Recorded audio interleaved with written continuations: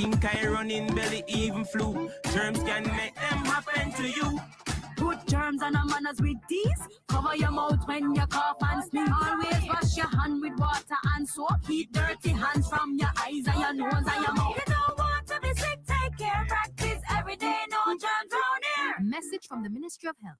Today, we can report 2 consecutive years of reduction in major crimes and murders, with a significant reduction of almost 20% in murders for 2024. Between January 2022 and January 2025, we have reduced murders by 51%. And January 2025 had the lowest monthly murder count since September 2014. Our efforts have also resulted in the reduction of active gangs by 50%. We continue to increase firearm seizures, and in more communities, we are experiencing less violence. We will realize our vision of Jamaica as the place of choice to live, work, do business, raise families, and retire in peace and prosperity. The proceeding was brought to you by the Office of the Prime Minister.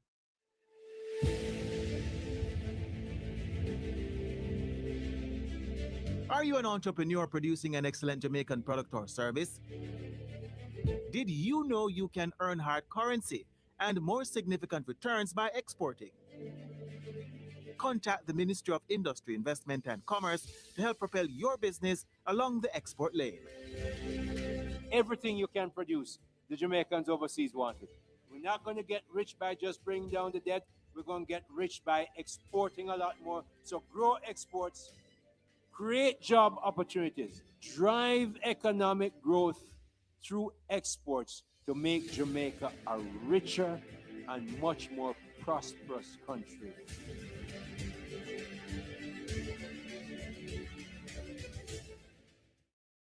The following is brought to you by the Office of the Prime Minister.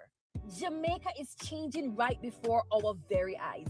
Across the island, billions are being invested into our road networks, from farm and community roads to major roads and highways. Dozens of communities across the length and breadth of Jamaica are receiving access to reliable potable water for the very first time. And thousands of Jamaicans have become homeowners thanks to the historic shifts in policies of the National Housing Trust, making it easier for Jamaicans to receive funding. Not to mention the record number of houses being built. Never dreamed you would own a home? No matter your circumstance, home ownership is possible for you, thanks to the government's new social housing program, specially designed to meet the needs of poor Jamaicans at no cost to them. We are building Jamaica. The proceeding was brought to you by the Office of the Prime Minister.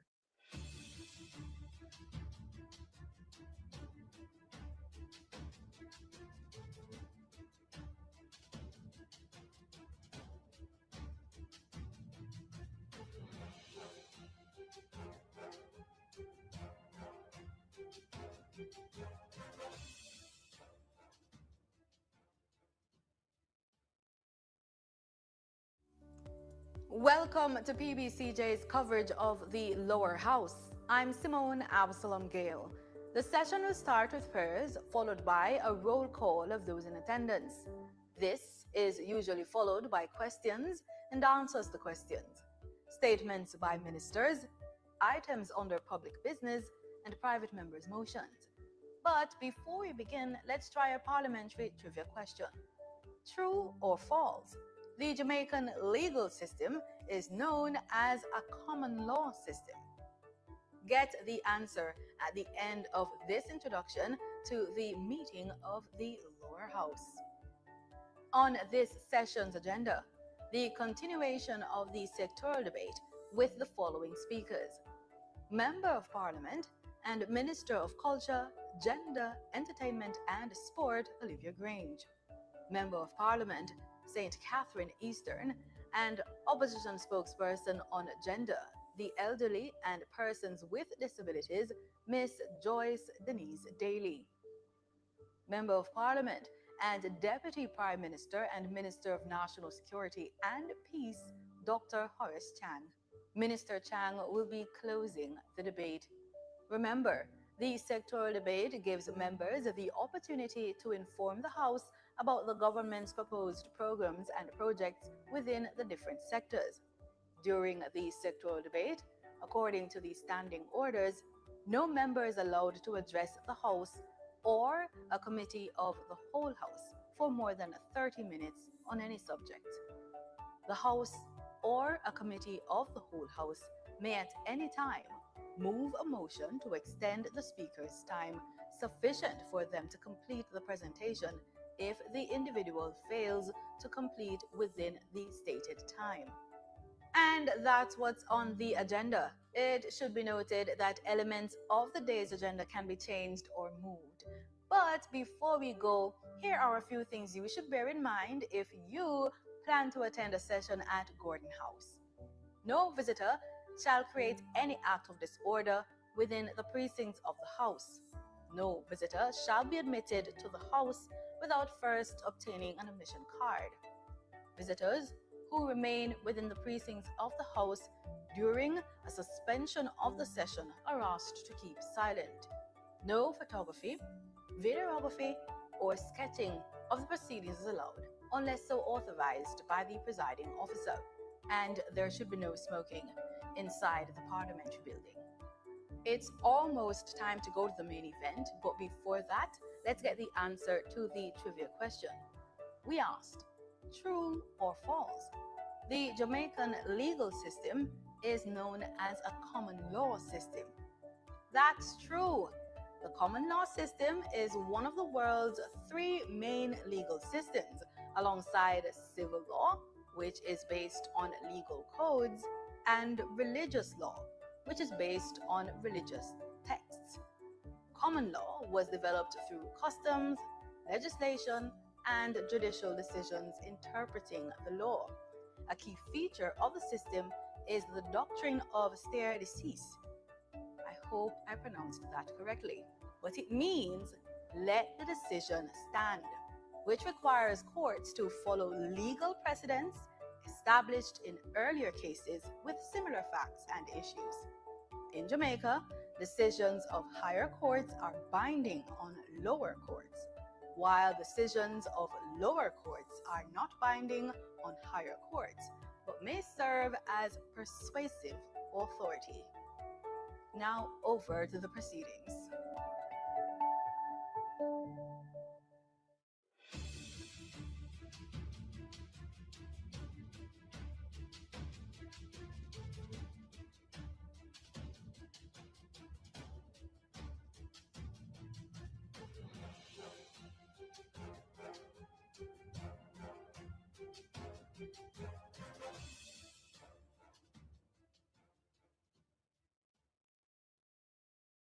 Overtake and bring back everything. Bask in the awesome Word of God and the life-changing experience of fellowship.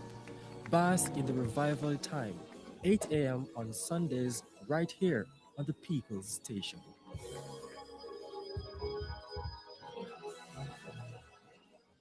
What can a little germs do?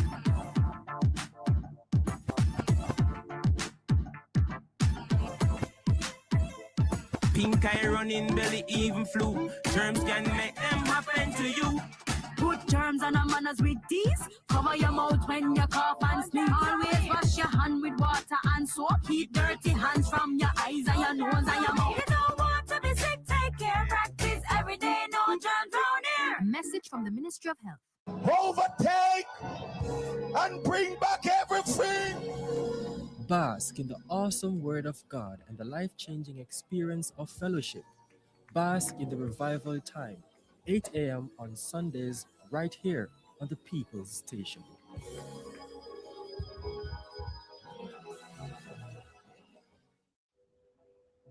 In Jamaica, there needs to be one law for all.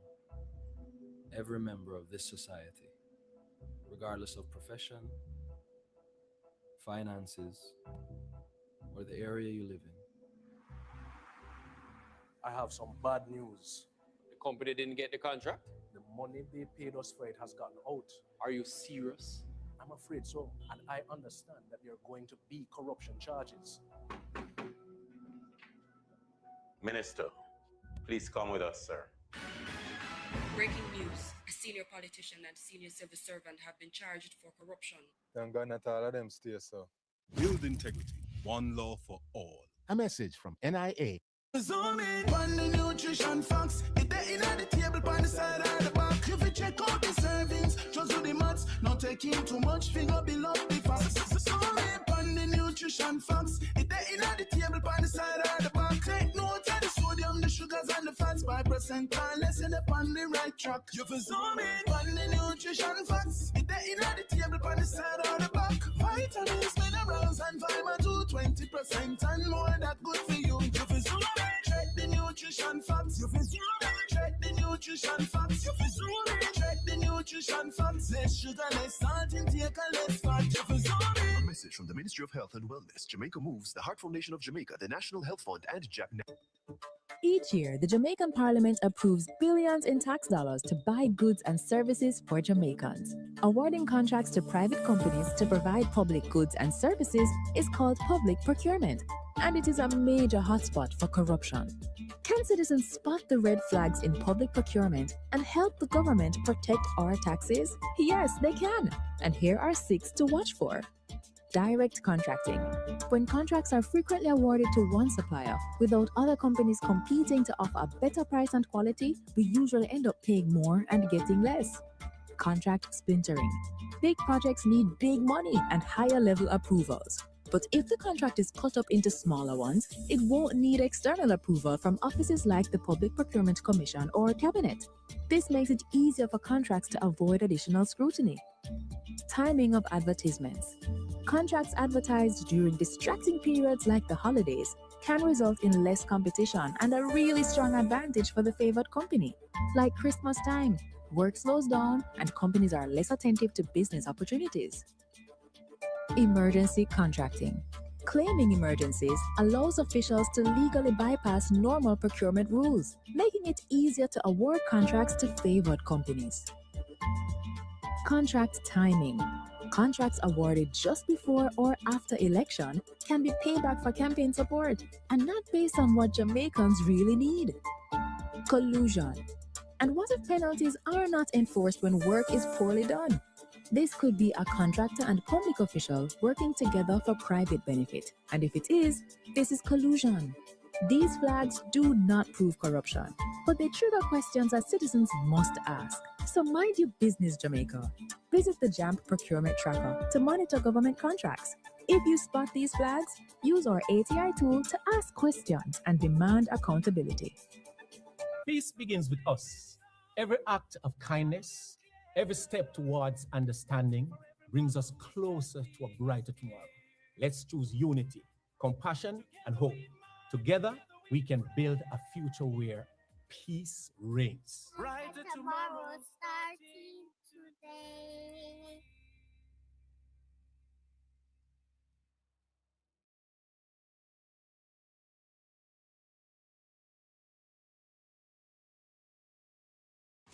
Motorists, certificates of fitness are now digital. Here's how it works. First, make your payment at TAJ inline or online. Then, take your receipt along with your vehicle to an Island Traffic Authority service hub for physical inspection. A valid email address is required to receive your digital fitness. Once the inspection is complete, your certificate number will be sent directly to your email. To access your digital certificate, visit cgds.gov.jm/fitness, enter your certificate number and the chassis number, and view your certificate online. New validity periods are here. New vehicles, 5 years. Vehicles 10 years or less, 3 years. And those older than 10, 1 year. No more paper certificates. Just secure, digital access, anytime, anywhere. For more information, connect with us via email at info@ita.gov.jm or on social media at Island Traffic Authority. Join your big sister Raquel as she reintroduces the cast of Vibrations and their educational adventures to the screen. See Ronson and the gang experience the world firsthand through interviews and interactions. Vibrations, where kids are taught about the world from someone they can relate to. Join us every Friday at 3:30 p.m. to hang out with your big sister Raquel and the kids of Vibrations. Right here on PBCJ, the People Station. What can a little germs do?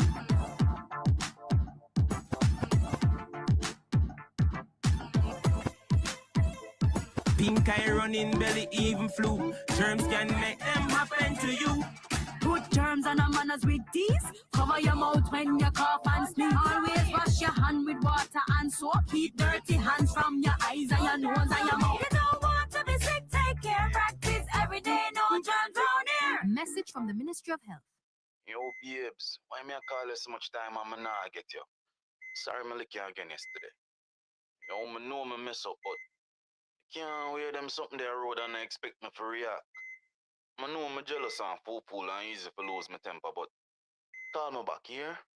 Still nah get tired. Hey, girl, think me have to call your phone? You know who you are deal with? You think I want to lick me again next time? Eh? It doesn't have to be this way. You can leave an abusive relationship. Just call 876-553-0372. We will help you.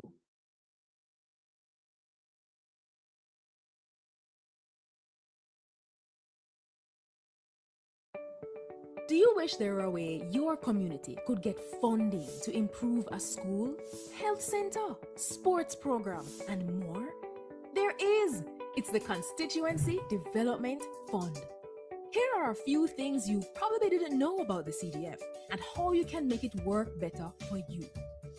The CDF policy promotes citizen participation in community development and the protection of taxpayers' funds. It outlines that MPs are to meet with citizens at least once every 2 years to agree on the projects needed. You know, it used to be once a year. We should really go back to that. Projects developed without community consultation are not to be approved by the bipartisan CDF Parliamentary Committee. There are 26 government agencies that implement projects, usually for a small fee. Funds are provided directly from the Office of the Prime Minister to the implementing agency, not through the Member of Parliament. The CDF unit monitors project costs and implementation. So if you have questions about how the CDF are run in your community, contact them. To ensure no one project or community gets all the funds, there are 6 project categories with spending limits for each. There must be no less than 5 and no more than 20 projects each year. To learn more, visit jampja.org to view your MP's CDF info and tell them how this fund has impacted you. If you don't see your MP's CDF reports, then put them under little pressure, man. Call, tweet, email. Ask them when they'll submit it and when is the next CDF meeting. Change is possible. It's already happening. What we need is you. A message from the Jamaica Accountability Meter Portal, funded by the European Union and the Inter-American Development Bank in partnership with the Private Sector Organization of Jamaica. Overtake and bring back everything. Bask in the awesome Word of God and the life-changing experience of fellowship. Bask in the revival time, 8 a.m. on Sundays, right here on the People's Station.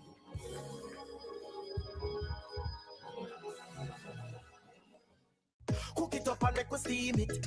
Fresh so me need it, tilapia a real fish. Cook it up and make we roast it. Farm fresh so me need it, tilapia a real fish. Grow smart at the best part. Food for thought so me have to eat smart. Easy catch, full in it. A tilapia so you don't know what's next. Cook it up and make we fry it. Fresh so me need it, tilapia a real fish. Bring home the best in freshwater fish. High content of vitamin B3, protein and potassium. Tilapia, simple, healthy, delicious. Hey, I'm Abijah, the Roots Man. Today, I want to talk to you about something powerful. Peace. Peace isn't just the absence of conflict.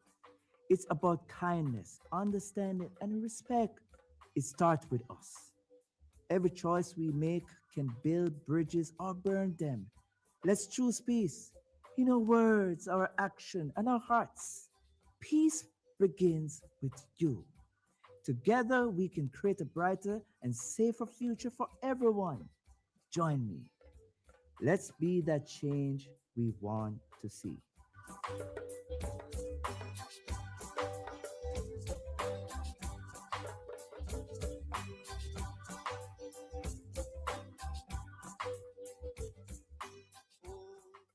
Hi everyone, here are 5 benefits of being a beneficiary of the Students Loan Bureau. 1. Benefit from our 99% approval rate. 2. Benefit from our low interest rate, so less burden when you need to repay. 3. Benefit from the fact that we require no collateral when applying. 4. We're giving you more time to focus on your studies while we focus on the financing. No need to worry about repaying while in school. Number 5. Receive a 14 months grace period after your graduation date before you enter repayment. Don't forget to follow us on all SLB platforms for more SLB info. Hey, just a reminder, your mental health is just as important as your physical health.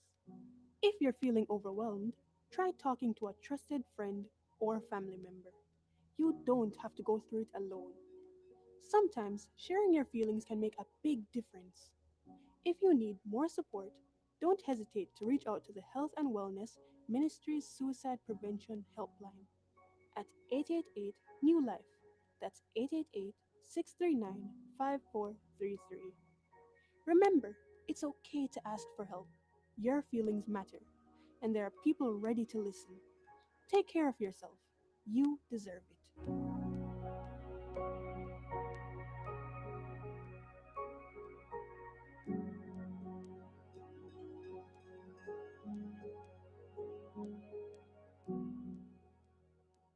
Most Jamaicans will tell you corruption in politics is deep rooted, and I just saw it said, and nothing can do about that.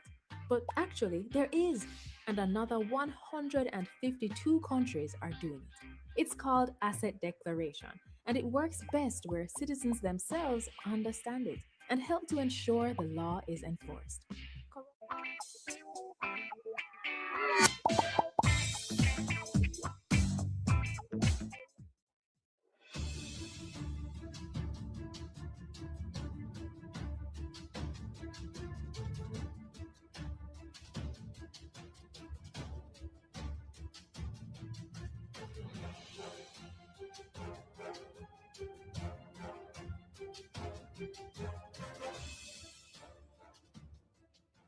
And partial affections. The result of all our counsels may be to the glory of thy blessed name, the maintenance of true religion and justice, the safety, honor, and happiness of the king, the public weal, peace and tranquility of the island, and the uniting and knitting together of the hearts of all persons and estates within the same, in true Christian love and charity one towards another, to Jesus Christ our Lord. Amen.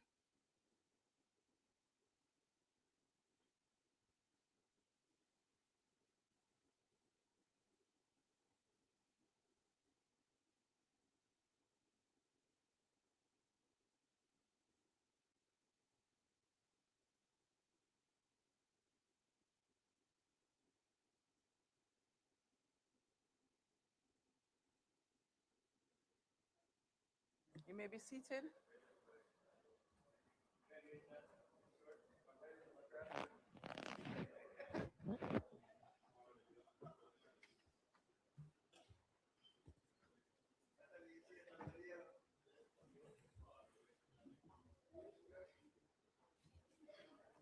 I now call the sitting of the Honorable House of Representatives to order on this, the 30th day of June 2026.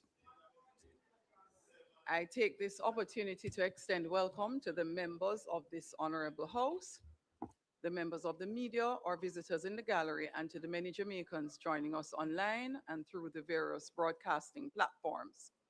Before we proceed to the business of the House, I wish to pause to acknowledge with deep sadness the devastation experienced by the people of Venezuela following two powerful earthquakes and significant aftershocks which recently affected that country. On behalf of this honorable House, and indeed the people of Jamaica, I extend our sincere sympathies to the government and people of Venezuela.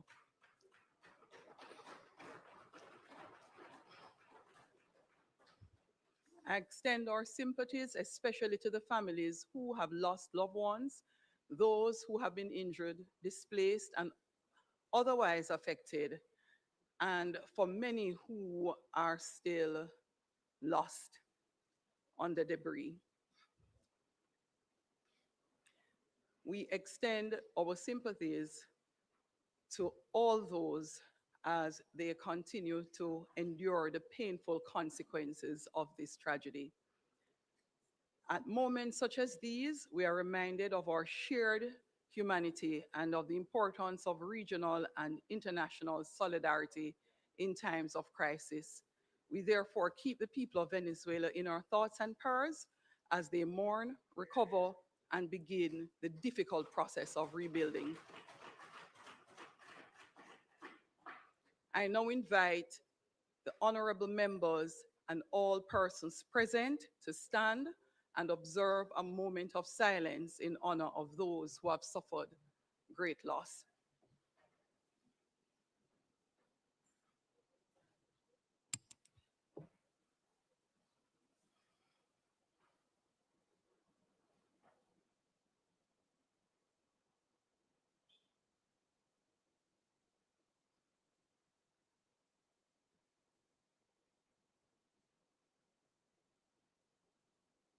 Thank you. Please be seated.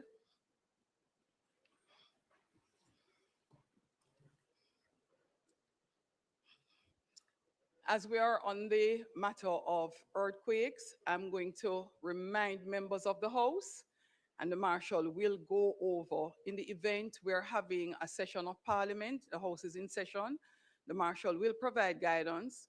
But if we ever need to evacuate this building, it is straight down the corridor that we would have walked, myself, the Marshal, and the person who does the prayer. You walk straight down the corridor and through the door. I do believe, Marshal, that we should put some exit markers in the event that we all need to rush out of here at any time. And it would be the same for those in the gallery. You descend the stairs, as well as the members in the House who would need to do so. And we all meet across the road in the garden space, that open lot immediately in front of the doors of the Parliament.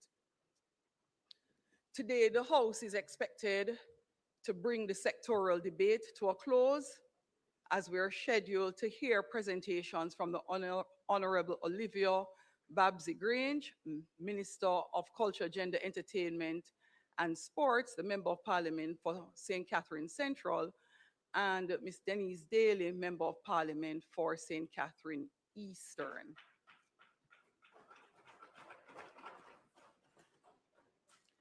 And to end, we will have the Honorable Dr. Horace Chang, Deputy Prime Minister, Minister of National Security and Peace, and Member of Parliament for St. James Northwestern. As we continue this important debate, I wish to extend warm welcome to the constituents who have joined in the gallery today for the members who will be making their presentation. We're pleased to have you with us and trust that your presence here will provide a meaningful opportunity to observe the work of the Parliament and indeed the important role of members in representing the people of Jamaica. I trust that all visitors will find today's proceeding informative and engaging. And I also wish to remind members that the standing orders remain the guide for the conduct of our proceedings. Robust debate is an essential feature of parliamentary democracy, but it must at all times be conducted with respect for the rules of the House. I therefore ask for the cooperation of members in maintaining the dignity and decorum of this honorable chamber. House Leader, call of the roll.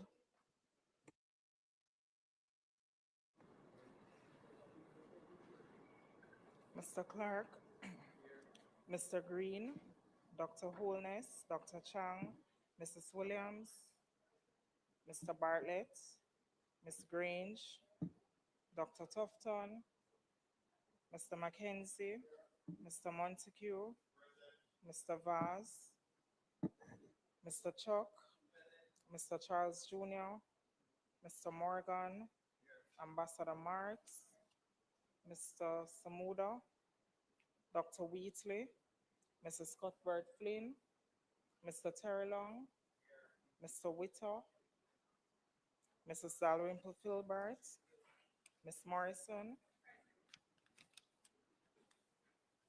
Miss Lee, Mr. Donovan Williams, Mr. Main, Miss Crawford, Mr. Delroy Williams, Miss Hamilton, Mr. Sivright, Mr. Azan, Mr. Brown, Dr. Brown Burke, Mr. Buchanan, Mr. Bunting, Miss Burchell, Dr. Campbell, Mr. Cousins, Mr. Crawford, Miss Daly, Dr. Dawes, Mr. Golding, Mr. Gordon, Mr. Hales, Mr. Hines, Mr. Hilton, Mr. Jackson, Miss Jess, Mrs. Malahoo Fort, Mrs. Miller Bennett, Mr. Morris, Mrs. Nita Garvey, Mr. Newell, Mr. Paulwell, Mr. Phillips, Miss Perkis,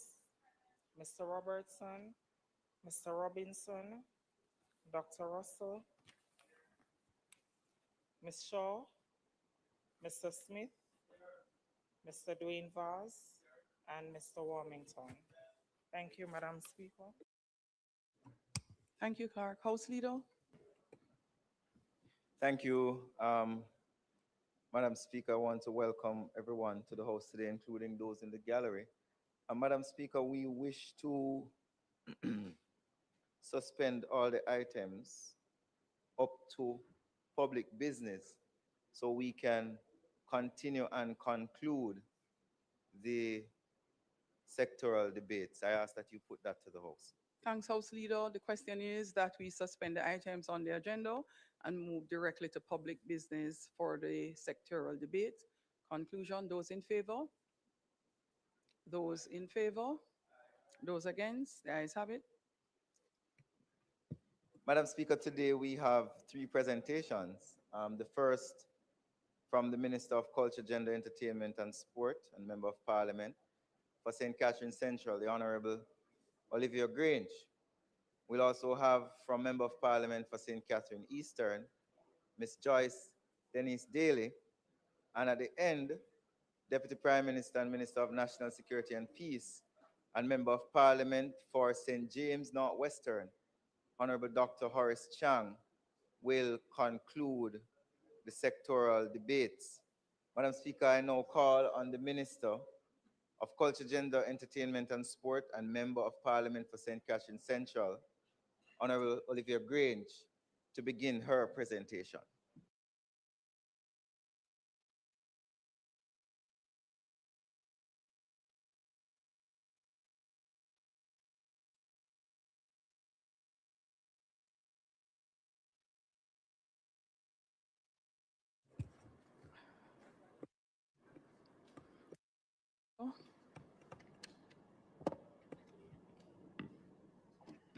Madam Speaker,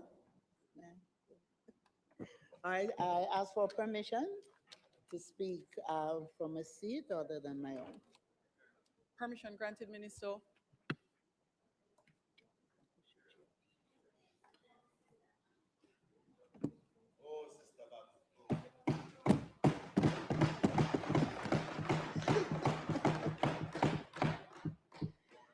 Madam Speaker, thank you for your leadership.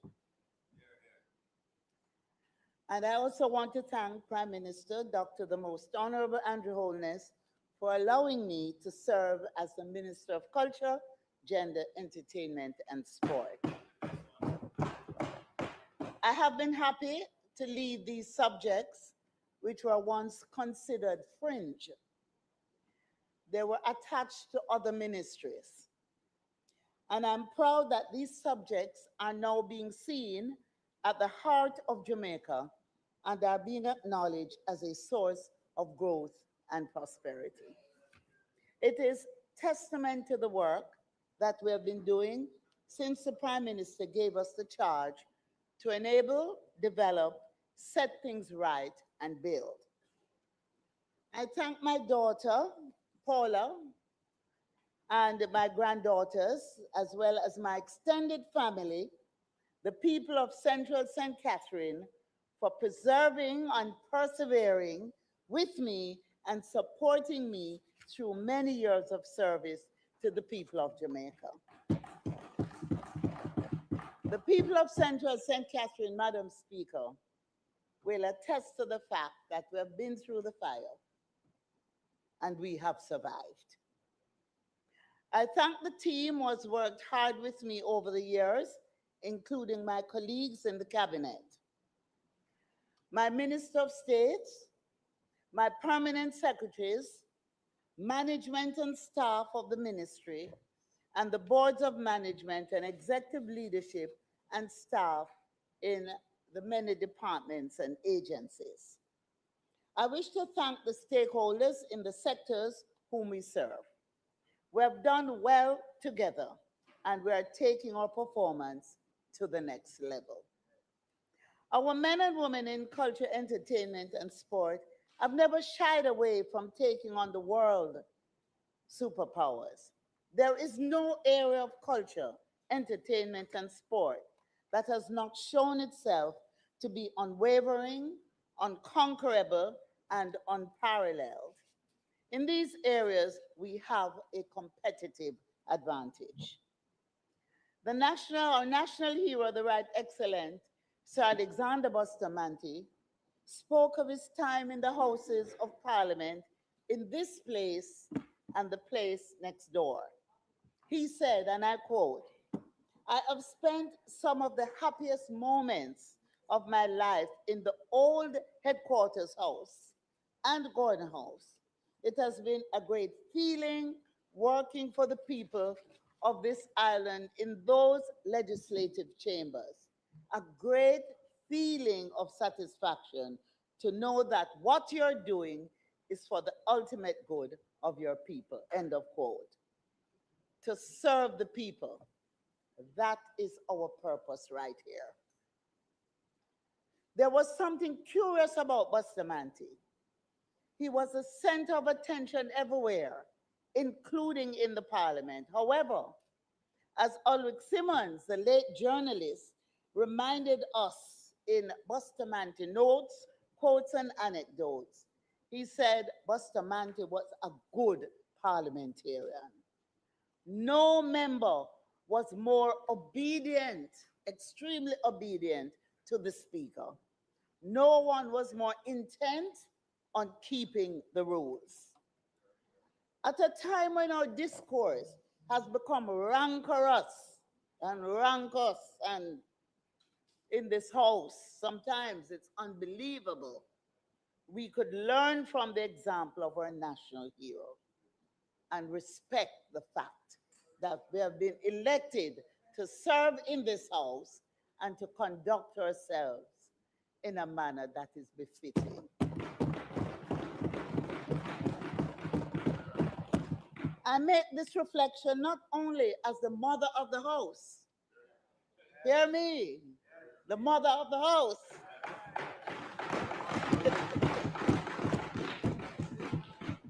but because, Madam Speaker, I've lived through a very challenging time in our politics. A time when political opponents, including myself, were detained and, in my case, exiled from Jamaica in June 1976. We cannot go back there. Signed blank detention orders. We cannot go back there. And we will not go back there. So I urge us all to turn down the temperature and remember always that we are all here to serve the people. And we must respect the speaker.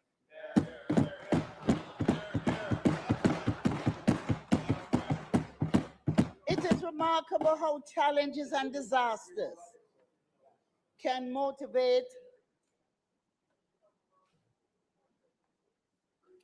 It is remarkable how challenges and disasters can motivate us to do extraordinarily good things. Through that period of my incarceration and exile, I was motivated to take steps to fulfill my purpose of a lifetime of service to this country, the country I love. And so I didn't stay foreign. I came back home to serve. It was through the challenges that affected our communities that we have been able to transform Central St. Catherine, which is now a model constituency, and living evidence of what we can achieve when we work together. Yes, Central St. Catherine and Spanish Town, whichever one was afraid of, men ran from it. But I went there, and with the people who, a lot of them were chased out of Trenchtown and found a space in Spanish Town. We worked together. And now we have a constituency where 4-1, 3-1, 4-1, right? We have been able to make the place a place where many will now want to serve. So it was through the challenges that affected our communities that we have been able to transform. And whatever you may hear, remember, Spanish Town is shared by how many of us, Denise? We border 4 constituencies. And we work together as a team to make the lives of people better. So I want to thank all the stakeholders, the educators, the police, the business community, and my counselors for their service and support. And I want to acknowledge the presence of my counselors, Counselor Jacob Cookhorn, Counselor Teresa Turner, and Counselor Chris Shackelford.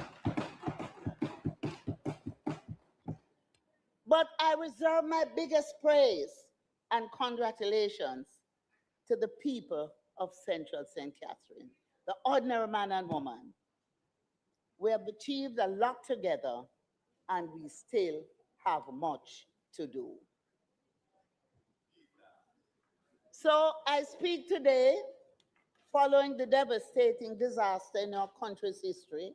Hurricane Melissa brought unspeakable damage and destruction to our homeland. In its aftermath, we have seen the best of Jamaica and the world as people opened their hearts and gave of themselves and their resources to assist someone in need. The rebuilding is not yet complete. The destruction is such that it will take some time. But even as we build stronger, we are called to help the people of Venezuela who only last week experienced a devastating earthquake.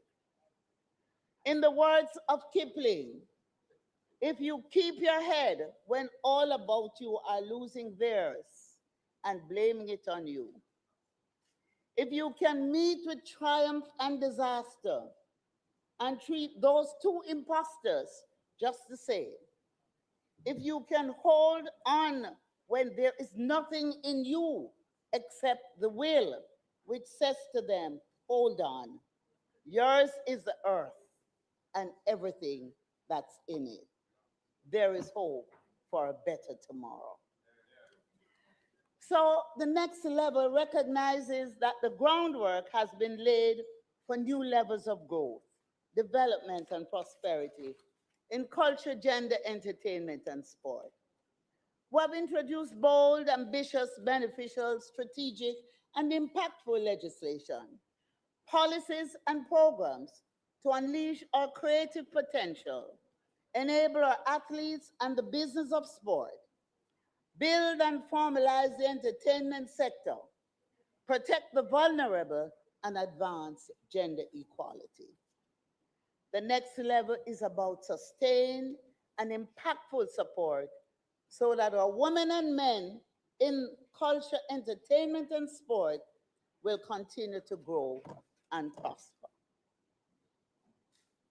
Madam Speaker, the next level requires new and updated infrastructure to keep pace with a forever changing world. In this regard, the redevelopment of the National Stadium is an important project. We have completed the feasibility study, we have completed the concept design, and now we're into the detailed design stage. Today, Madam Speaker, I reveal the latest rendering of the new modern National Stadium.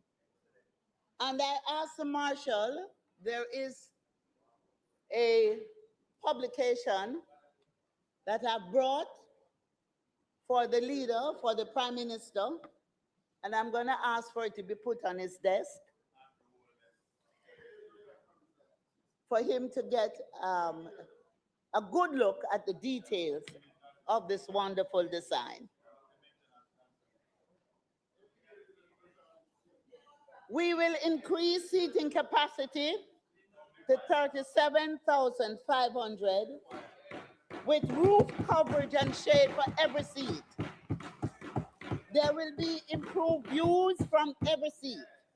We will move the seats closer to the action and improve safety for everyone. The concert capacity with people not only in stands but on the field will be 50,000. Additionally, the new stadium will have 30 boxes and 2 VIP royal boxes. There'll be 2 hospitality lounges, a fan boulevard, and 2 fan zones. We will also be putting in meeting accommodation and dedicated media suites with TV studio, broadcast facilities, and a venue operations center.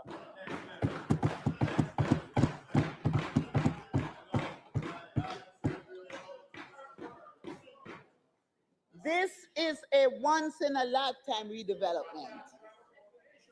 And so I've taken the chance to do as much as we can to move to the next level.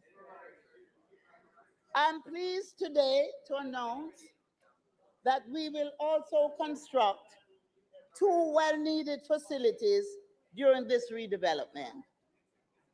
The first is a new sports hall, which will be a flexible multi-sport, multi-use, naturally ventilated facility for training and also competition.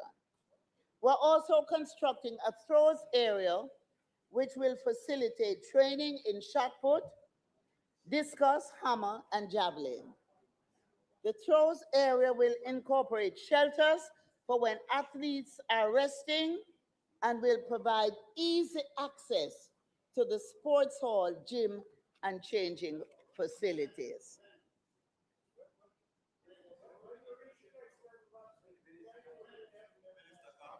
In fact, we are also putting in 2 areas for tiered parking. And we will be able to facilitate in a much more comfortable way parking facilities. Now, Madam Speaker, the new sports hall and throws area will be adjacent to Stadium East, which will also benefit from upgrades under this redevelopment program. We intend for Stadium East to become a 4,000 seat capacity venue with a track and field setup which will be similar to the main stadium. Stadium East will continue to be a training venue, a warm-up facility, and the place of choice, especially for development needs and small events. Now, I wish to report that Jamaica has achieved a major milestone in women's football, having been selected to co-host the 2031 FIFA Women's World Cup alongside the United States of America, Costa Rica, and Mexico. This comes at the right time to allow us to host a tournament in our redeveloped national stadium, a world-class facility, duly retrofitted and ready to accommodate the world's best women football players. I now have the duty, Madam Speaker, to quote from a correspondence which we recently received from World Athletics. Madam Speaker and colleagues, I'm asking you to listen carefully. Some people were up to mischief when we did the new track. This message included some technical language, but I will just read the sentence that we're all waiting to hear. I quote, all synthetic surface field test measurements comply with World Athletics requirement. Madam Speaker, what this means is that the National Stadium track, the beautiful, unique black, gold, and green track is certified. And we have the certification in hand. And it is certified as a Class 1 facility. So our athletes can now be fully recognized when they run on the track and they break records.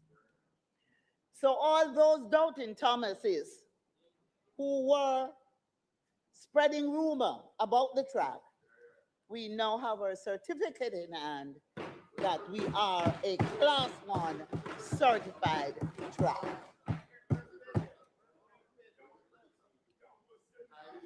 Now, as part of my commitment to sports transformation in the West, we're advanced in discussions around a partnership to redevelop and reimagine the Trelawney Stadium through the investment of a $550 million into the expansion and redesign of the facilities.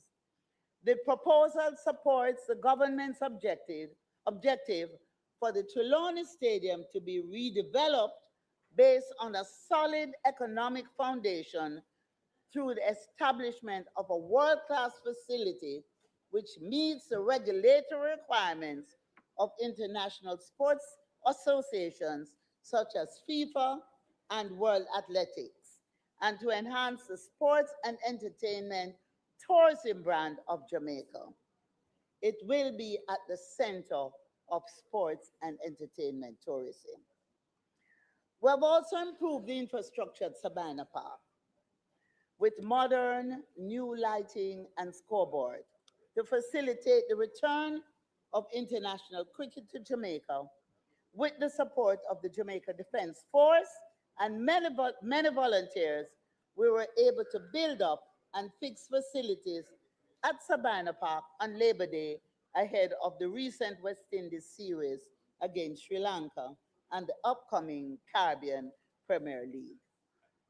The stakeholders of Savannah Park, including JCA, KCC, and the government of Jamaica, have already met and are in discussions about the new governance model for Savannah Park going forward, treating this mecca of cricket as a hub for the development of grassroots cricket in Jamaica. I'm saying this in the recent aftermath of a comprehensive victory by the West Indies men's cricket team over Sri Lanka in the T20 series and their recent comprehensive innings and 217 runs victory in the first test match. You have to clap them. Congratulations are also in order to our women's cricket team who have qualified for the semi-finals of the ICC Women's T20 World Cup. The transformation in cricket is at the heart of the next level performance of this government. We have returned the CPL to Jamaica. Our country will host the opening match of the 2026 tournament on August 7, the first of 5 or 6 matches involving 6 or 7 teams, with the teams arriving within the first week of August and continuing for 3 weeks thereafter. We are satisfied that the return of the CPL to Jamaica will result in significant investment in the country, well beyond visitor arrival, to include capital investment, infrastructure development, and the building of long-term and sustainable business relationships. The US-based Kingsmen Group, with strong ties to the Premier Super League in Pakistan, has committed to assisting us in taking our game to the next level through significant investment in Jamaica's cricket development. We propose to build cricket at the community and junior levels through infrastructure development and the sponsorship of competitions island-wide. The Kingsmen's Group investment at 2.75 million US dollars annually to operate a men's CPL franchise and 500,000 US dollars to establish a women's CPL franchise provides support for grassroots cricket development through collaboration with government and the corporate stakeholders to deliver measurable economic benefits to Jamaica. Embedded in the agreement for the Sabina Park upgrades and the Caribbean Premier League is a commitment from the Kingsmen to support the development of cricket here in Jamaica. Government of Jamaica will use this partnership to embark on a 3-year program to push the development of the sport at the primary school level.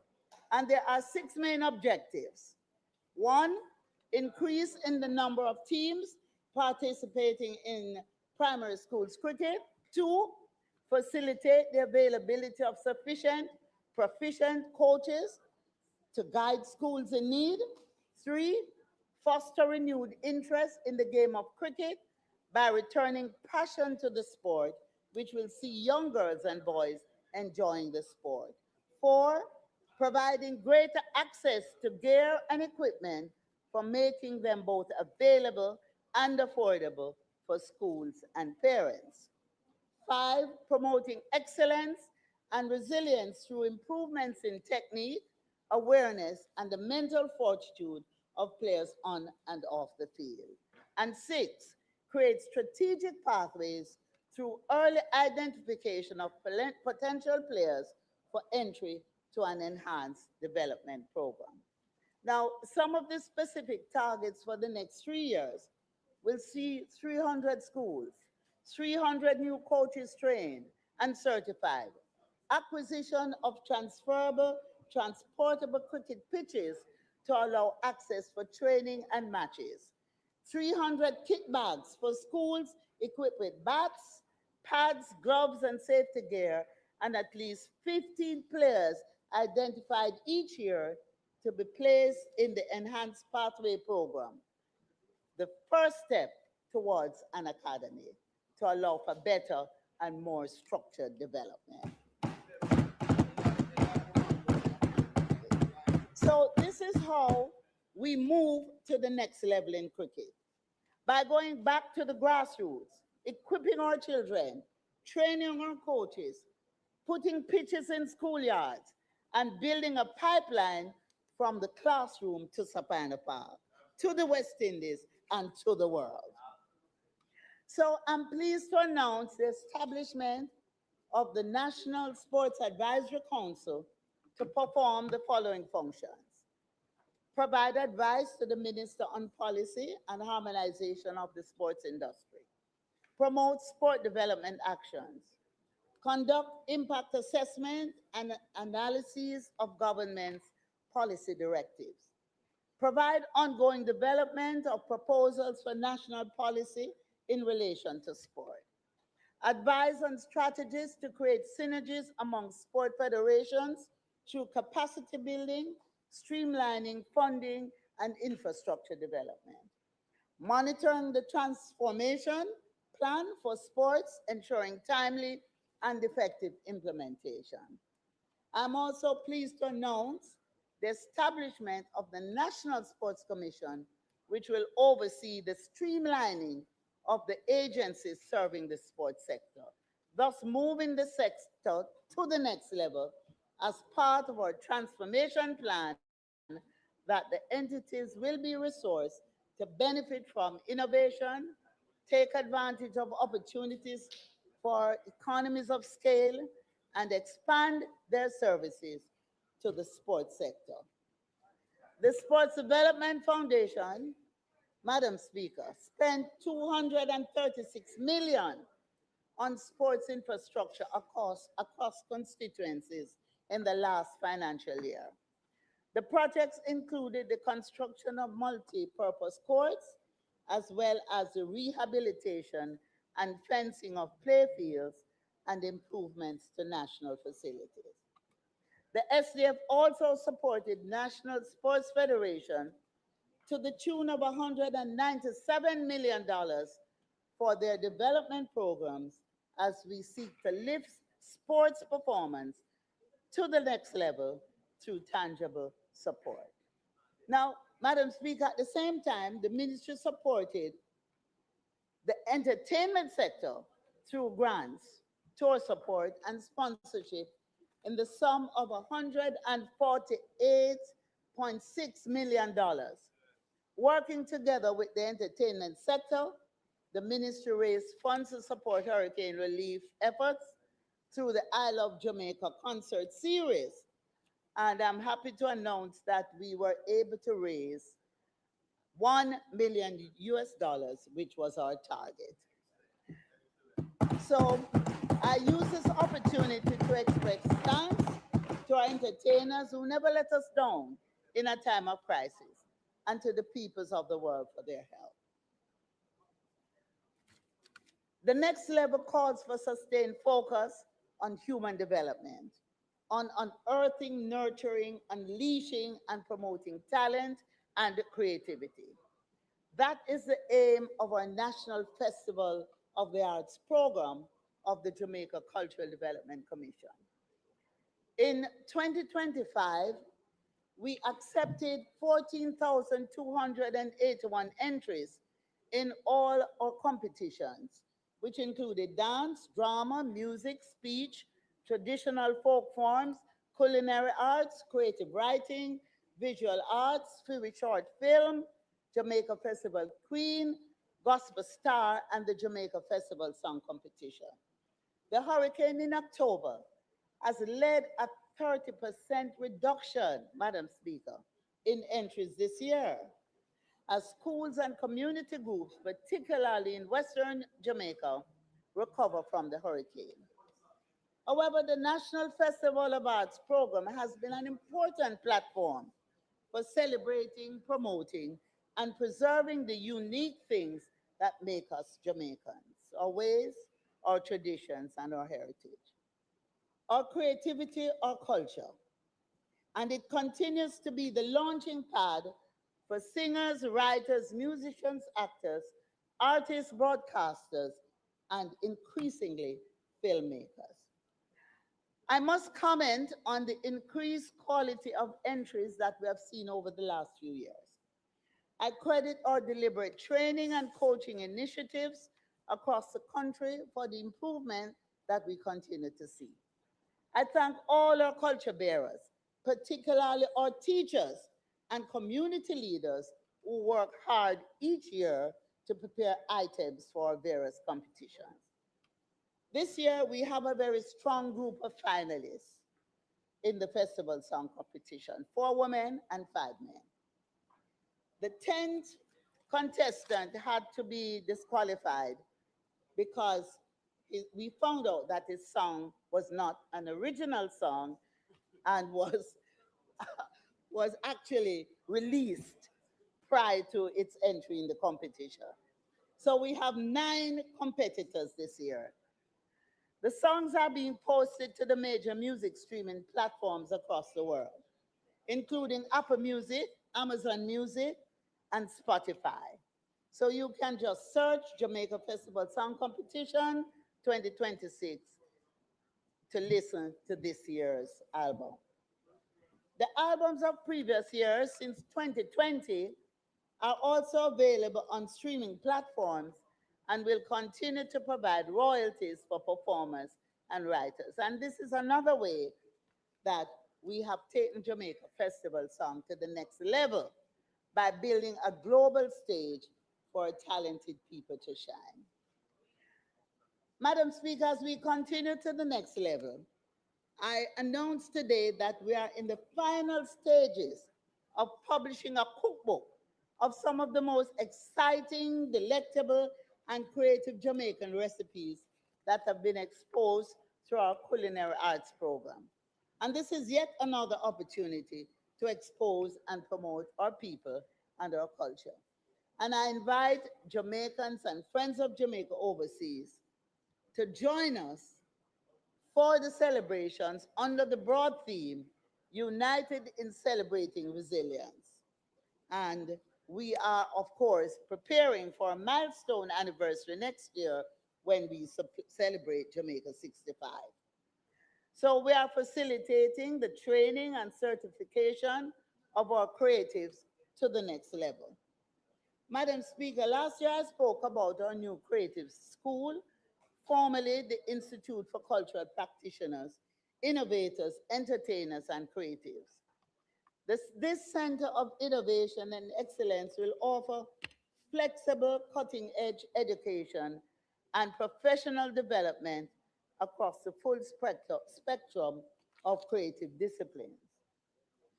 Through the Institute, we will equip our creatives with technical expertise and business acumen. We will offer micro-credentialing so that practitioners can upskill without interrupting their careers. The Institute, Madam Speaker, will become the hub, and we will partner and work along with other institutions that are training creatives. Madam Speaker, this year, I was pleased with the performances at the National Primary Schools Track and Field Championship hosted by the Institute of Sports, where future stars broke 13 records and gave us a taste of what the future holds. So we must continue to hone their talent and to help them to the next level. We continue to support the training of our coaches as we lift sports from the grassroots to the high performance level. Madam Speaker, Jamaica's athletes set a world record twice in 24 hours in the mixed 4x100 meter at the World Athletics Relay in Botswana earlier this year.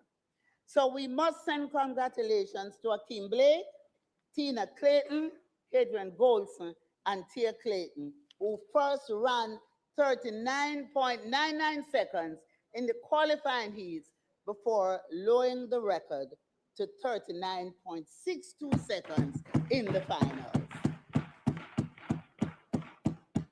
Their record-setting gold medal helped Jamaica to top the medals table at the championships, and we send congratulations to the entire team, including Elaine Thompson-Hero, who made a triumphant return to the track. Now, for the first time, Jamaica's women's 3-on-3 basketball team have qualified for the Commonwealth Games, and the games will be held in Scotland in July, and I'm asking you all to applaud them for this achievement.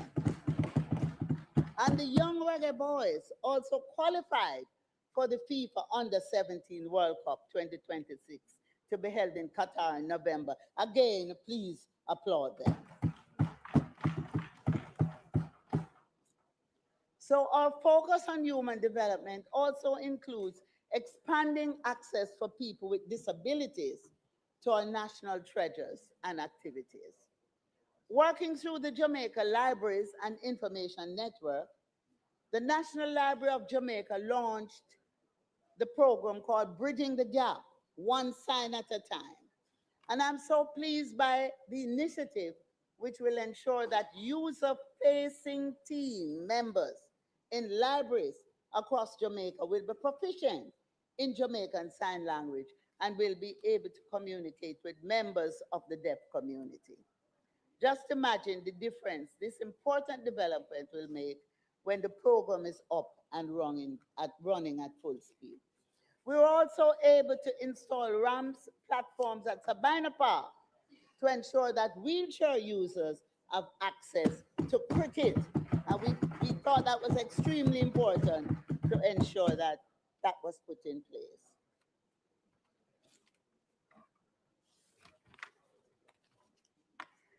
Among our proudest legislative achievements, Madam Speaker, has been the enactment and implementation of the Sexual Harassment Protection and Prevention Act, which will lead culture change in how we engage with each other in the workplace, how we engage with each other in institutions and in the accommodation sector. The Sexual Harassment Tribunal, established by the law, is fully functional and has been hearing cases. Between July and March, 21 complaints have been received, with 62% resolved and closed. And I use this opportunity to again remind workplaces of the need under the law to develop policies for the prevention of sexual harassment and to ensure that the policies are brought to the attention of workers. The Bureau of Gender Affairs is standing by to provide assistance. We're developing a mobile app, Madam Speaker, to enable people in domestic violence situations to call for help. The app will integrate the National 24-hour Domestic Violence Hotline and will provide a discreet, secure, and accessible platform to respond to and support those who need help and prevent gender-based violence. The app will enable us to offer the next level services as part of our continuum of care for survivors of gender-based violence. And the app is coming, but the hotline is open. So I encourage anyone who needs assistance to call 876-553-0372, and we will help you. So we are now providing, Madam Speaker, for the entertainment sector, group life and group health insurance, and to creatives as well, under the Jamaica Entertainment Creative Practitioners Insurance Plan. The life and personal accident benefit was launched in 2024, and the health benefit, which covers hospitalization, surgeries, maternity care, dental, and overseas medical, was activated in August. Now, this insurance plan is free to members of the entertainment, culture, and creative industries. And I'm encouraging everyone in the sector to visit the ministry's website and find out how you can sign up. Yes, in fact, there is a member of this house who spins disc. He's qualified to sign up for the insurance.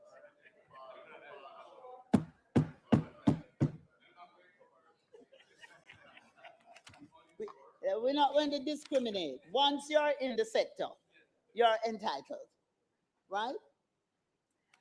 Now, Madam Speaker, our proposals for moving culture, entertainment, and the creative industries to the next level are outlined in the Green Paper for the National Policy for Culture, Entertainment, and the Creative Economy.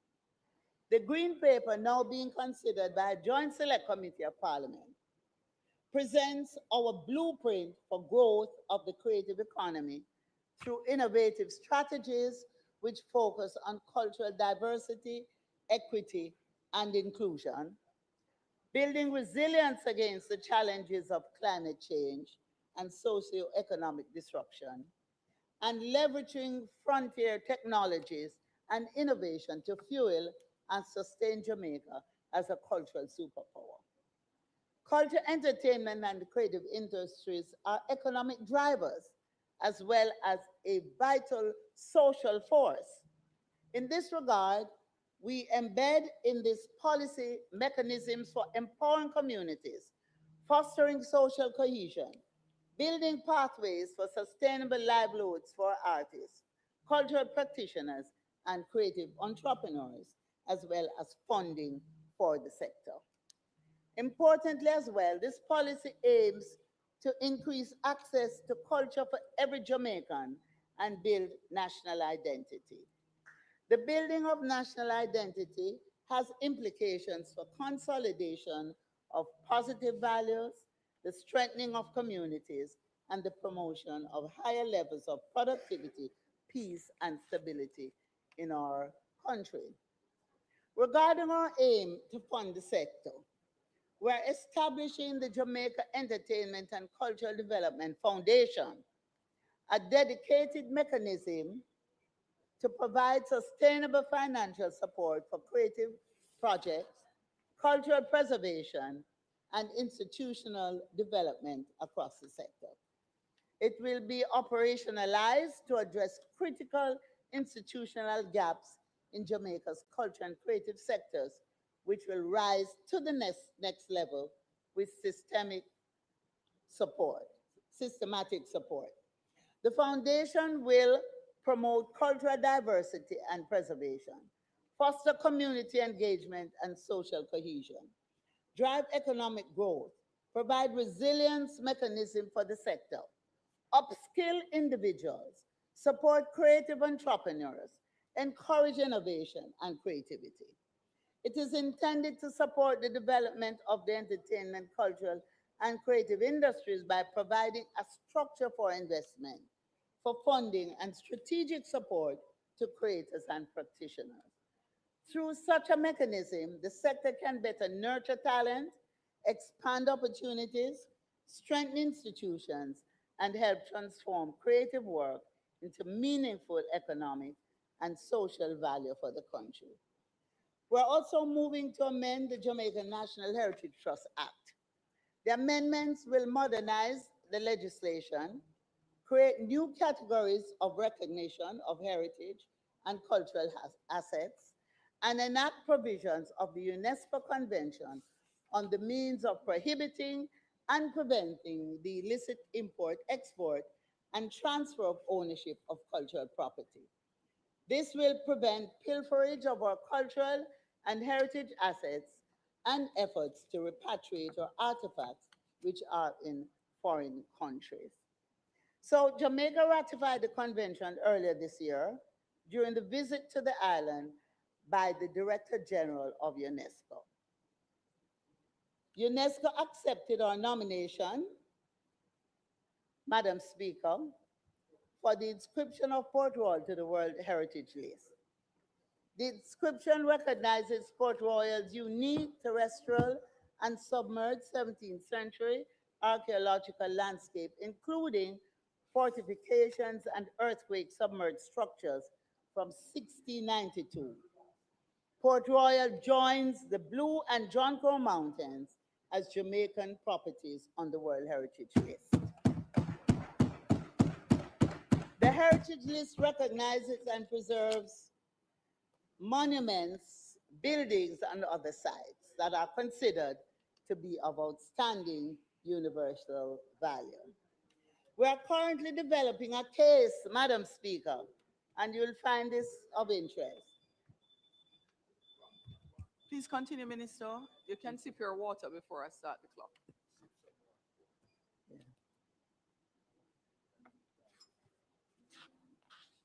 you 5 minutes.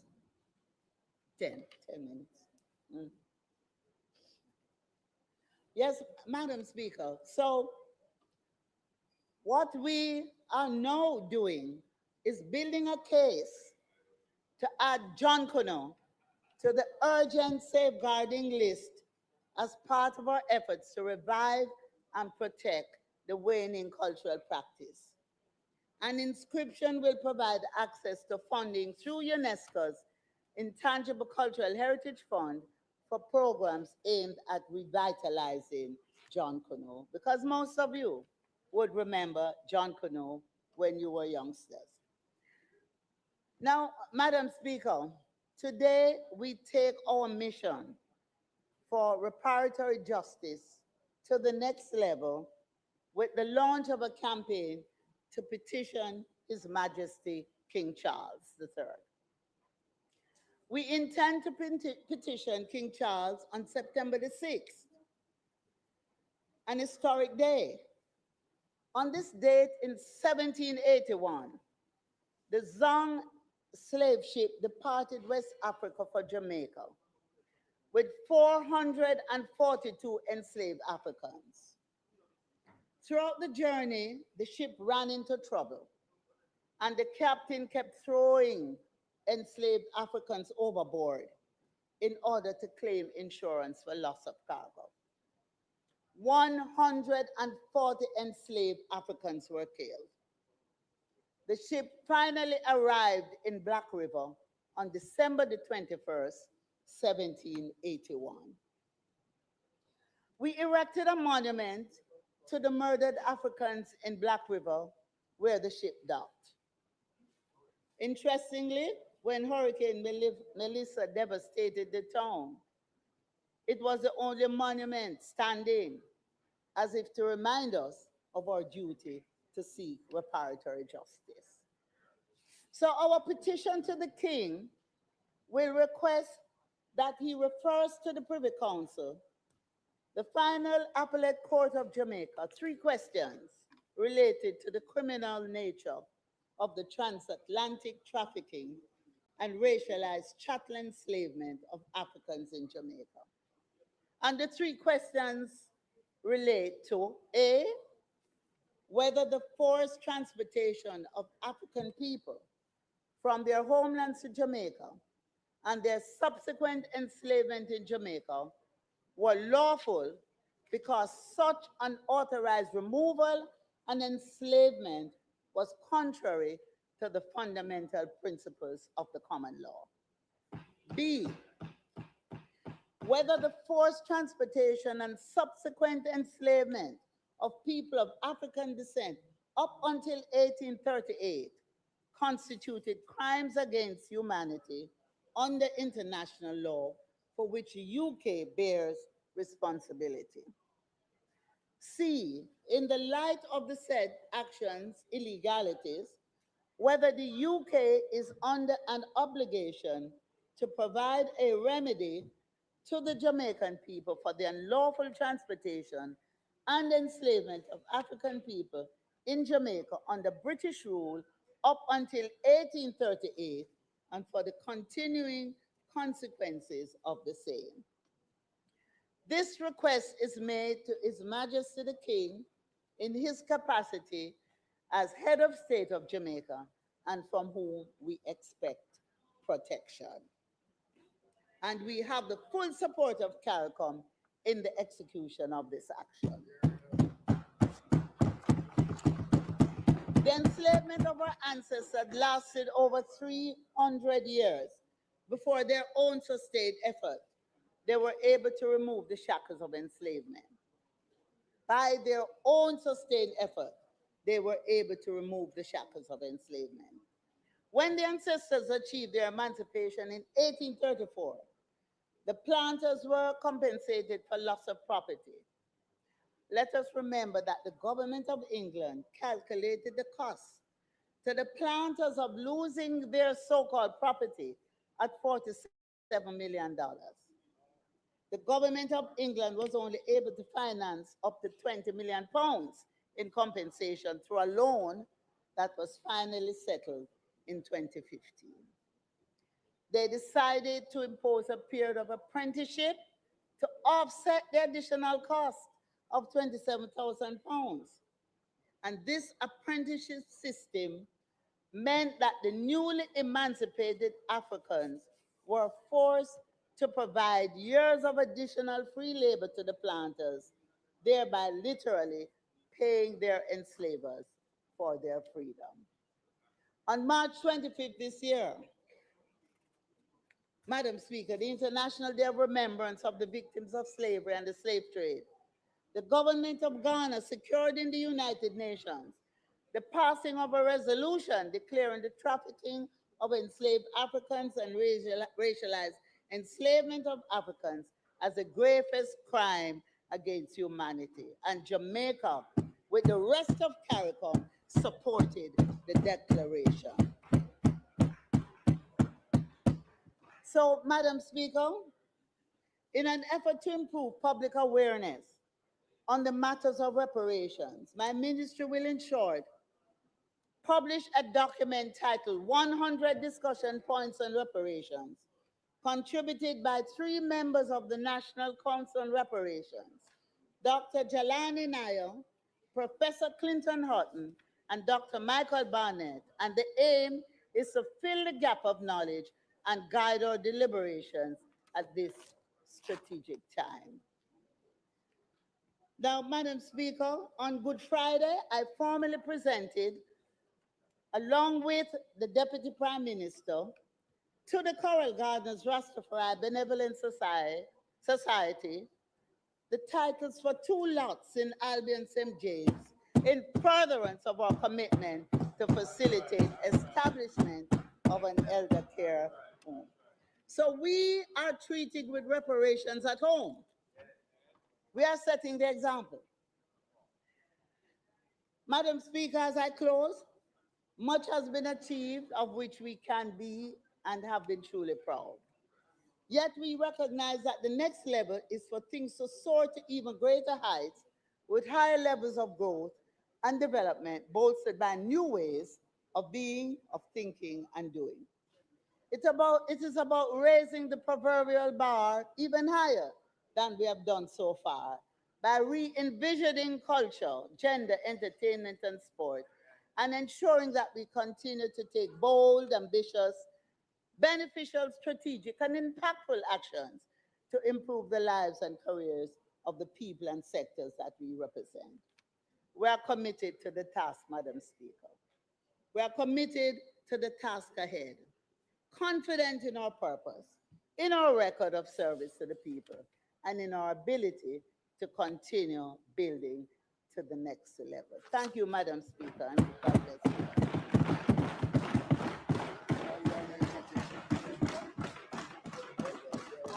Thank you.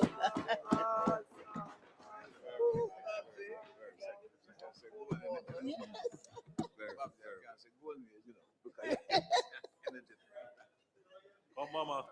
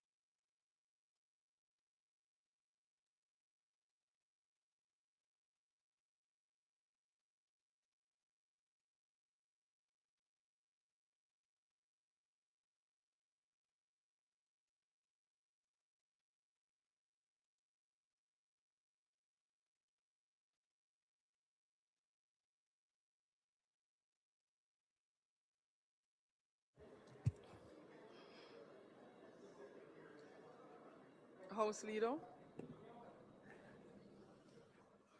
Madam Speaker, we will continue our sectoral debates, having heard from the chief architect of culture and sports and entertainment right here in Jamaica, and the main purveyor of all things gender related, our minister, in a wonderful presentation.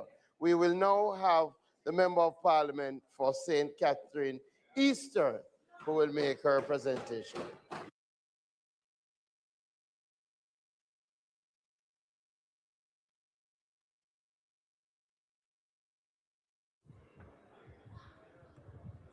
Member Daly, could you turn your mic on, please? Member Daly, could you turn your mic on, please?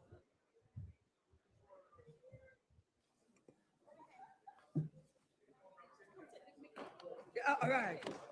All right. You understand?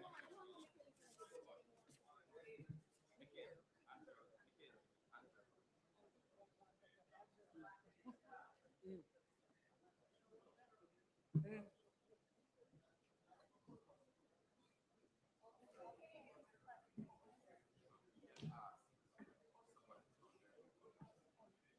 Madam Speaker,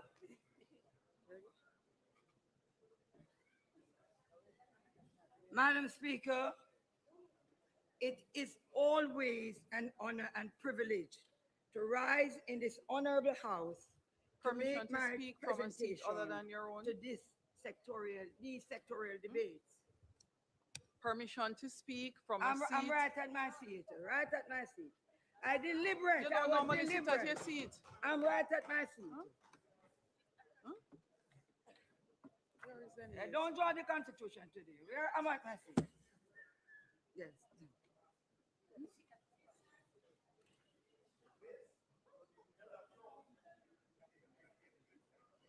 Madam Speaker, can I continue? Do we have a fire hazard right there? Do we have a fire hazard? Because I am seeing 5, 1, 2, 3, 4, 5, 6 persons.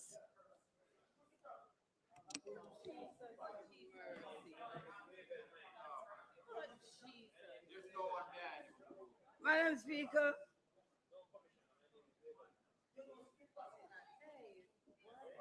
Madam Speaker. No, Member Daly, hold on, please. I don't want to lose any of your time. Thank you very much, Madam Speaker. Today, I do No, so... Member Daly, hold on. I want to hear your presentation, Member Daly.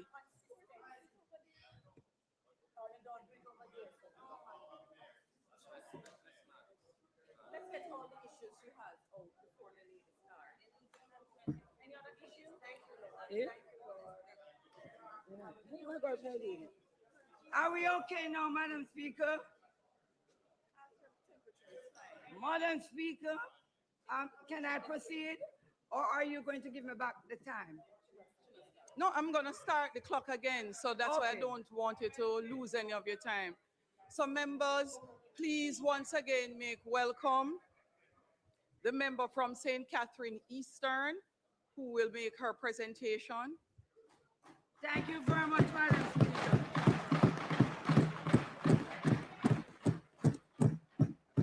That sounds very much like it now, Madam Speaker. Madam Speaker, it is always an honor and privilege to rise in this honorable house to make my contribution to the sectorial debates. Today, I do so as a proud member of Parliament of St. Catherine Eastern, one of Jamaica's most historic constituency, very dynamic, industrious, starting from De La Vega City, Greendale, Windsor Heights, Larriston, Twickenham Park, straight along to Ferry, even though some wanted to claim it before. Today, I begin by giving honor and thanks to the Almighty God for his continued guidance. I also wish to express my sincere appreciation to the leader of the opposition, Mark Golding, for assigning me to this important portfolio which speaks directly to the dignity, protection, and the well-being of some of the most vulnerable members of our society.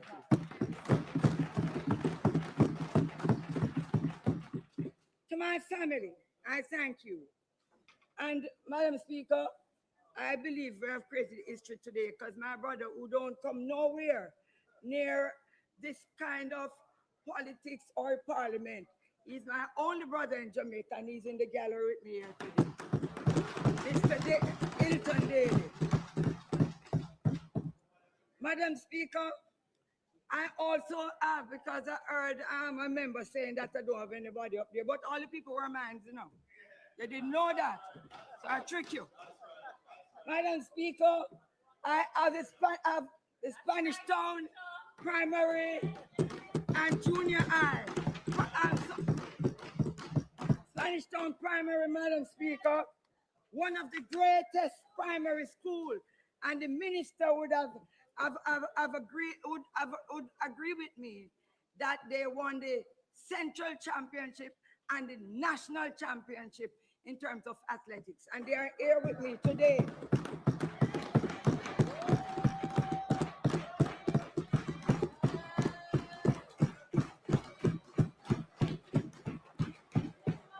We have also, Madam Speaker, the principal and one of the coach, and I believe 2 teachers that are here with us today. And Madam Speaker, not to mention my constituency, they are out in full. Some out in the park, waiting. And some watching on the television. To my family, thank you for your constant love, prayers, and support. To my counselor, and one just stand, Counselor Keisha Lewis, Norman Scott, and guess what? I heard the minister bragging about 4 out of 4. But guess what? I have 3 out of 4, but I have the mayor.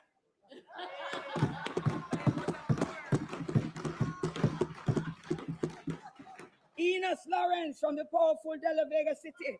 And he's inside here with me today. And Donovan Guy, who sent me an apology that he would not be here today.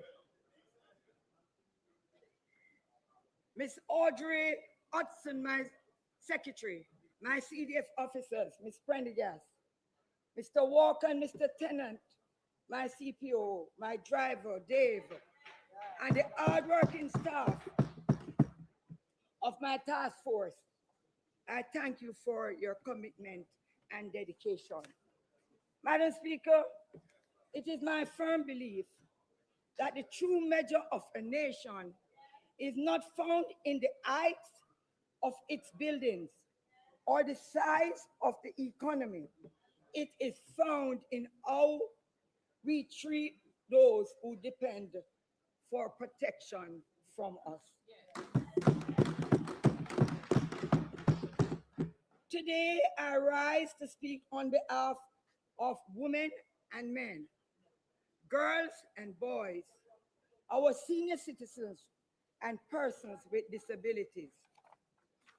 Even though their circumstances may differ, they are united by one common expectation: that their government should protect their rights, uphold their dignity, and create opportunities for them to live safe, productive, and fulfilling. Madam Speaker, I now turn to the portfolio of gender. Too often we hear the words gender affairs. Our minds immediately turn to women. While women continue to face significant challenges that demands urgent attention, gender affairs is not simply about women. It is about women and men. It is about boys and girls. It is about creating a society where every Jamaican has equal opportunity to live free from violence, discrimination, and unnecessary barriers. Madam Speaker, there are 19 women serving in this honorable house.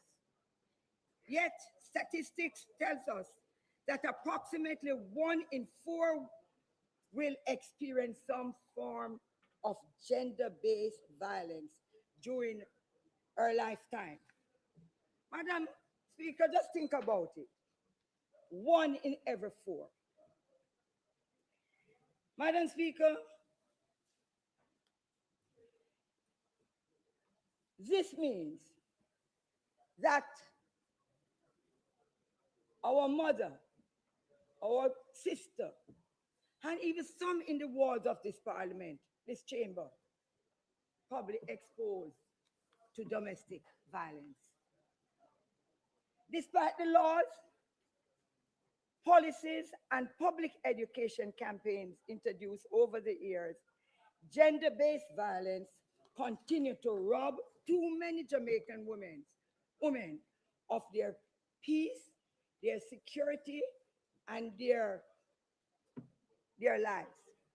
Madam Speaker, we have all become too familiar with this cycle. A woman is killed, the nation mourns, we block roads, we burn tires, we have news, we have headlines. Then, like clockwork, we hear those heartbreaking words. She had reported him before. She was trying to leave. The warning signs were there. Yet the intervention came too late. Madam Speaker, prevention must begin long before another funeral. It is also important that we understand the distinction between homicide and femicide. Homicide refers to the unlawful killing of a person. Femicide, however, refers specifically to the killing of women and girls. Most often following a pattern of domestic abuse, manipulation, violence. This distinction matters, Madam Speaker, because the required solution differs. If we continue to treating every femicide as simply another homicide, we will continue responding after lives have already been lost.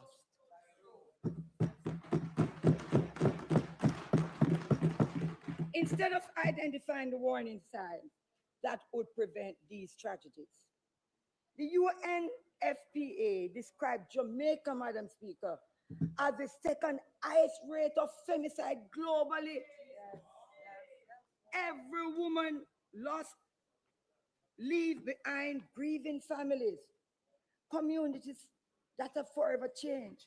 Madam Speaker, this is why I believe it is time for Jamaica to establish a national femicide registry. Such a registry would allow us to collect, analyze critical information, including previous reports of domestic violence, restraining orders, police interventions, and other indicators of escalating abuse. It would enable policymakers, social workers, and law enforcement to identify patterns, improve interventions, and ultimately preserve and save lives. Madam Speaker, while we must confront violence in our home and communities, we must also acknowledge that violence has evolved. Today, abuse no longer ends when someone leaves the house.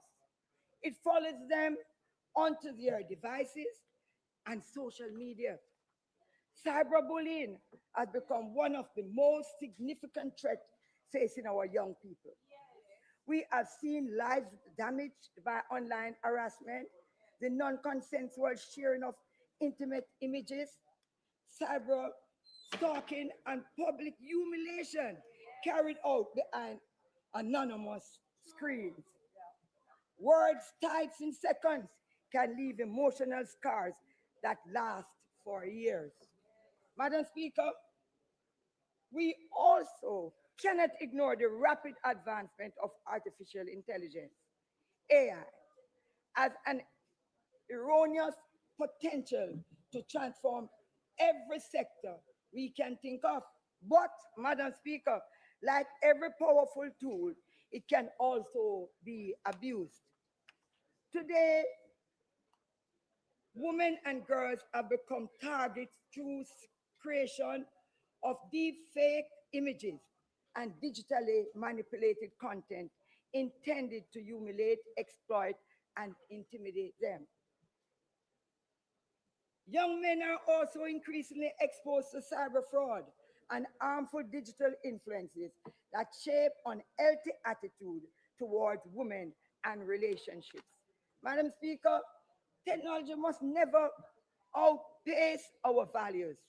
We must begin developing legislative safeguards, public education campaigns, and digital literacy programs that equip our citizens, especially our young people, to use these technology responsibly while protecting them from abuse.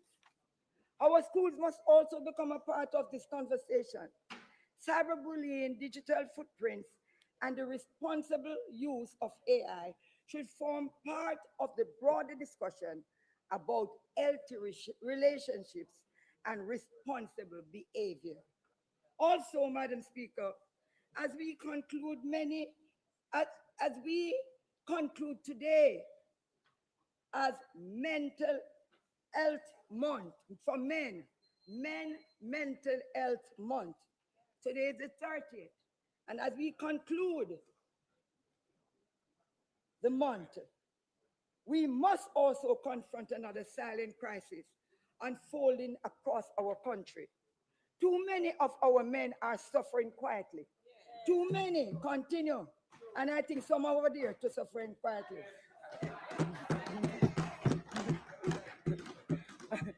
Too many continue to battle depression, anxiety, substance abuse, and emotional distress without ever seeking help. Madam Speaker, if we want healthier families, we need healthier men. If we want safer communities, we need emotionally healthier boys who grow into emotionally healthier fathers, husbands, brothers, and leaders.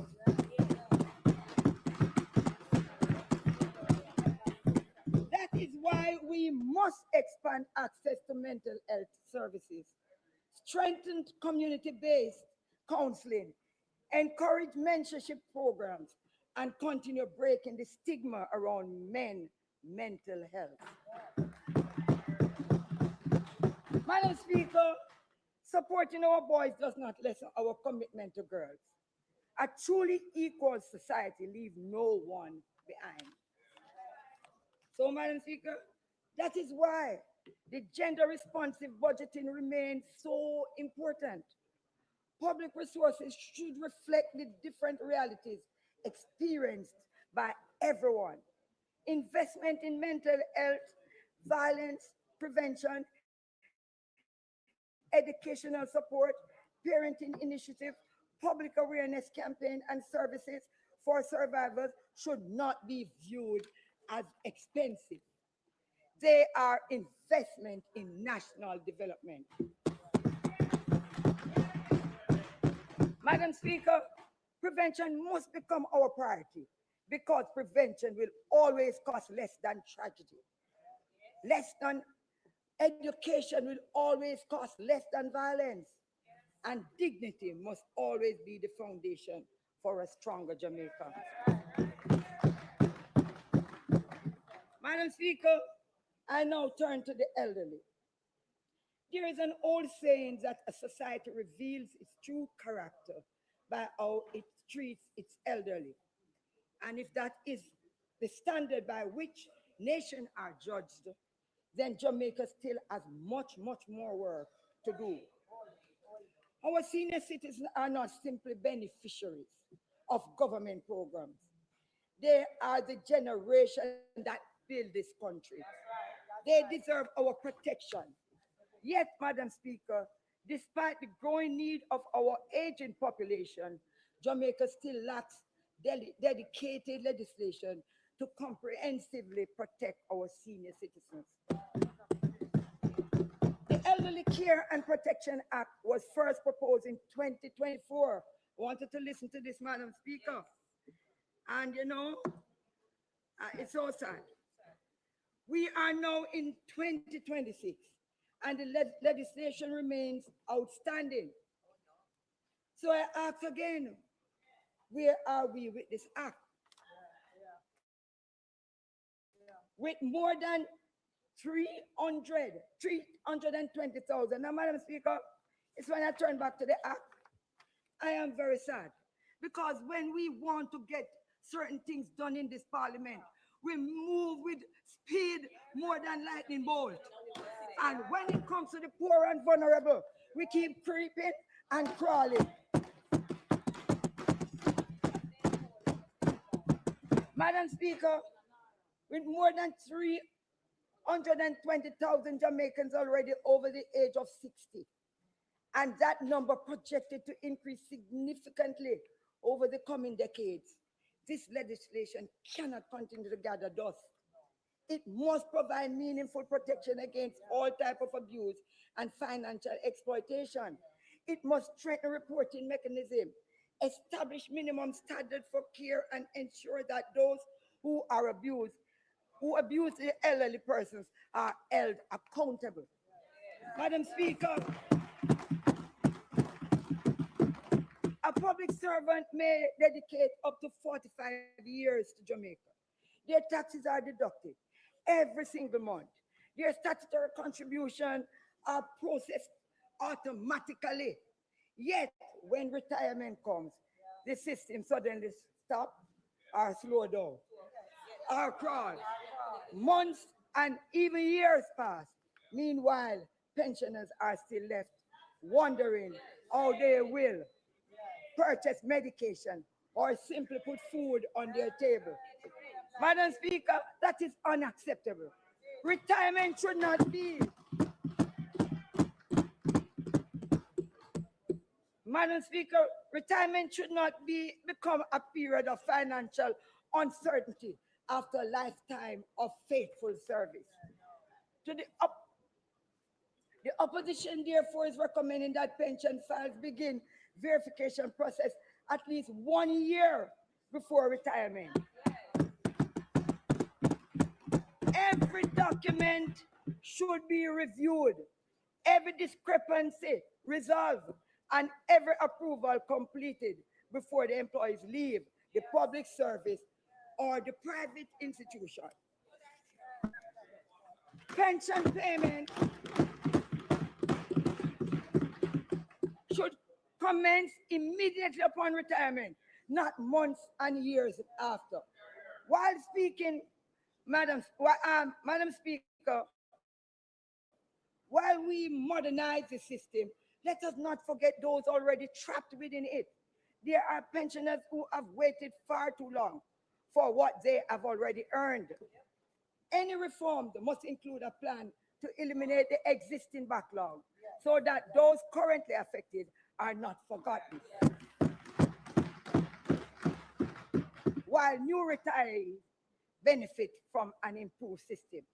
Madam Speaker, another issue deserving urgent attention is the impact of inflation on our pensioners. As the cost of living continues to rise, many fixed income pensioners find that the value of their pension steadily diminished. A pension that once provided security can gradually become insufficient to meet even the most basic needs. Madam Speaker, since these people live to become pension age, why do we want to kill them now quickly? Because they cannot afford basic food. We must therefore examine whether additional safeguards are necessary to ensure that pensioners are not pushed below the poverty line, simply because the cost of living continues to exceed their income. Madam Speaker, another issue receiving far too little attention is the growing digital divide. Technology undoubtedly brings efficiency. However, efficiency should never come at the expense of accessibility. Many senior citizens do not even own a phone, much less smartphone. They don't think they're near where the internet is, Madam Speaker. Many have never even received a formal digital literacy training. And all you can hear about now, they must go online, go on up, go on stop, and all kinds of things.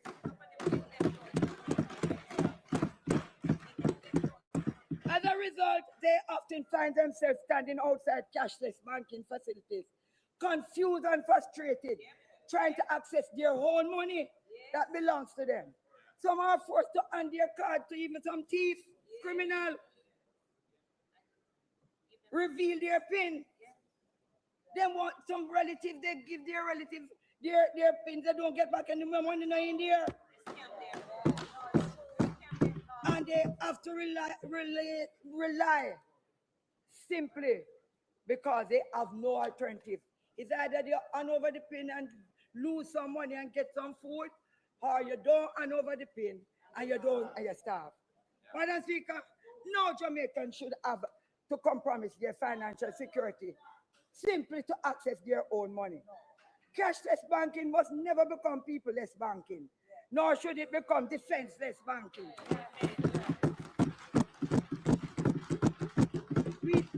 We therefore recommend that every cashless banking facilities that have an ATM machine and government offices provide digital services have trained customer service representatives to available throughout banking hours to assist elderly persons requiring support. These officials should be clearly identified that they don't put on any bogus vests and become scammer too. Support should never depend upon luck or the kindness of a stranger. It should be part of the service itself. Madam Speaker, the elderly have already done their part. It is now our turn. Madam Speaker, I turn to a very touchy topic for me. It is very emotional for me, and it's persons with disabilities. Every Jamaican deserves the opportunity to live with dignity, independence, and equal access to opportunity. The principles must, regardless of person's physical ability, intellectual ability, or any other disability, ensure that they are protected. Madam Speaker, the Disability Act represented a significant step towards our country's upliftment. However, legislation alone does not transform lives. It must be reviewed, strengthened, and implemented. Madam Speaker, the Act clearly provides that a joint select committee review should take place no later than 3 years after it came into force. Since the Act became effective on the February 2022, that review should have been completed by the 14th of February 2025. Yet, Madam Speaker, we are now well into 2026. The minister spoke the other day. Nothing was mentioned about it. The review remained outstanding. Indeed, even the committee, Madam Speaker, the Joint Select Committee, has not been established up until now. So I asked the minister, how much longer must persons with disability wait? How much longer will family and children wait? Surely the right of persons with disabilities cannot be placed on hold. Madam Speaker, too many government buildings remain inaccessible to wheelchair users, including this very parliament. about 2 years ago that they said they're going to check every government place, every private place. They're going to check schools. I had to put up all type of things in my school. And up until now, even the one that we are into, have nothing at all to access a wheelchair. So, too many entrances, Madam Speaker, still have steps alone while ramps should be where ramps should be. Too many public facilities remain difficult or in some cases impossible to navigate. Right.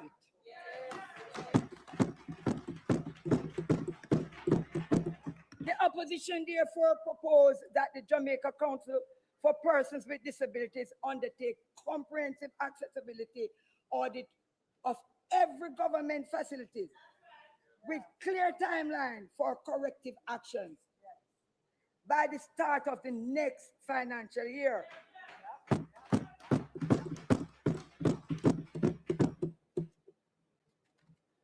Every government ministry, agency, and public building should have published accessibility improvement plan. Madam Speaker, one of the issues that touched me the most while preparing this presentation was hearing from a mother whose child is still waiting to be assessed for disability. Madam Speaker, this child should now be preparing for secondary school. Instead, valuable years have been lost while the family wait for an assessment. Madam Speaker, no child should lose their years of learning because the system moved too slowly.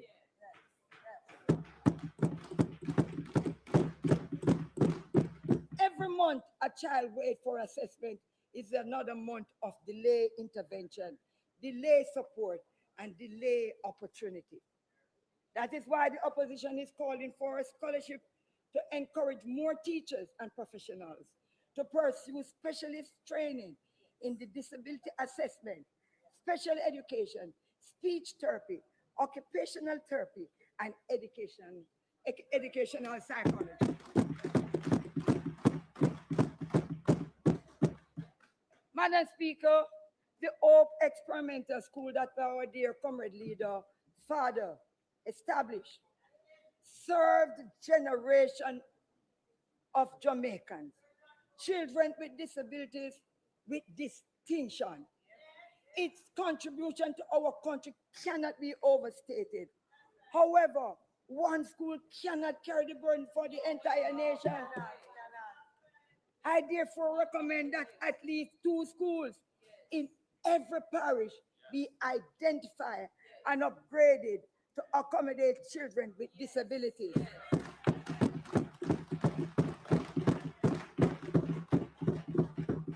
Madam Speaker, it doesn't even need the entire school.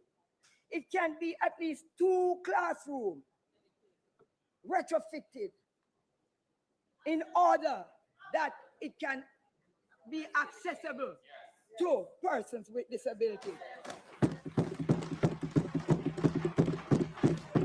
Madam Speaker, nobody can tell me that it's hard. It can't hard like Nara. No parent should be forced. No parent should be forced to travel across parish boundaries simply because suitable educational facilities do not exist. Madam Speaker, before I take my seat, permit me, and I'm asking you to permit me. I ran very fast because I don't want any mic turn off on me.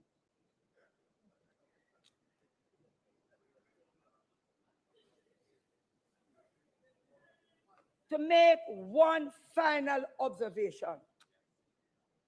Our nation is presently engaged in an important conversation regarding the proposed third country arrangement.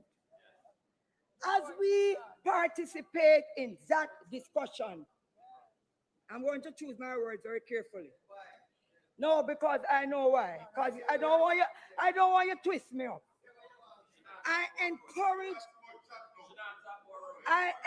Madam Speaker, protect me.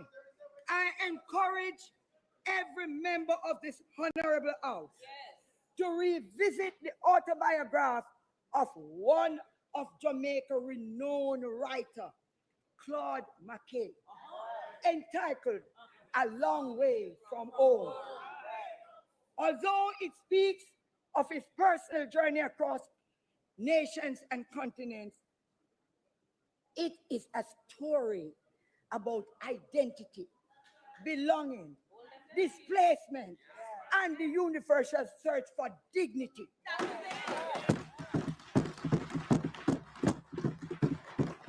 It reminds us that behind every policy, every debate, and every headline are human beings with hope, fear, don't care what they did, families, and dreams. As legislator, Madam Speaker, may we never become so consumed by policy that we lose sight of the people whom those policies affect. Our decision must always be guided by justice, compassion, and respect for human dignity.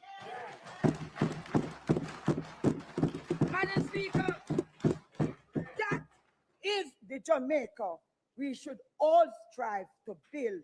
I thank you.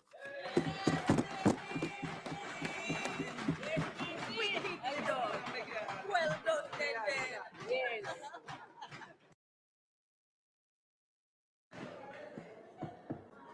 House Leader.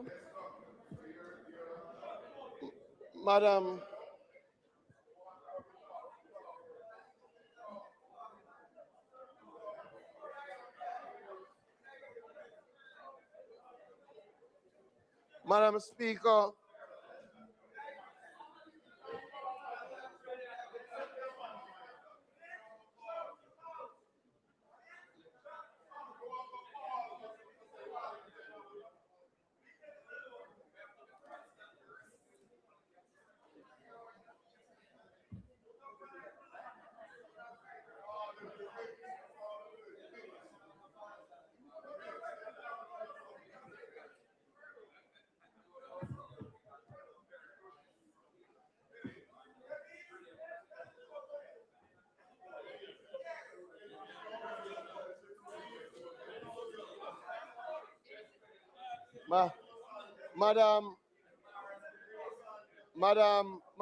Madam Speaker, allow me to thank the member from St. Catherine Eastern. I will say that definitely on the opposition side, that is by far the best presentation. It is. It is. It is. It is. It is. It is. It is. It is. If other members of the opposition would take the sort of measured but constructive approach that the member took, we would have a better debate. And I must tell you, your intervention in relation to pensions, I think, rings with everybody, about people getting their pensions at time. I don't know why her colleagues are upset that she did the best. The best is the best. The best is the best. Don't be. Come on. Anyway, Madam Speaker, we are now going to have the closing presentation by the Deputy Prime Minister, the Minister of National Security and Peace, Dr. Horace Chan. Thanks, House Leader.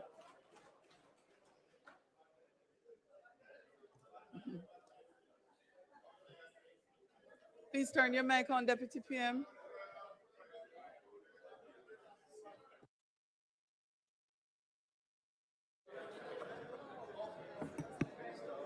Thank you. concern.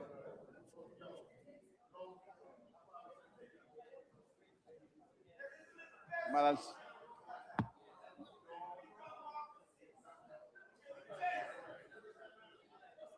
excellent presentation. Madam Speaker,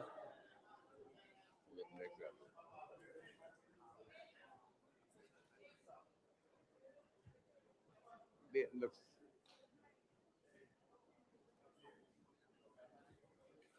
coming from where we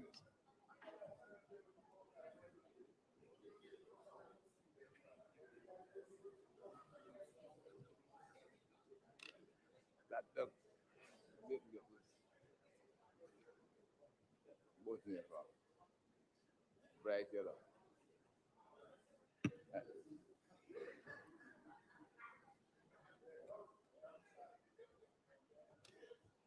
Deputy Prime Minister, our Deputy Prime Minister and Minister of National Security has taken his Thank you, Madam Speaker. speech. Coming Proceed. after the two ladies, but Madam Speaker, over the past several weeks, the Honorable House has once again been the stage for one of the most important exercises in our democratic tradition. We have heard proposal advances, advanced arguments tested, and competing visions for Jamaica placed before the country. On the side, the government has set out its record, its priorities, and its plans. On the other side, the opposition has offered its critique and its alternatives. In that process, the Jamaican people have had the opportunity to assess both, because in our democracy, the ultimate verdict belongs to this, not to this House, but to the people of Jamaica. That is democracy in action as of September 23, 2025. The fact that these discussions take place openly, vigorously, and under public scrutiny is itself evidence of a healthy and functioning democracy. We will not always agree, nor should we. Democracy is not built on unanimity. It is strengthened by robust debate, accountability, and the willingness to subject ideas, policy, and performance to public examination. In that spirit, we welcome the newest members of this House, the freshman class of 2025 on the opposition benches, along with those members who have returned after an enforced sabbatical. They have come back with a little bit more energy. Come.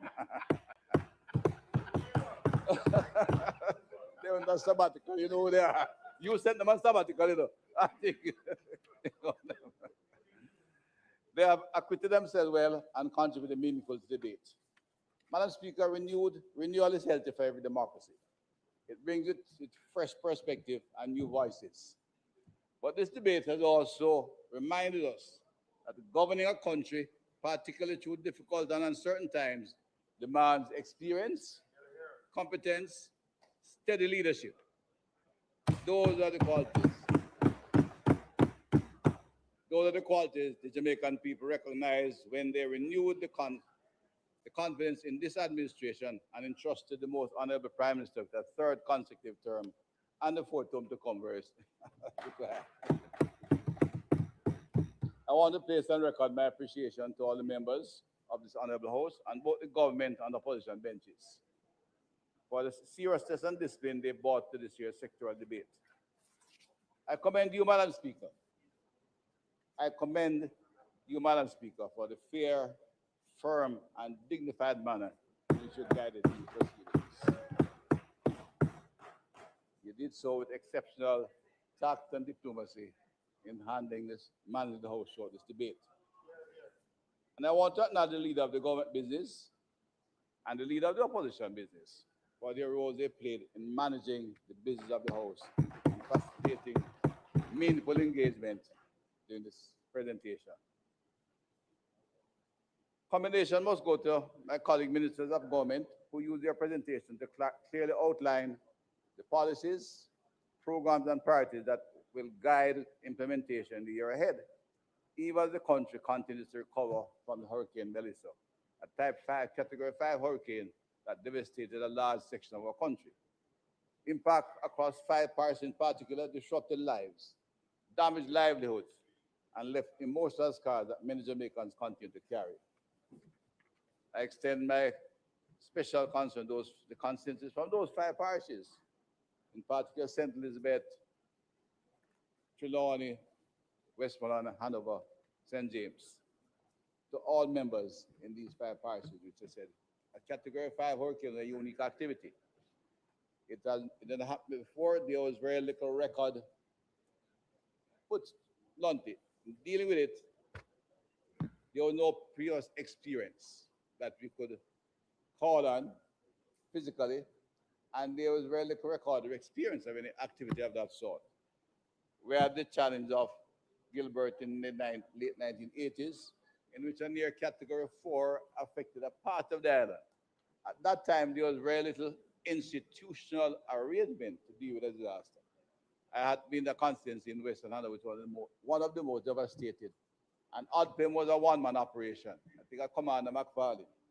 And in fact, much of the work I had to do on my own volition and call on the local civil servants to work on the record of how we had to manage that when we had a 90% housing damage. Don't exist. So when I spoke at our own emergency meeting in St. James, everybody thought I was trying to frighten them because I was a member of government. And I think that was reflected throughout the island, the parishes that were threatened. The membership of the Emergency Response Committee, while expanded and stronger today than it was then, still couldn't come to appreciate what a Category 5 hurricane would be like. In fact, I remember speaking to one of the members and he said, look, they're trying to fight me, Dr. Chang. But the next morning, they understood, but it was a major impact and affected all across those areas in Western Jamaica. It was in response to those realities that the government, of course, established the National Reconstruction and Resilience Authority, NARA. NARA may have had some debates and interrogation around the issue, but NARA represents more than a response to one disaster. It reflects a government that is prepared to learn from experience, to strengthen its institutions, and to build a more efficient, transparent, and resilient framework for recovery before the next crisis arrives. Madam Speaker, throughout the sectoral debate, a clear and consistent purpose was emerged, and that is to strengthen fiscal responsibility, improve productivity, and build national resilience. Resilience in the face of a severe climate change, changing social environment, and changing geopolitical realities. These are not separate ambitions. They are interconnected pillars at the same national project, securing Jamaica's future. Sound fiscal management creates the space to invest in the priorities that matter most to our people. Greater productivity means a more skilled workforce, a more competitive economy, stronger opportunities for individuals, families, and businesses to thrive and increase prosperity for all. Resilience, in turn, ensures that the progress we make today can endure the shocks of tomorrow. Hurricane Melissa reminds us that resilience is not built in the middle of a crisis. It is indeed built long before the storm arrives. It is seen in hospitals that remain operational under pressure, in roads and bridges that can withstand extreme weather events, in the food systems that continue to function, and institutions that are able to respond quickly, effectively, and compassionately when citizens need them most. So some were destroyed beyond functioning, but the country responded well, and indeed the people of Jamaica responded exceptionally. As exemplified the Jamaica Conservative Force, the Jamaica Fire Brigade, the Municipal Corporation, National Works Agency, Jamaica Defense Force, and the Office of Disaster Preparedness and Emergency Management, all first-time responders that were able to carry us through the first 48 hours despite of the damage and the challenge that was laid out there. We commend all the public sector workers in those particular institutions that came out, many of them, in fact, having the damage to their very personal homes. But I recall the very morning, Wednesday morning, they were on the road seeking to get things back to normal. They represent the best of our people, and that's what we'll build on as we proceed to the future. Madam Speaker, the story that has emerged from this debate is that of a government focused not only on managing the demands of the present, but on laying the foundation for a stronger, safer, more productive, and more resilient Jamaica for generations to come. That's why I need extra time. Let me turn to a couple of the substantive line ministries, Madam Speaker. To the old ministry, which I have the privilege to oversee, and I had the privilege of opening the debate, I told this honorable House that Jamaica was making historic progress in the fight against crime and violence. One of the pillars of any prosperous country and on which we can grow is public order, security, and of course, good fiscal management. They are the two pillars and foundations which we can build a strong, prosperous country. Today I rise to report that those gains have not only held, but they have deepened. The downward trajectory has continued, confirming that Jamaica is not witnessing a temporary decline, but a sustained transformation in public safety.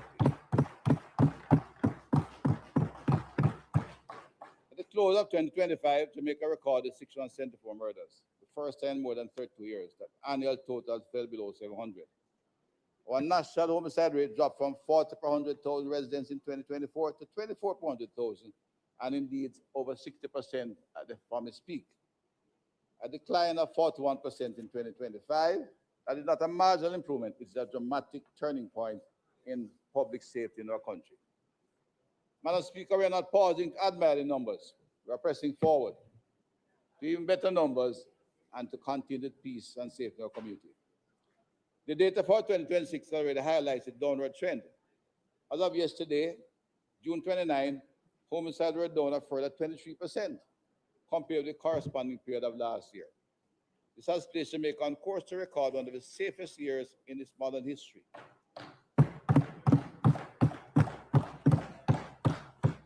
If that trajectory holds, we will end 2026 with fewer than 600 murders.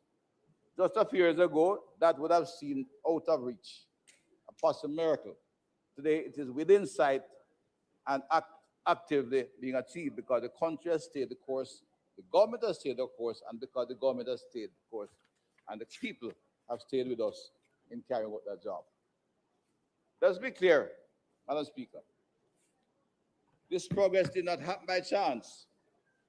It did not happen on its own. It's the product of deliberate policy, sustained investment, and the determined work of the men and women across our national security force, the Jamaica Consular Force, Jamaica Defense Force, supported by other agencies in the security team.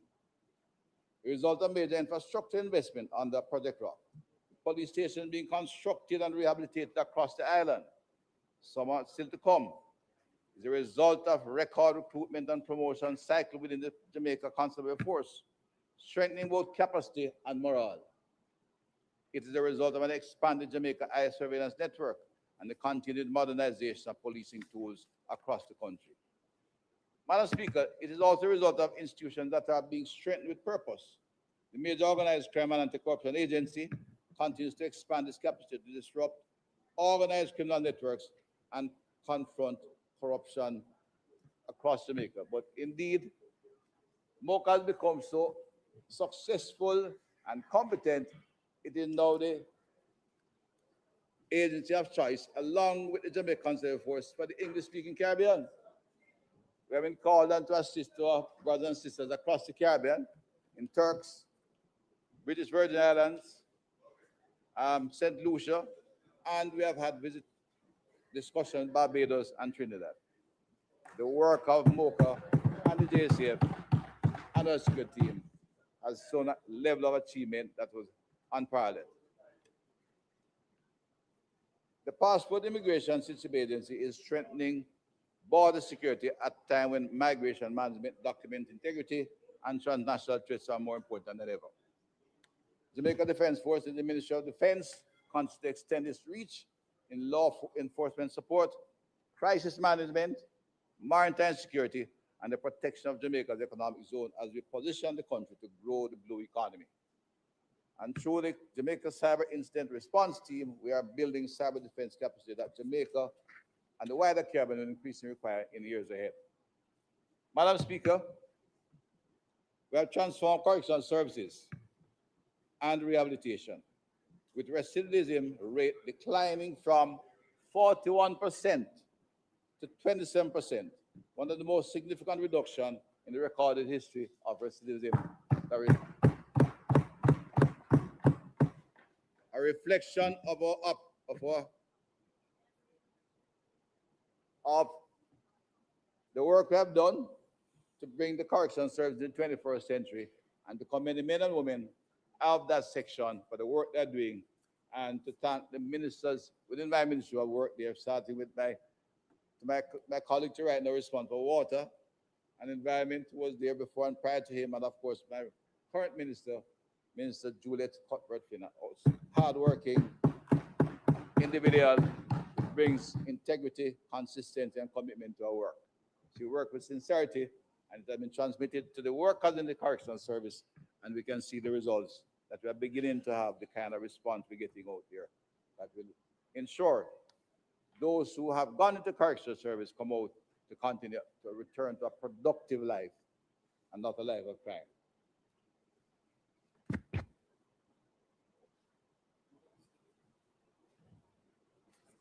Not the water.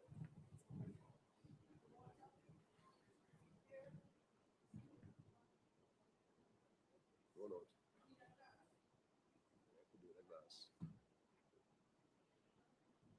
None of this would matter without the cooperation of the Jamaican people. And I repeat, Madam Speaker, none of this would matter without, none would matter without the cooperation of the Jamaican people. It would not be possible without the dedication of the professionals on the front lines or the commitment of those who work tirelessly behind the scenes. They shape the legislation, assist to develop the policies, prepare the concept notes, and craft speeches that guide this national effort. The progress Jamaica has made belongs to all of them.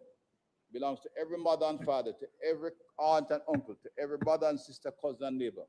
Belongs to every Jamaican who continues to believe in this country, who stands for law and order, and who refuses to give up on the promise of a safer, stronger Jamaica.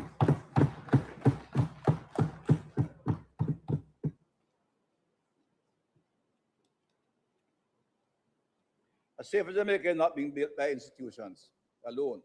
It's being built by citizens who have chosen to stand with law enforcement, to share information, to reject criminality, and to reclaim their communities. That is why I say the peace dividend is real. It is visible in communities that are seeing fewer murders, fewer shootings, fewer acts of violence, and are active in their communities. Whether the grandmother going to church, prayer meeting on Wednesday night now without fear, or the young men playing football until late, or the men playing dominoes on the street light or on the shop plaza at all without fear of being shot by marauding criminals. It is visible in families who can breathe a little easier, in business that can operate with greater confidence, and in young people who can begin to imagine a future not defined by fear.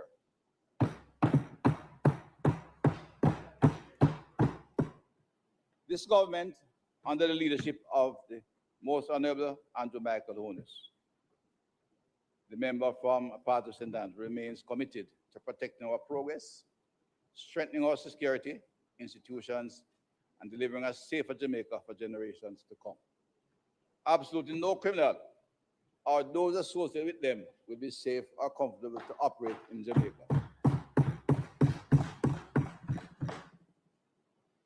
If I digress a little bit, Madam Speaker, there are some who are perpetuating a little myth about a particular agreement, which I'm not going to debate or raise today anyway.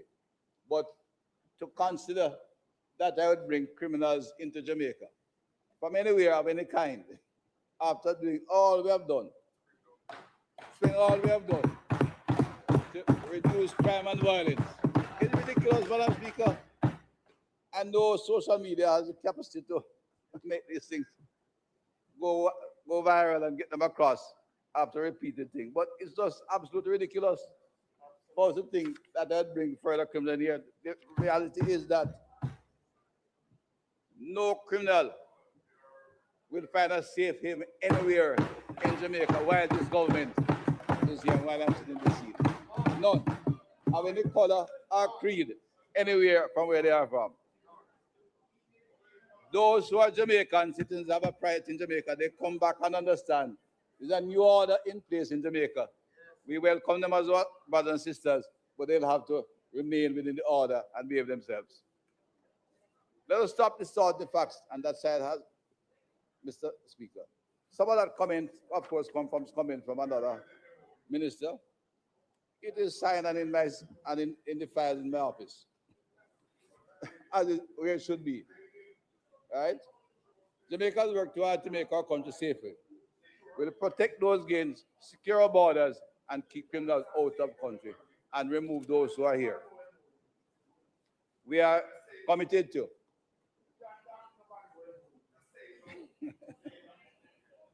we are committed to ensuring our communities are safe, and we will incapacitate those who commit criminal activity within our borders, wherever they are, whatever color they are, wherever they are.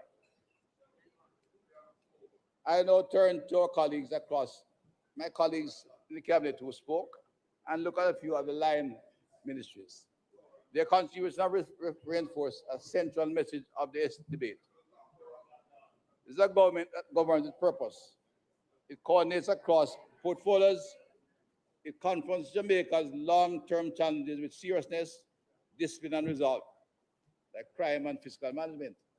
It's a government focused on results, not disruption, solutions, not noise, and on leadership, not theatrics.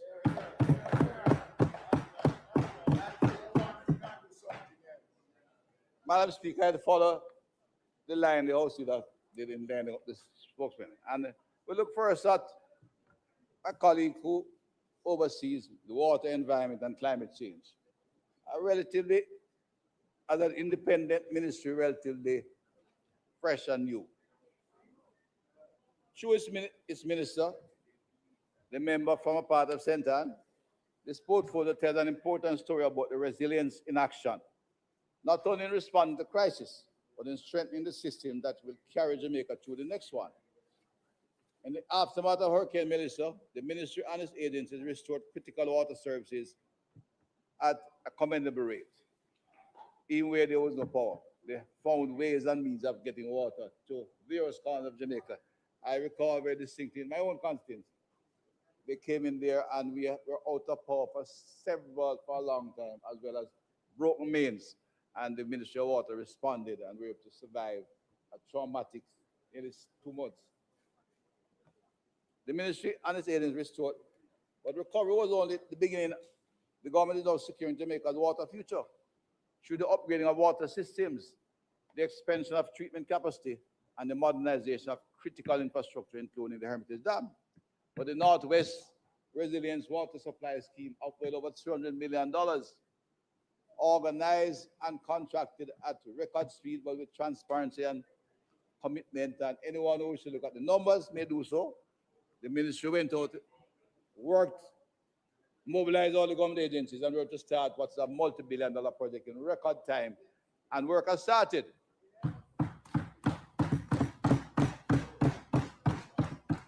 Not in the pipeline. They are in Eastern Sentinel right now and out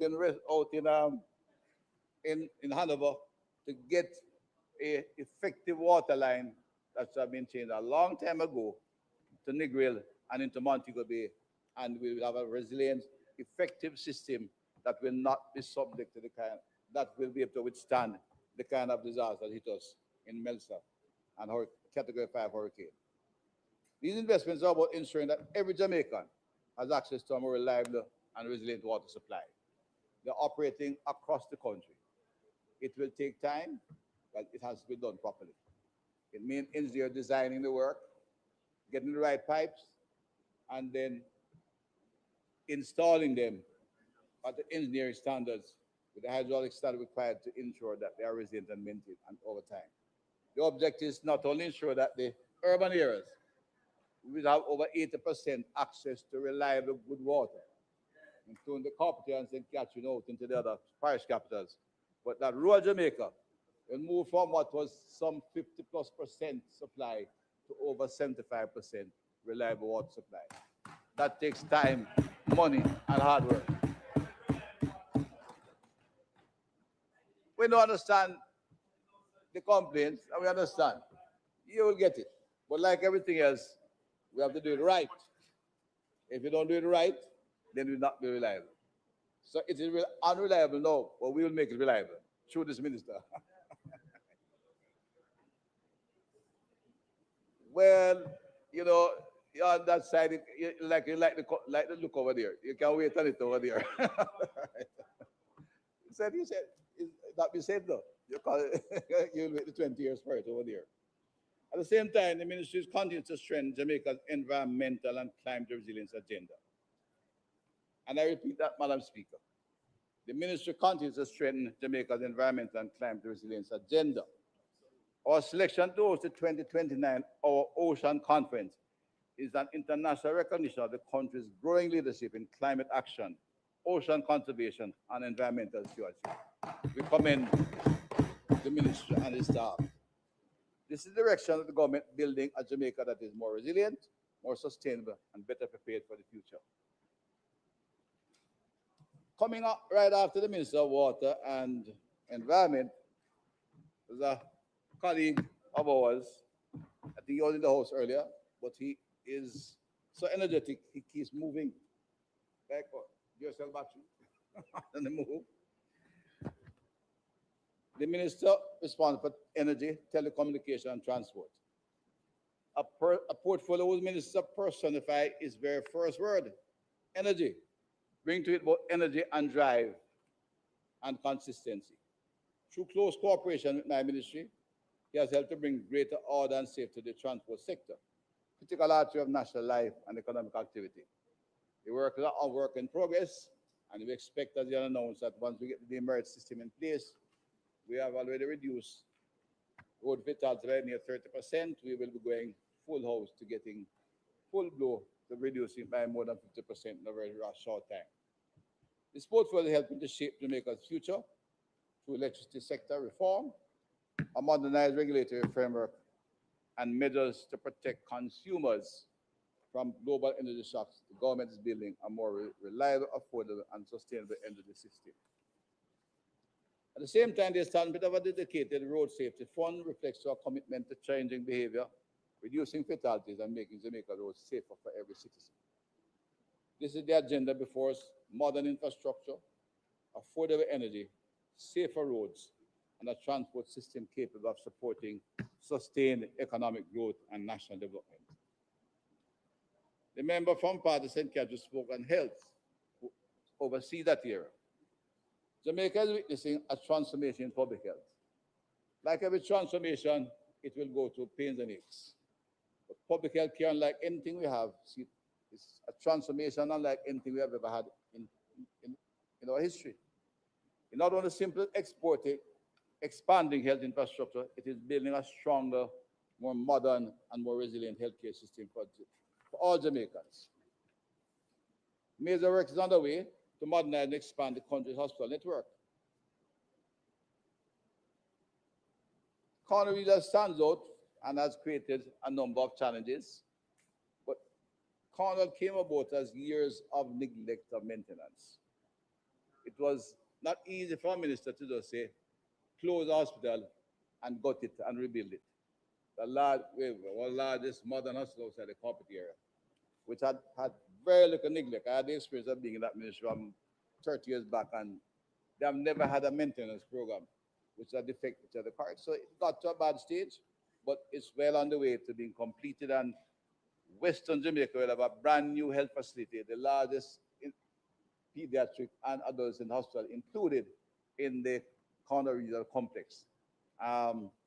Could be named the Corner, which was named after late Herbert Elemiah, conceived it, and now the Portia Sims Miller Western Children and Adolescent Care Center will be in one campus, and we have to bring quality health care to the entire Jamaica, literally. And we are confident and know that the minister has taken it to that stage, taking some bruising and beating, but he persisted, and we look forward to the complete opening in Western Jamaica. At the same time, we will initiate now the rebuilding of the Kingston Public Hospital and have major improvement to the Spanish Town Hospital. And we know it will be completed in due time and within budget. They have had the experience and the challenge of dealing with a difficult station to now apply in transforming that in Spanish Town as well as the corporate area. During this financial year, these investments will be complemented by the completion of 3 major health centers in St. Catherine, significantly expanding access to quality health care and strengthening service delivery, particularly in our most vulnerable, to our most vulnerable communities. But our agenda goes beyond bricks and mortar. We are protecting these investments by strengthening the long-term maintenance of our health facilities and confronting one of the sector's most persistent challenges, the health workforce. Through international recruitment, expanded training, and a stronger pipeline for nurses and specialist personnel, we're building the capacity needed to deliver quality health care well into the future. We extend our support to our minister. That is the direction of the government, investing not only in the hospital, but in healthier people, stronger communities, and a healthcare system that every Jamaican can rely on with confidence. Madam Speaker, our next speaker is one of our younger members in the cabinet from part of St. Elizabeth. Agriculture is one of the sectors hardest hit by both Hurricane Melissa and Hurricane Beryl. Yet under this minister's leadership, the sector has demonstrated remarkable resilience, recovering strongly while laying the foundation for long-term growth. Despite the devastation caused by the hurricane, agriculture record its second highest crop output on record,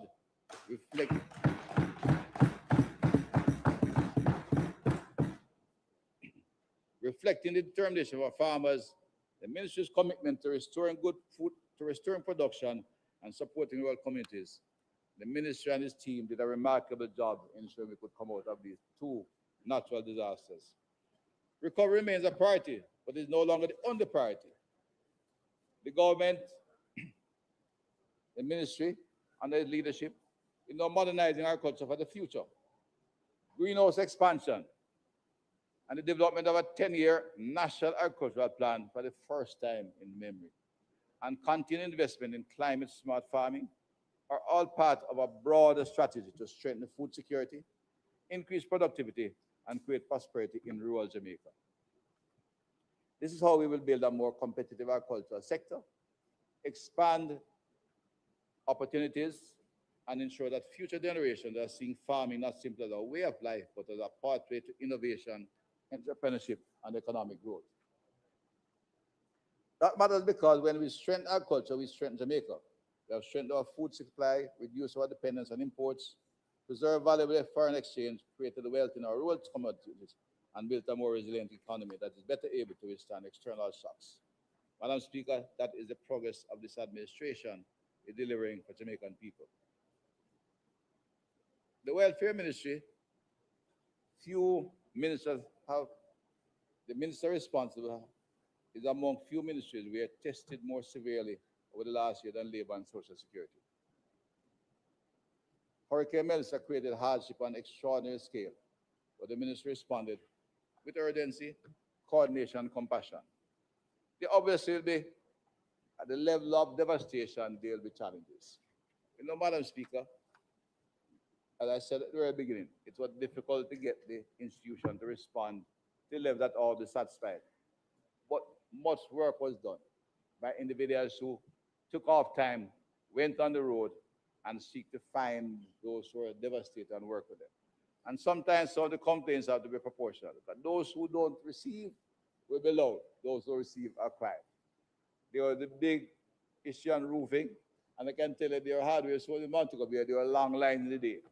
And those hardware dealers were able to receive not millions, hundreds of millions of dollars in the time it was there because much was expended in the years. And beneficiaries in the fire price, I'm told, was over $8 billion. But of course, it maybe needed $2 billion more. And those who did not receive, of course, would make a lot of money. It's still good money. But a lot was done, and good work was done by the public servants who labor in that ministry. They mobilized emergency support for affected families, working with the World Food Program, churches, partners to ensure that assistance reach those who need it most, the Jamaica Defense Force. That is why the ROOFs program has become such an important part of our recovery. ROOFs 1 helped families begin the access process of rebuilding. ROOFs 2 were accelerating delivery, improving efficiency, and ensuring that more Jamaicans receive the support they need through faster and more transparent systems. Madam Speaker, this government is preparing repairing more than roofs and repairing for supporting families. We are restoring dignity, strengthening communities, and ensuring that when disasters strike, no vulnerable Jamaican is left behind. The commitment will continue to guide this government as we build a stronger and more resilient Jamaica. The presentation will be complete with reference to the agencies that are supervised under the Prime Minister's office. A story is emerging from this debate that Jamaica is not treating digital transformation as a side project. It's increasingly being built into every government's department and agency, the way the economy grows and the way Jamaicans are prepared for the future. Within the Office of the Prime Minister, work on efficiency, innovation, and digital transformation is helping to modernize the citizens' experience, reduce the cost of doing business within the state. Evidence is clear at Jamaica, where the key public services exist in both physical and digital form, making government faster, more accessible, and more efficient and responsive. Everybody knows that the police officer will pick up on his rugged machine whether your vehicle is have your certificate or not, reflecting efficiency. Although it is a matter of engaging somebody who may have breached, but it shows the quality of the work being done, and maybe the easiest thing to relate to everybody. But that kind of digitization is taking place throughout the government, and will ensure that public service not only become more accessible, but more user-friendly to the wider public. We are seeing that shift through platforms as Paygate, which has processed more than 1 million transactions, and through the rollout of digital tools designed to reduce friction, improve service delivery, and strengthen trust in the government system. Same time, the science technology portfolio is focused on ensuring that Jamaicans are not simply consumers of digital economy, but participants in it through the GAINS program. One will invest in a workforce transformation initiative that bring A1 certification and digital skills across 63 constituencies. Local government, Madam Speaker, remains one of the central pillars of government's development and disaster response architecture. Hurricane Melissa truly tested that system in real time, and the minister responded by learning quickly and acting decisively. In the aftermath of Melissa, thousands of building applications have been processed to help families and business rebuild. Emergency shelter standards have been strengthened, and work is underway to establish a new Jamaica Fire Brigade Emergency Communication Center.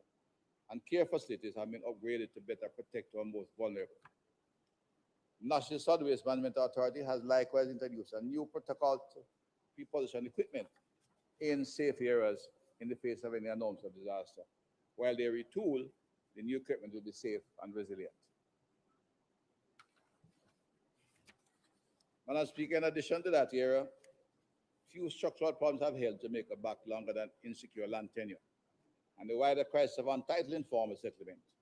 Too many Jamaican families will occupy land they cannot properly leverage, transfer, or use as a foundation for wealth creation, a matter that I am particularly familiar with in the wider informal settlements that surround Montego Bay.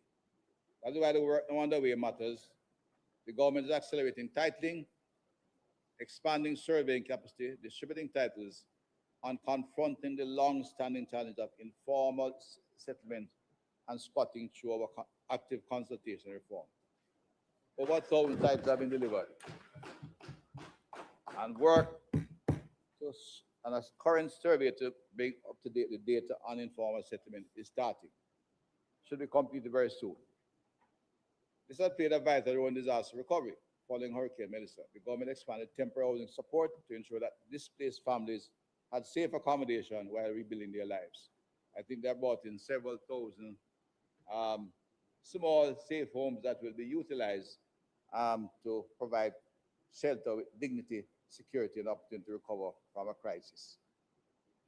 The Ministry of Justice and Constitutional Reform is, of course, carrying forward one of the more important reform agenda of the government: the expansion of restorative justice, the expansion of criminal records for rehabilitated Jamaicans, and the move toward a fully paperless court system all speak to a justice system being reshaped to be more accessible, more efficient, and more humane. The reform is now taking shape in both process and in infrastructure. Integrated electronic case management system is being developed and completed. At the same time, 4 new courthouses were built, St. Elizabeth, Westmoreland, St. Anne, and Trelawney, so that the infrastructure and the working environment will in fact present the opportunity for a modern, efficient, just court system. I must commend the minister whose steady leadership has kept justice reform moving. When justice is timely, accessible, and fair, it strengthens confidence in the rule of law and reinforces every investment of the government. The other sector of the ministry, the Prime Minister's oversee in the Ministry of Economic Growth and Job Creation. Madam Speaker, for too long, Jamaica had to wait years, sometimes decades, to see roads repaired and basic infrastructure delivered. So the Spark Fund was created. It's one of the most well-funded and coordinated activity. It is causing problems because it's causing some concern among some members of parliament because to get it done properly, it takes time. And we have to, those roads were there for a long time in this repair. I'm not so long, the rural Jamaica, you had unpaved roads, not properly built, and to build, redesign, and build will always consume not only time, but it needs professionals to do the proper design that when these roads are built, they will last. But the project itself is continuing, so that had some hiccups, but those are being overcome, and all consciences will have the benefit from it. There's a call for more work to be done on a conscience level, and the minister will respond because they always do, but to build out a resilient, proper design infrastructure will continue in the Spark program.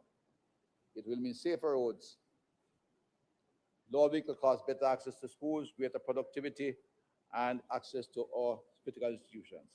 There will be many jobs generated. And at the end of the day, while it is painful going through the construction phase, we'll have a more resilient infrastructure system across the island. Tourism again has shown that remains one of the big pillars of Jamaican economy. Hurricane Melissa interrupted the momentum, but it did not break it. To coordinate action between government, private sector, and tourism workers, industry reopening in December, there's still some to come, but industry is active, people are going, workers are going back to work, and we look toward a successful year. And in fact, the minister showed me there will be over 3.7 million visitors. And they look forward to increasing that to 5. It's not a simple story of recovery. The story of transformation. Tourism is being transformed. Tourism linkage network, the expansion of worker certification, where the push toward tourism 3.0 matters so much. They reflect a deliberate effort to move tourism beyond arrivals and occupancy toward a model that is more inclusive, more resilient, and more firmly rooted in Jamaican ownership and Jamaican opportunity.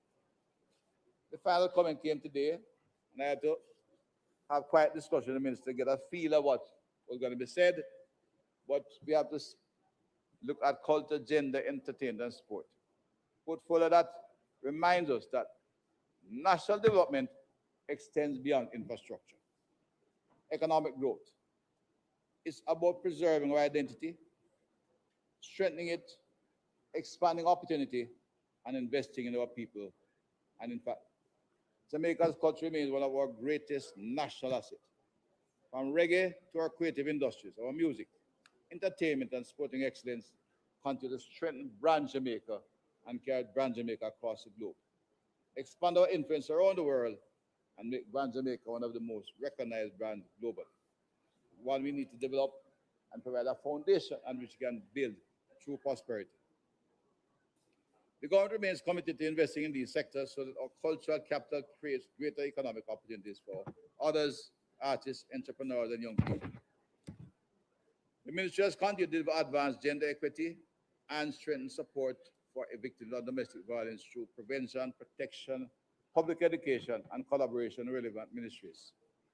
While challenges remain, the government remains committed to expanding programs that promote safer homes, stronger families, and more inclusive communities. Ultimately, Madam Speaker, culture, sport, and the creative industries do more than showcase Jamaica to the world. They inspire national pride, they create jobs and economic opportunities, they strengthen communities, enrich our national identity. Above all, they remind us that Jamaica's greatest resource are always been the talent, resilience, and creativity of our people, Jamaicans. The debate has confirmed one fundamental truth, Madam Speaker. Jamaica is moving in the right direction. This is so because the government has a clear plan. We have a steady hand, strong leadership. We have the determination to see that plan through. That's why the people reaffirmed their commitment to us in September 3. Across these presentations, one story has emerged with unmistakable clarity. The government is not simply managing the present, it is building Jamaica's future. We are making the country safer, strengthening institutions that protect the peace. We're building after Hurricane Melissa and investing in resilience so that future shocks do not derail development. We are modernizing healthcare, expanding access to justice, regularizing land ownership, upgrading roads and infrastructure, strengthening food security, supporting tourism and agriculture, and preparing Jamaicans to thrive in a more digital and competitive economy. What we have heard in this debate is not a collection of disconnected initiatives. The government working across sectors to expand opportunity, protect the vulnerable, raise productivity, and improve the quality of life of all Jamaicans. And all of this, Madam Speaker, is being done within a framework of sound fiscal management that has restored confidence in Jamaica's economy, created a space to invest in our people. That is the largest story of this debate. Disciplined governance producing visible results in communities, institutions, and households across the country. No, none of this is to suggest that the work is finished. It is not. There's much to do. And the opposition has raised issues that deserve consideration and a look. But let no one leave this debate unclear about the central fact before the country. The government came to this House with progress to report, reforms to defend, and a serious vision for Jamaica's future.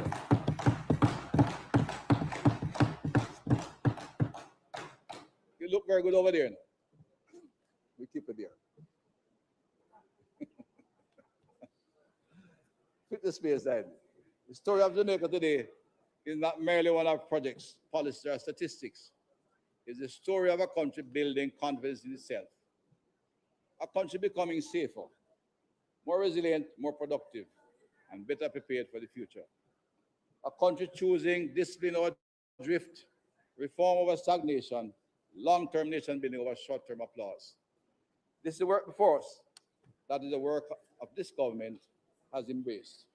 I'm going to return to this honorable House next year. We intend to return with more progress to report, stronger institutions, safer communities, and greater opportunities for Jamaican people.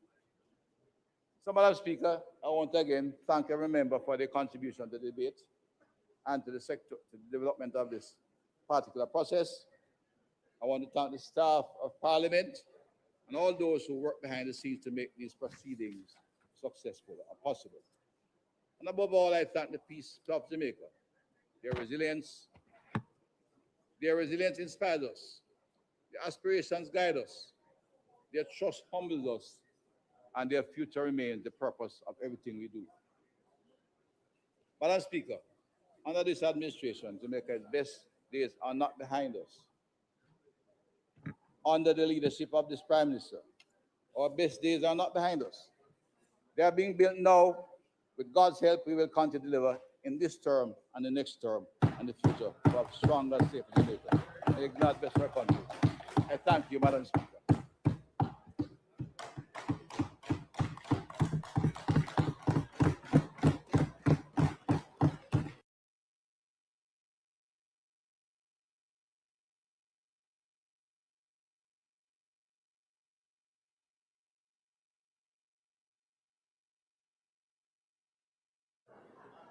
House Leader. Madam Speaker, I thank the Deputy Prime Minister for pulling together the various strands of the sectoral debate and showing that the government is continuing to move in the right direction. I now ask that the motion moved on the 21st of April, 2026, with respect to the plans and programs being pursued by the government in respect of ministries which were not included in the debate on the appropriations bill be approved.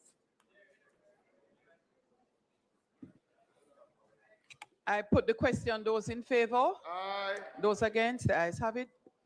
Madam Speaker, I now ask for the recommittal of the matters on the agenda.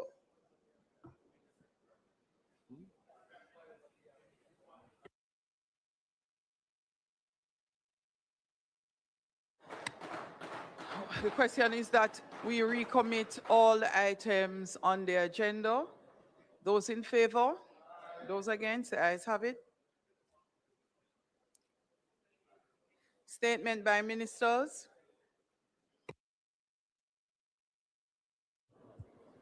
Announcements.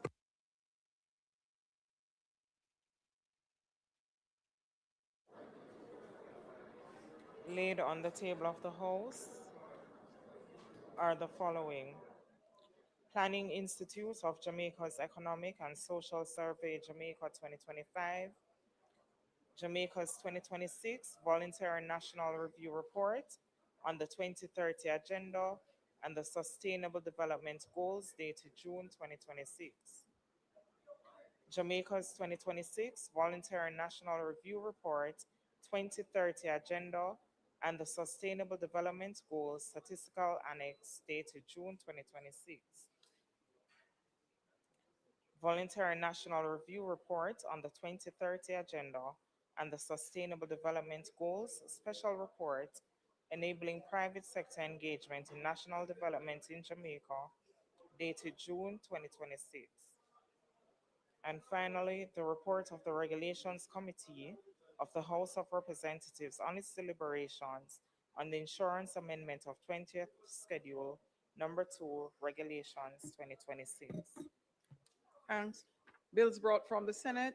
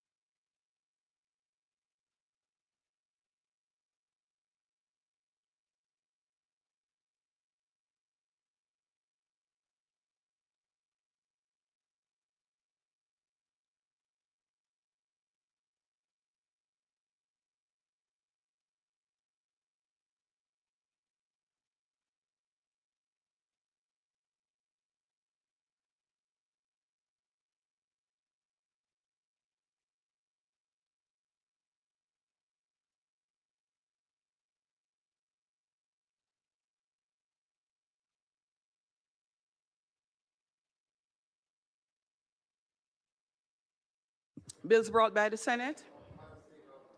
Bills brought by the Senate. Bills brought by the Senate.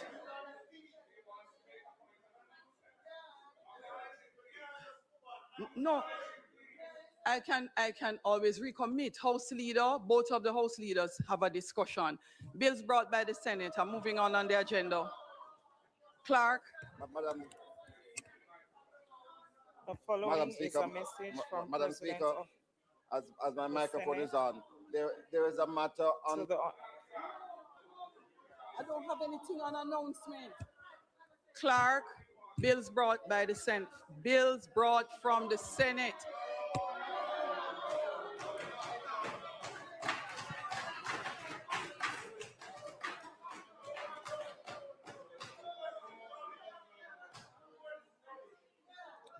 To the Honorable House of Representatives, I have the honor to advise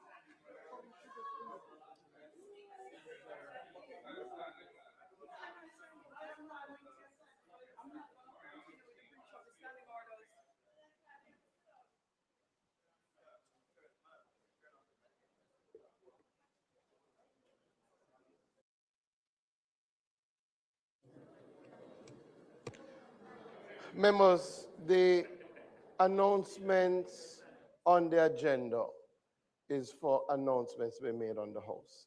If the member has an intervention to make, the appropriate place is when we reach the public business. There is no, there is,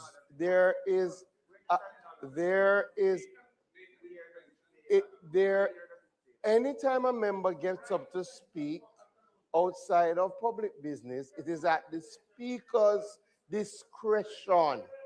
Now, if you agree it is at the speaker's discretion, and the speaker says no, which she has said, she had no.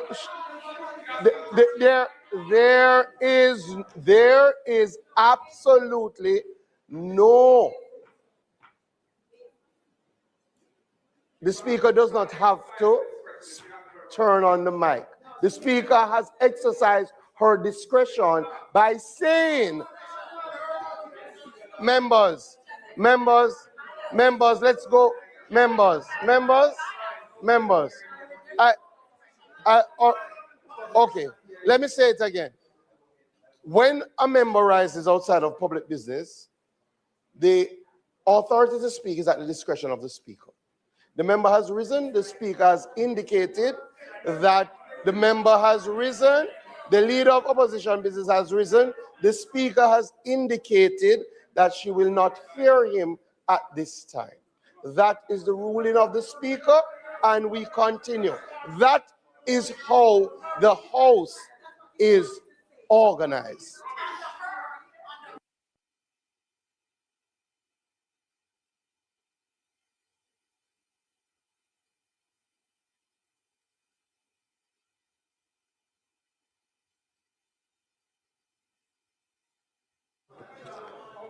I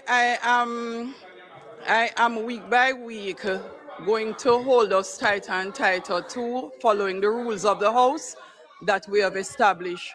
Leader of opposition business, I had actually asked you to come forward. I actually asked you to have a conversation with the leader of government business. I asked you to have a discussion with the leader of government business. That's my final ruling. And I have moved on the agenda to bills brought from the Senate. The leader of opposition business, you may have a discussion with the House leader and revert.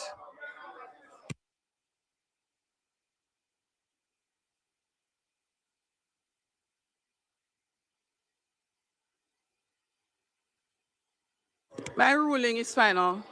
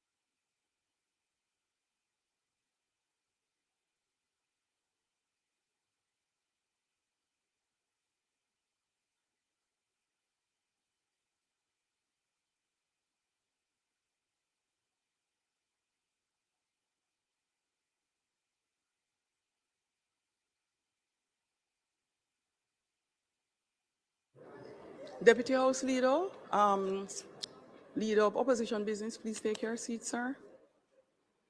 Please take your seat, sir, Leader of Opposition Business. Leader of Opposition Business. Leader of Opposition Business. And no, it doesn't work like that. Doesn't work like that. Leader of Opposition Business. Announcements on the agenda is where we are. And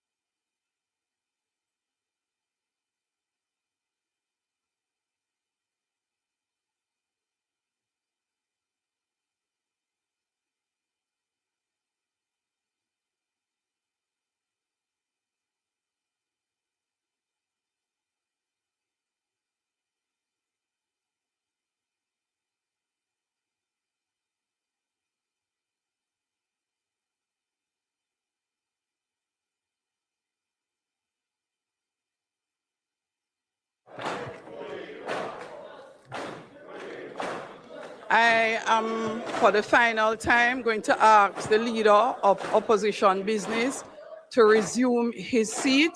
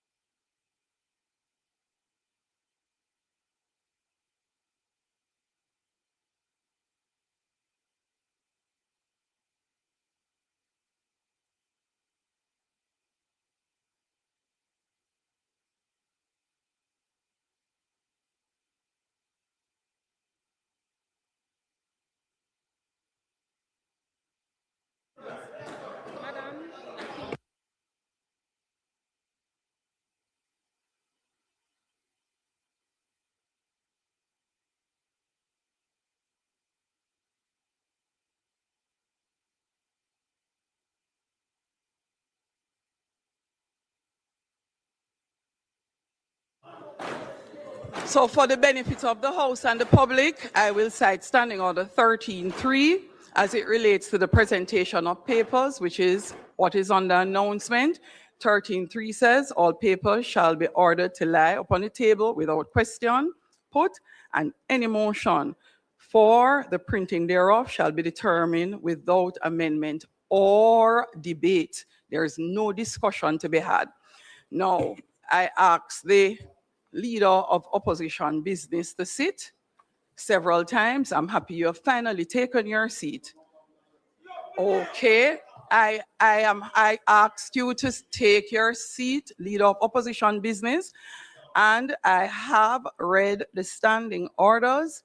You are not allowed to have any discussion at this time under announcement or comment or debate or anything at all said.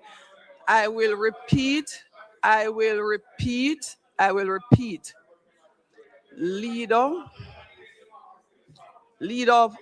of opposition business, the leader of the House has also indicated to you that if you have any commentaries, it would be done under public business. No, leader of opposition business, I'm asking for the final time that you take your seat.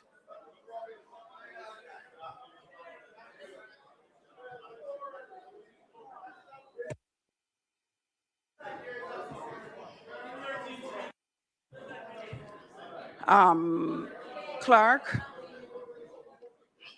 bills brought by the Senate. To the Honorable House of Representatives, I have the honor to advise the Honorable House of Representatives that on the 26th day of June 2026, an act Member to amend the Russell, Civil Aviation I am Act. actually, could you please pause, Clark?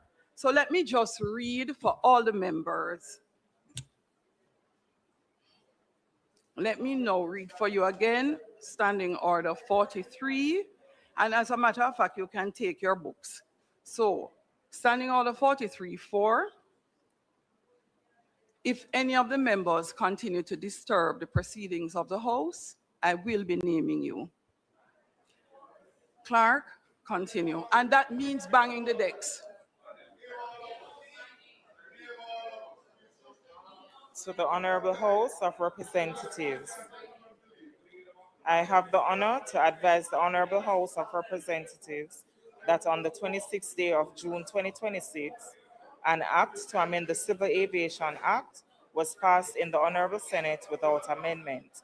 Honorable Thomas Tavares Finson, OJ, CD, KC, JP, President of the Senate. Thank you, Madam Speaker.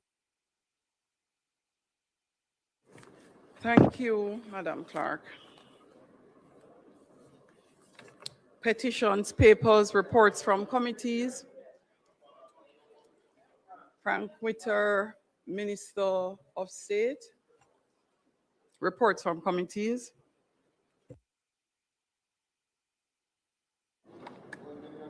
Thank you very much, Madam Speaker.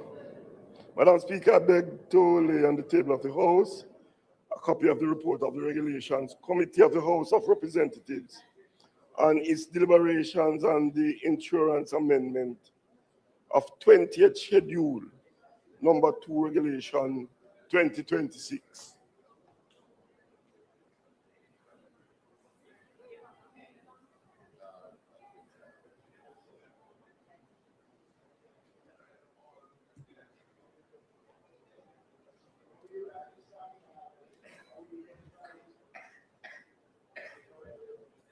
Notices of motions given orally. Thank you, Madam Speaker. Madam Speaker, I beg to give notice that at the next meeting of the House, I will move for the following motions. Be it resolved that the report of the Regulations Committee of the House of Representatives and its deliberations on the Insurance Amendment 20th Schedule, number 2, Regulation 2026, which was laid on the table of the House of Representatives on the 30th day of June 2026, be adopted. Madam Speaker, also further beg to give notice that at a later stage today, I will move for the suspension of the standing orders to enable me to take the motion notice of which I gave earlier.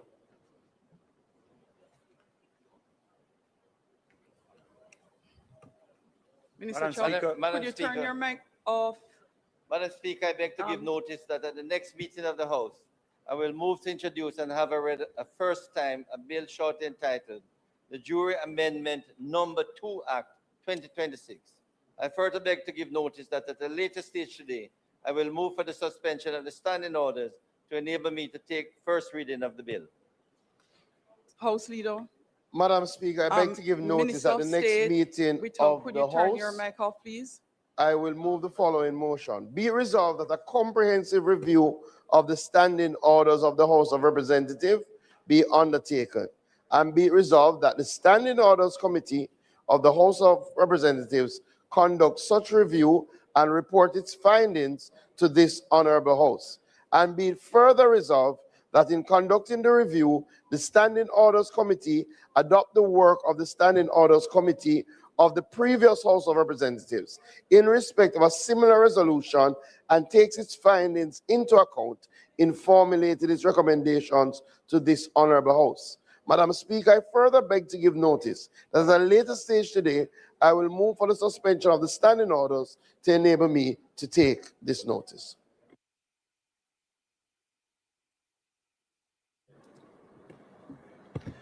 Madam Speaker, I beg to give notice that at the next meeting of the House, I will move the following motion. Whereas chattel slavery constituted one of the greatest crimes against humanity, involving the systematic capture, trafficking, enslavement, exploitation, dehumanization, and dispossession of millions of African men, women, and children. And whereas the wealth generated through slavery contributed significantly to the economic development and industrialization of Britain and other European powers, while simultaneously underdeveloping Africa and Caribbean societies and establishing patterns of inequality, exclusion, and dependency that continue to affect formerly enslaved people and nations. And whereas the abolition of slavery did not result in justice for the formerly enslaved, and instead compensation was paid to slave owners, while those who had endured enslavement received neither restitution nor meaningful support for their social and economic advancement. And whereas the legacies of slavery remain evident in contemporary disparities relating to land ownership, wealth accumulation, educational opportunity, infrastructure, access to services, cultural development, and economic participation throughout the Caribbean region and within Jamaica. And whereas the Caribbean community, CARICOM, through its Reparations Commission, has developed a 10-point reparations plan which provides a comprehensive framework for addressing the enduring consequences of slavery, genocide, colonialism, and racial injustice. And whereas in 2026, the United Nations General Assembly adopted a resolution on the permanent remembrance of the victims of slavery and the transatlantic slave trade and the pursuit of reparatory justice, receiving the support of 123 member states, thereby demonstrating growing international recognition of the legitimacy of reparatory justice claims.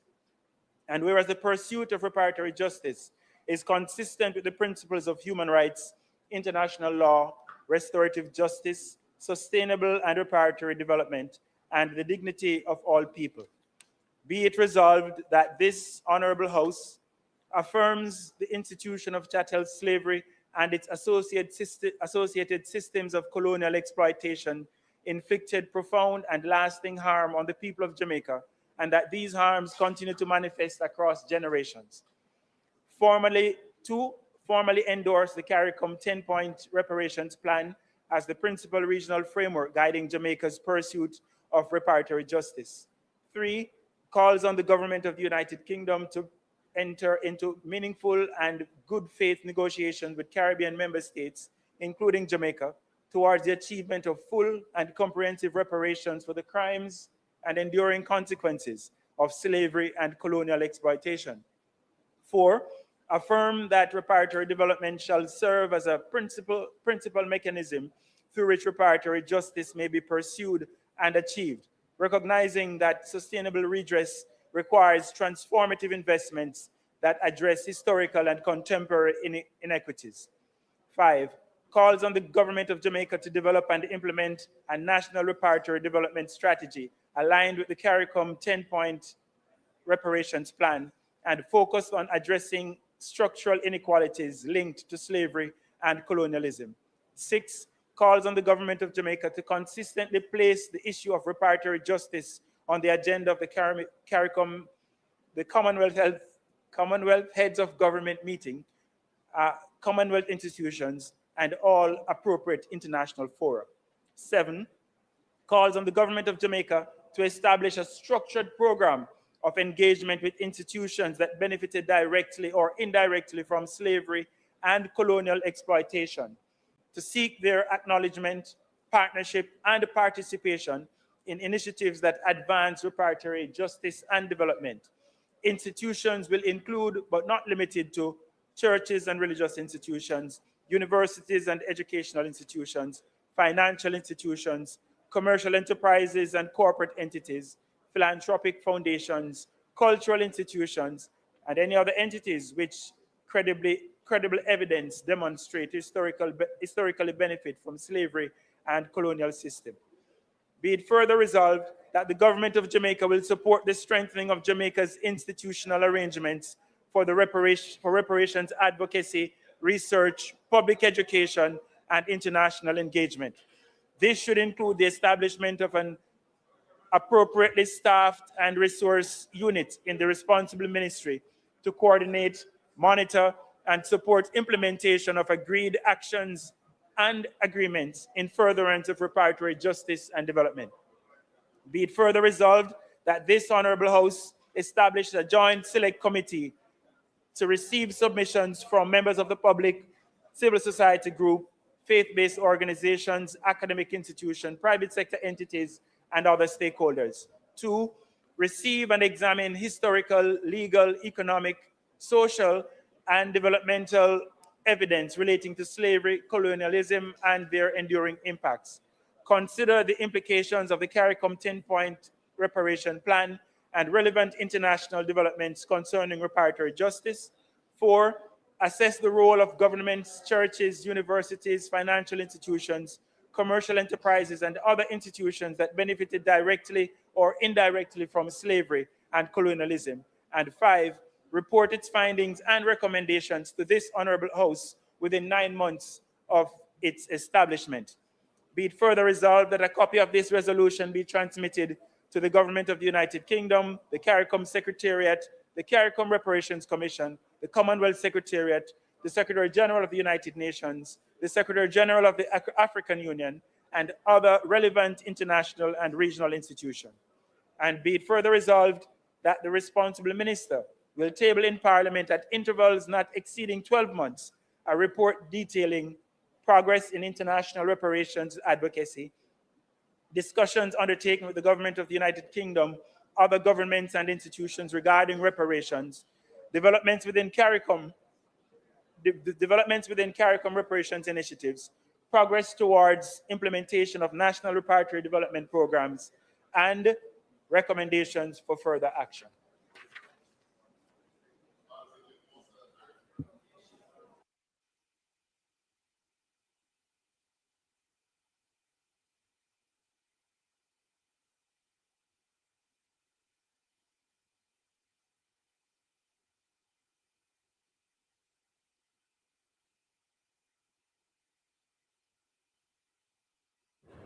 Look at that.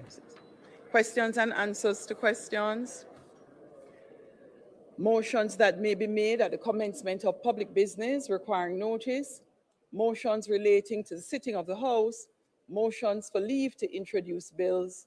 Presentation of bills without leave of the House first obtained.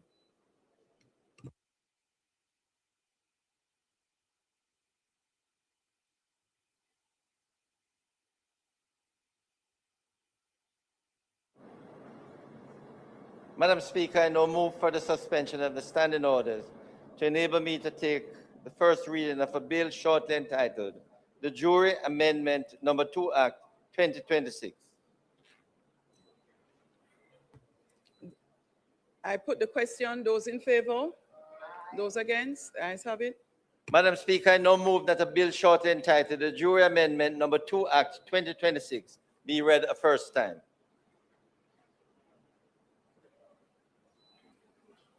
The Jury Amendment Number 2 Act 2026 read a first time. Madam Speaker, I beg to give notice of second reading of the bill.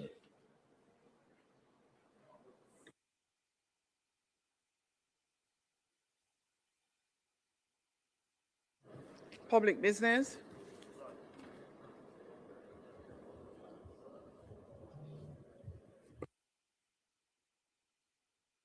Could you not turn on your mic until, please? Minister of State.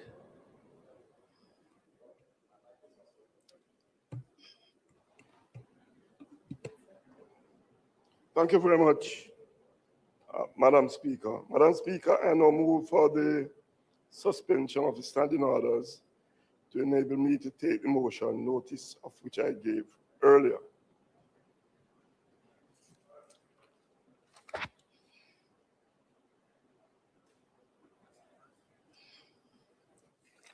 Those in favor? Those against? Oh. But I didn't.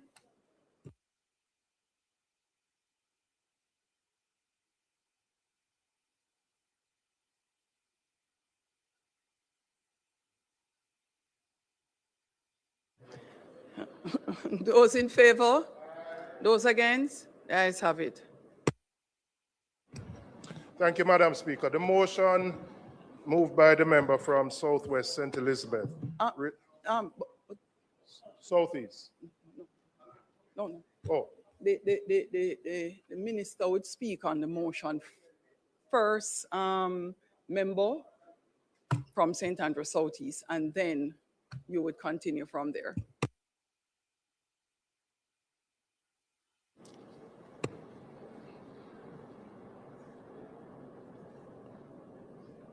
Madam Speaker, I now move for the motion to be adopted.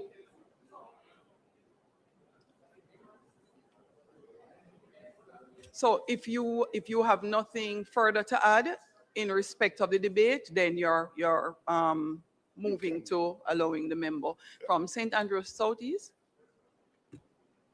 Thank you very much, Madam Speaker. The motion being moved by the member from Southeast St. Elizabeth, which comes from the Regulations Committee, has far-reaching implications for the insurance sector in our country.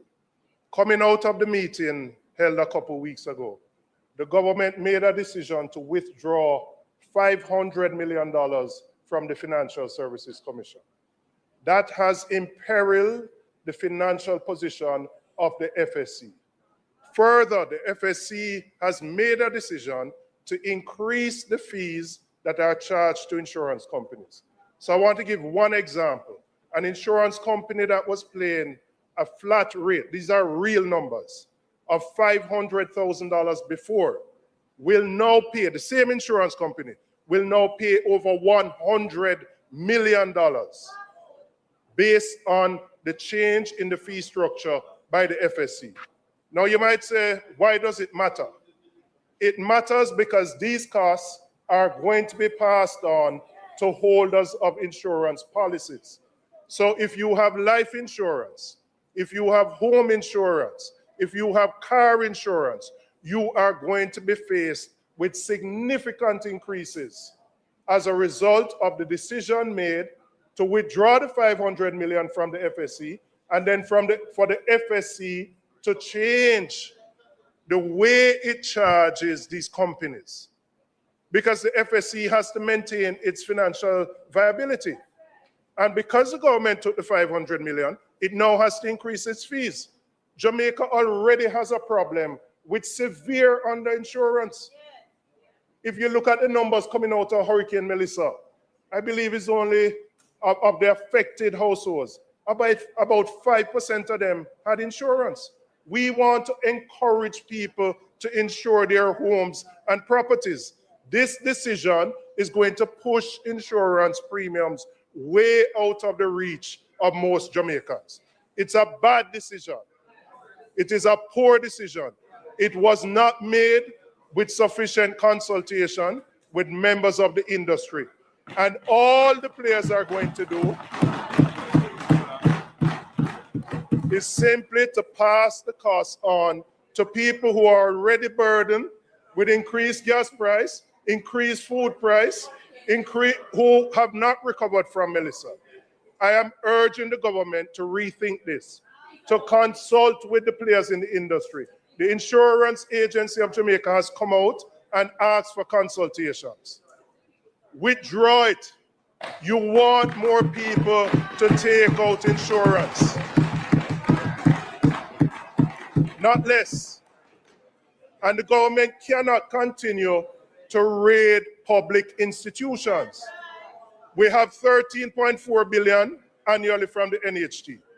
Heart Trust, 2 billion over the last 2 years. FSC, 500 million this year.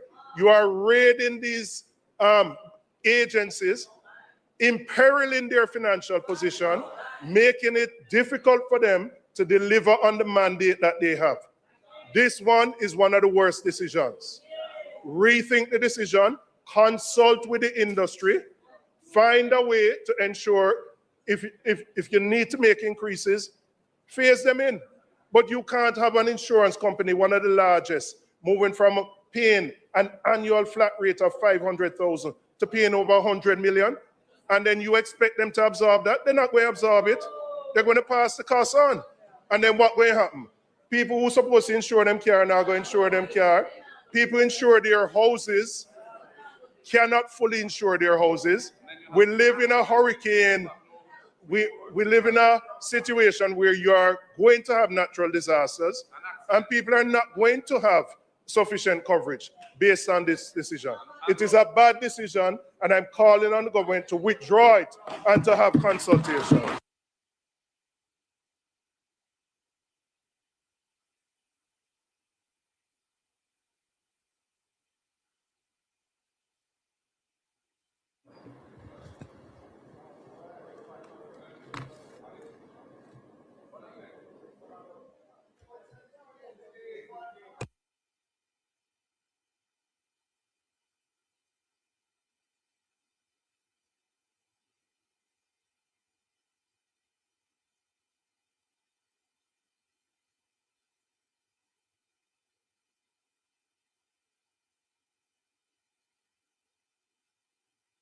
What's the challenge on the motion, members? I'm not sure what we want to do here.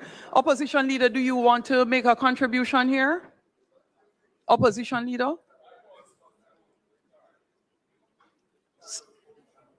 So we go back to Minister of State.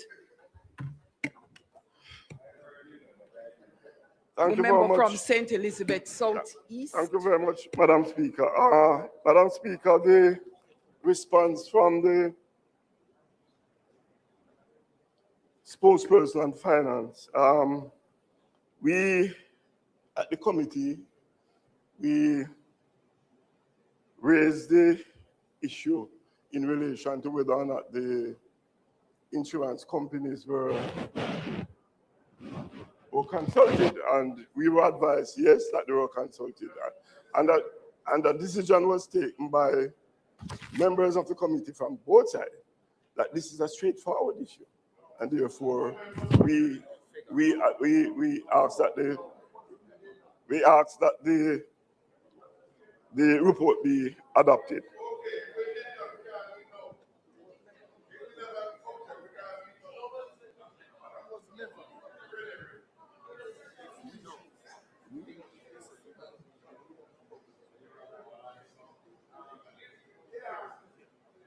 We ask that the motion be put. Those in favor? Those against? The ayes have it.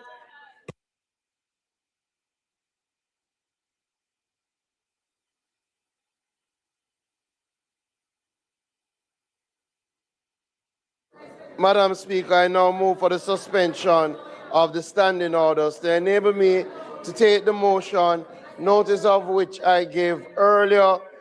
Angelo, sorry.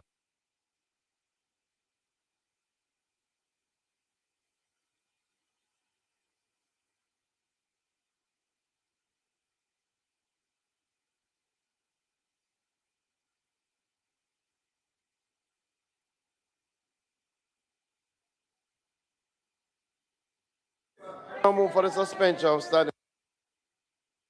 Turn on the mic again, please. 2 minute mics on.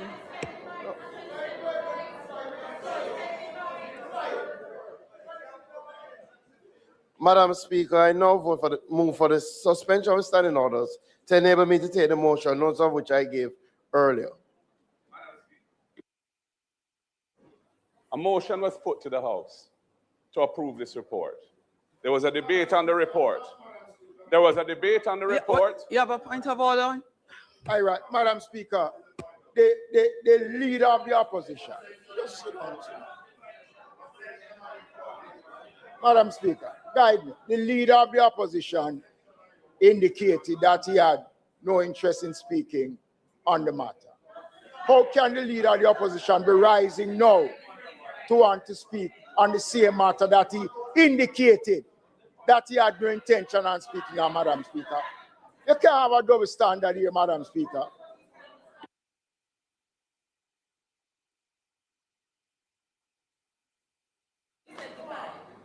Madam Speaker, I'm not seeking to speak on the motion. As I indicated to you, the issues I wanted to address were covered by the member from Southeast St. Andrew. However, the motion was put and there were calls for a divide on it. We don't want to approve the report. And they were. And the leader of government is proceeding. Please allow the opposition leader to speak. The leader of government business is proceeding as if the divide wasn't called for. It was. It was. It was. We said divide. Calls for a divide were made. So this is an improper approach. The motion cannot proceed if a divide has been called for without the process of a divide being followed. And we're asking for it to be followed. Madam Speaker, Madam Speaker, Madam Speaker, the motion was put, the motion was voted on, no divide was called. None. And we can consult the answer. No divide was called.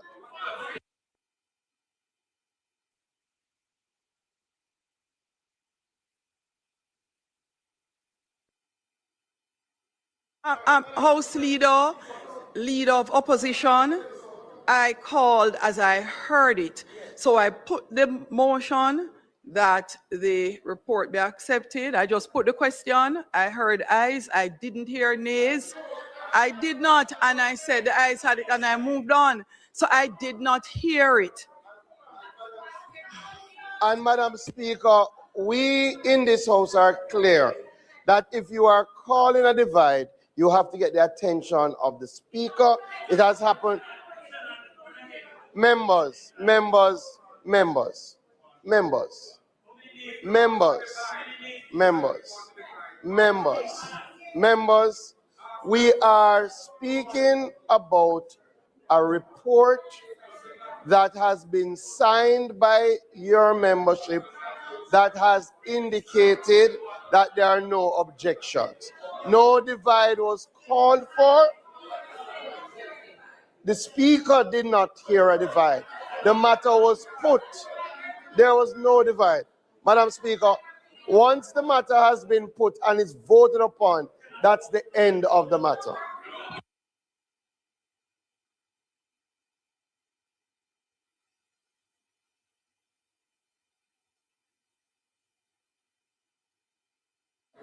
Why never do a minority?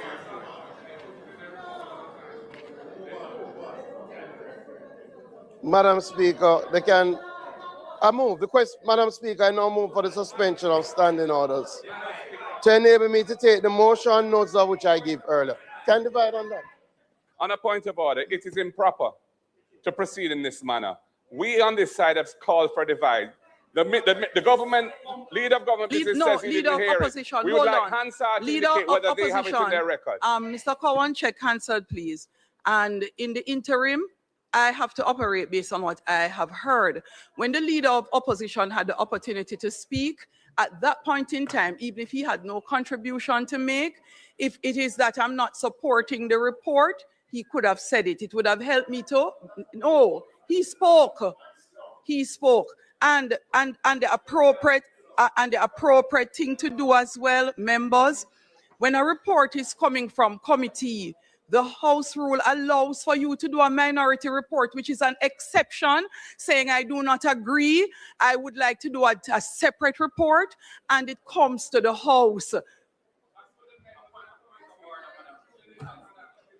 No, so nothing is wrong with that, opposition leader. But what would be done is say it. I did not hear that. And so, no, members, I want you to, you don't listen, you know. You don't listen. You do not listen. You guys, you do not listen. If I do not hear something, members, and I've moved on the agenda, it cannot be that you consistently try to pull one back to what we passed.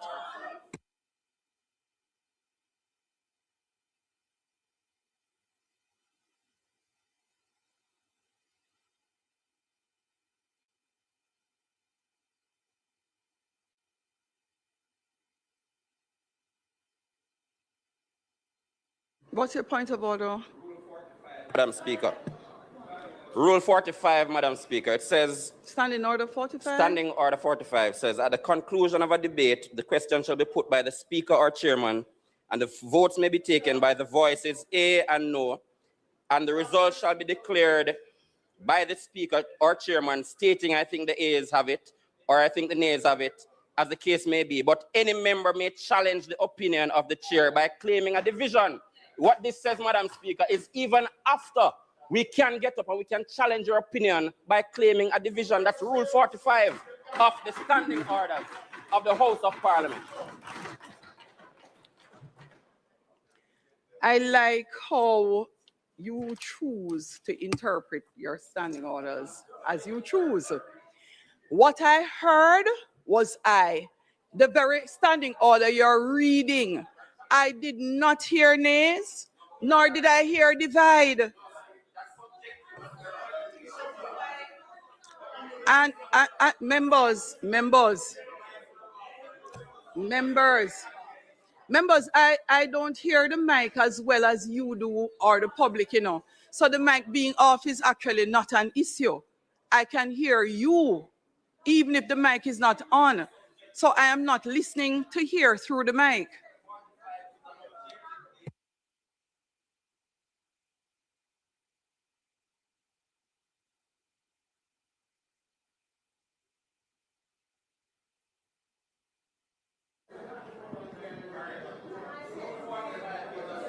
Madam Speaker, in public business today, we were to have the start of the debate on the,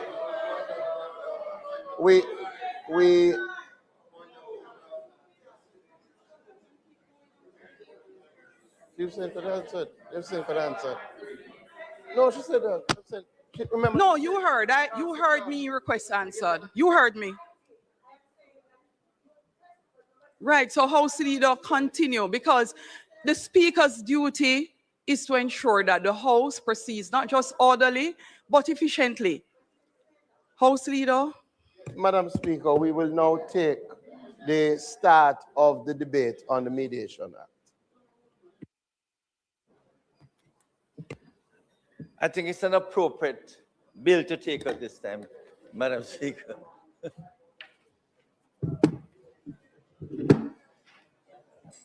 Madam Speaker, I rise today to introduce for the consideration of this House the Mediation Bill.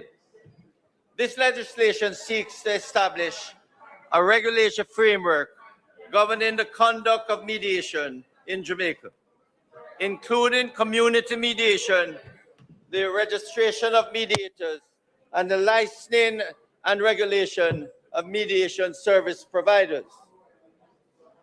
Madam Speaker, Jamaica's mediation landscape is currently shaped by a patchwork of laws that address specific disputes, but fail to provide a unified, modern framework. This fragmentation forces practitioners and parties to navigate inconsistent rules and uncertain standards. By enacting a comprehensive mediation act, Madam Speaker, Jamaica can transform its dispute resolution system, creating clarity, consistency, and confidence in mediation as a reliable national mechanism.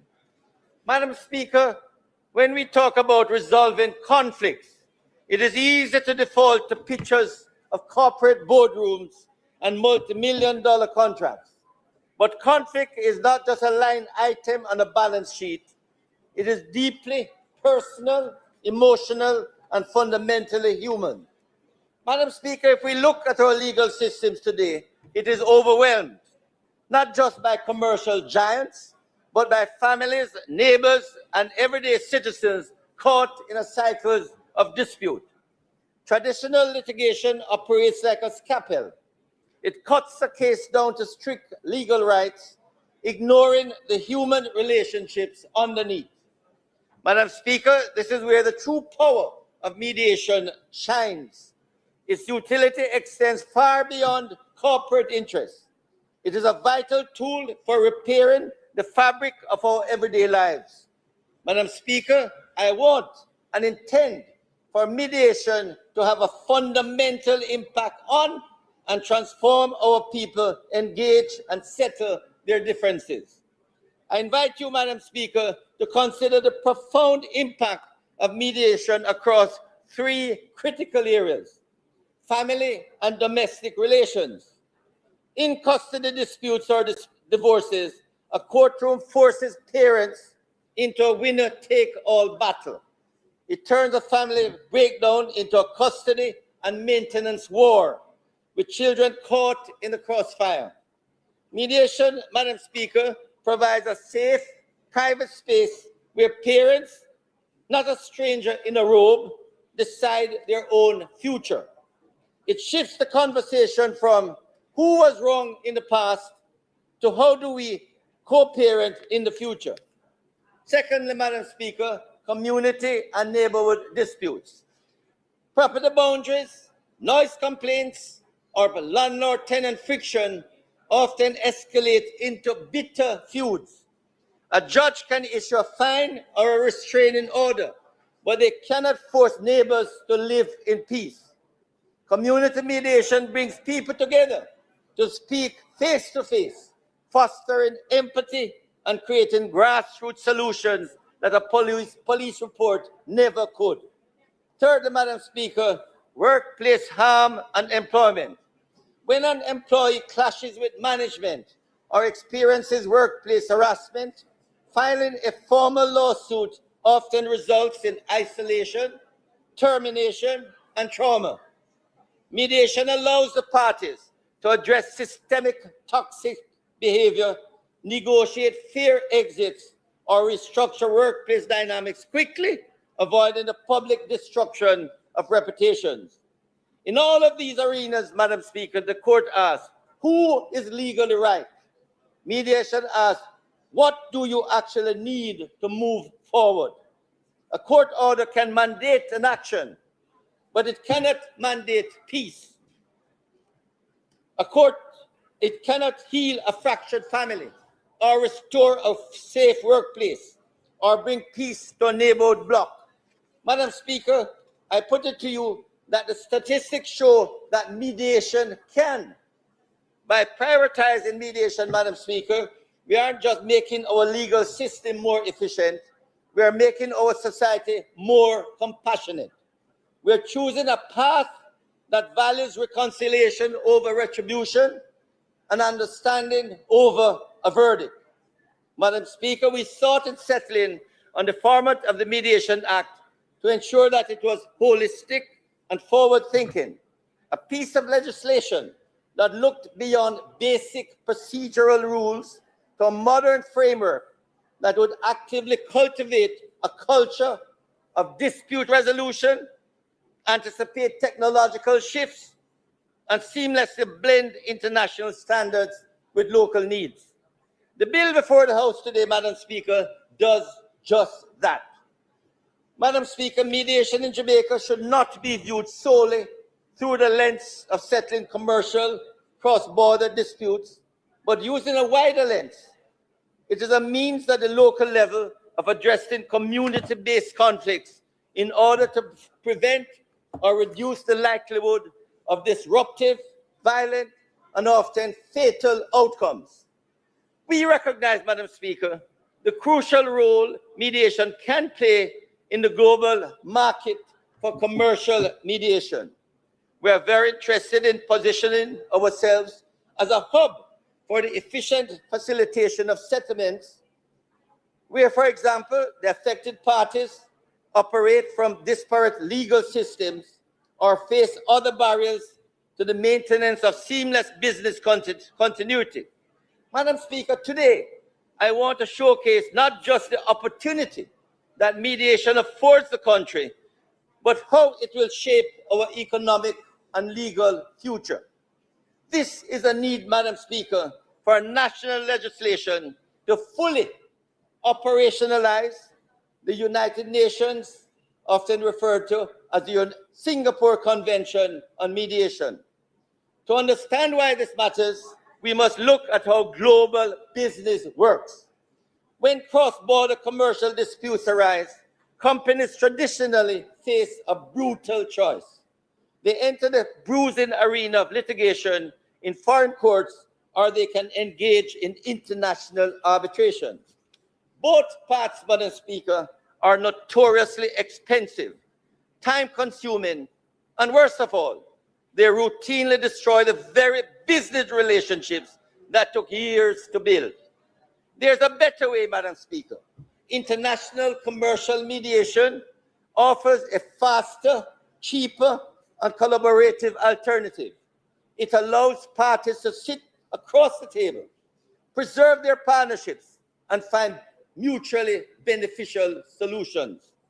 Until recently, Madam Speaker, mediation had a massive Achilles heel. Court judgments and arbitration awards are globally enforceable under treaties like the New York Convention, which means that you can seize assets across borders if the debtor refuses to pay. Mediation settlements, however, are just contracts. If breached, you must start over and sue in a foreign court. Madam Speaker, the Singapore Convention puts mediated settlements on par with court judgments and arbitral awards, making them directly enforceable across borders. But ratification of the Singapore Convention, Madam Speaker, is not enough, as the treaty is not self-executing. It requires domestic legislation to make it work in practice, which is why passing national enabling laws is essential. Madam Speaker, this Mediation Act will, among other things, 1, provide legal certainty, as international businesses will not rely on mediation if they are confused about how it works under our local laws. National legislation creates a clear, predictable pathway for companies to bring a foreign mediated settlement directly to our courts for enforcement. 2, establishes the rules of the game, as the Singapore Convention leaves procedural details to domestic courts. Our judges need explicit statutory guidance on the exact grounds for refusing enforcement, how to handle digital or electronic settlement agreements, and how to verify a mediator's credentials. Without local legislation, Madam Speaker, our courts face procedural chaos. Thirdly, Madam Speaker, mediation will boost foreign direct investment, FDI, as global investors look for jurisdictions that respect the rule of law and offer efficient dispute resolution. Fourth, Madam Speaker, by incorporating the Singapore Convention into our national fabric, we send a loud, clear signal to the world that Jamaica is safe, modern, and ready for investment and international business. Madam Speaker, we have seen how the New York Convention revolutionized international arbitration over the last 60 years. The Singapore Convention is poised to do the exact same for mediation in this century. We cannot, Madam Speaker, afford to sit on the sidelines, content with just having our name on the treaty. We must build a legal infrastructure at home to support it. Let us act swiftly to debate and pass this necessary national legislation to give the Jamaican public and businesses the tools they need to resolve conflicts constructively, save millions in legal fees, and position our nation as a forward-thinking hub for global commerce. Madam Speaker, while commercial mediation saves dollars, non-commercial mediation saves relationships, communities, and lives. It steps into places where rigid court judgment is too blunt an instrument to heal the underlying hurt. Madam Speaker, there are many countries, and I won't go through all of them, Japan, India, Ghana, that have had many similar legislation, and they have turned out to benefit businesses and investment in their country. This legislation, Madam Speaker, will assist us in developing international settlements and investments. So, Madam Speaker, the bill seeks to establish the timeline for operationalization of the Mediation Act 2026, articulate the main objects of the bill, which includes but is not limited to the regulation of the conduct of mediation, provide for the registration of mediators, and licensing of mediation service providers to provide for the continued professional development of mediators and establish and maintain the registers. It also outlined the process governing the establishment of the mediation board and functions of the board. So it has several functions, Madam Speaker, which are all there in the objects of the legislation.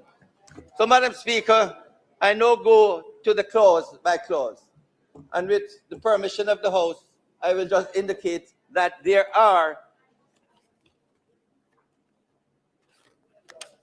44 clauses, 47 clauses, which are self-evident. And if the House is so minded, I ask that when we go to committee stage, if there are any concerns with any of the clauses, we can discuss them, including the schedules, Madam Speaker. So all these clauses basically outline the functions of the Mediation Act. And with that, Madam Speaker, the clauses I will not go through because there are several clauses which are self-evident, and therefore, Madam Speaker, I ask the House to basically look at these clauses, and we can go through when we decide to, when we are at committee stage. So, Madam Speaker, I will just close off by saying that we have the first schedule, the second, the third schedule, the fourth schedule, the fifth schedule, and these, Madam Speaker, set up the disciplinary committee, the appeal tribunal, how the board is set up, how the committee of mediation should be conducted, and its relationship with arbitration. And in conclusion, Madam Speaker, I will say, a National Mediation Act is not simply a legislative reform. It is a strategic investment in Jamaica's future. By establishing a clear, unified framework for mediation, Jamaica can strengthen access to justice, enhance investor confidence, and position itself as a modern hub for efficient dispute resolution. In a world where speed, certainty, and credibility matter, this act will transform mediation from a fragmented option into a cornerstone of national resilience, economic growth, and legal excellence. Mediation will be a major tool, a national strategy, and the cornerstone to settle conflicts, prevent crime and violence, and make Jamaica a peaceful and harmonious society. Madam Speaker, the enactment of this legislation represents a defining moment for Jamaica. It will move mediation from fragmentation to coherence, from uncertainty to clarity, and from limited use to national impact. It will support the island's justice system, making it more accessible, more efficient, and better aligned with the demands of a modern society. Madam Speaker, the full text, especially dealing with the specific clauses, will be circulated to members so they can see what each clause summarized has. But Madam Speaker, this is the opening of the mediation debate. I hope that many members will participate next week, and we hope to close by going through clause by clause.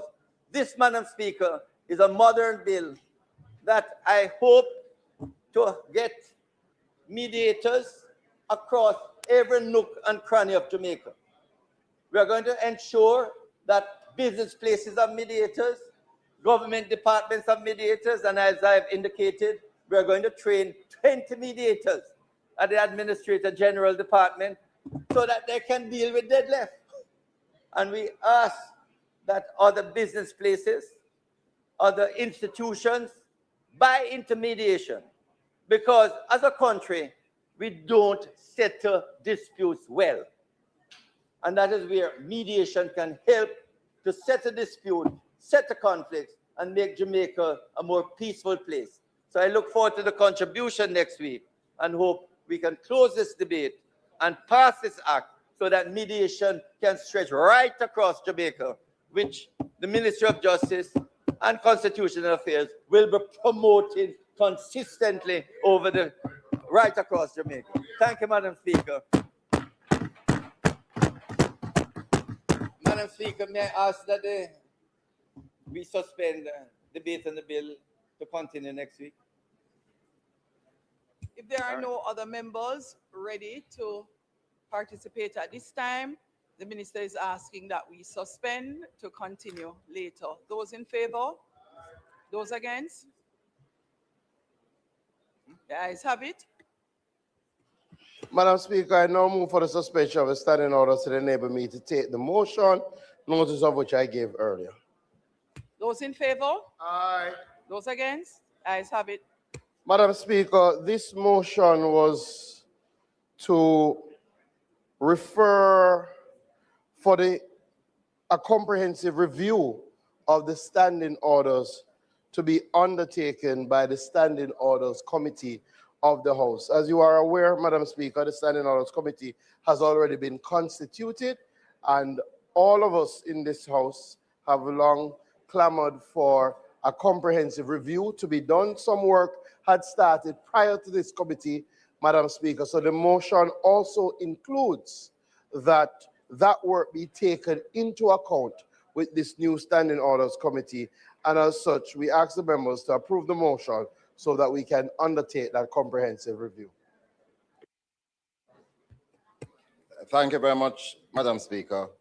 Of course, I have to support and endorse the motion moved by the leader of government business, and how appropriate it is that we are doing this, because it is absolutely vital that we resolve so many of the issues affecting the standing orders, and more importantly, to proceed with a greater degree of certainty in enabling all of us who are here as representatives to feel that we are indeed able representatives who are recognized for the role that we are elected to play. Earlier, Madam Speaker, I had tried to ask a question, and I think these are some of the issues that will have to be resolved going forward, because for the 29 years I'm here, there has never been an issue about any item on the order that could not elicit a question and a response. And the response is normally not from the speaker, but from the leader of government business, as the case might be. And Madam Speaker, I believe as we address these standing orders, we need to be absolutely clear about when a member can address the Parliament, at what time can a member seek an explanation or a clarification, and there is nothing wrong as we go forward in any item, any of the items, for a member to rise and to ask for an explanation. And the simple explanation I was asking for today when I got up on the announcement was what has become of the report from the annual report of the Integrity Commission, which is, we would have anticipated them having advised us yesterday that it was sent to the Parliament. It was reasonable for us to expect that we'd have seen it listed under the announced items. And that was a simple question I was seeking to have addressed. And I see no reason why it could not have been allowed. I could not have been allowed. And there are certain courtesies that we extend in the House. Courtesies for the Prime Minister, the leader of the opposition, leader of government business, and the leader of opposition business. And I can't imagine that I could not, at this stage earlier today, be allowed just to say why I got up. And it's not that we're not weaponizing anything. I think it's reasonable for us. It is reasonable for us to anticipate that the report would have been tabled. So I look forward to the work of the Standing Orders Committee. I look forward to debating the draft that was presented to us at the last meeting. We still need to get permission to have it circulated so that all the members can be fully apprised as to the proposals that are coming forward. And I intend, as other members of the committee, to be active participants as we try to enable our standing orders that we can all live with and that will enhance our democracy. Thank you, Madam Speaker.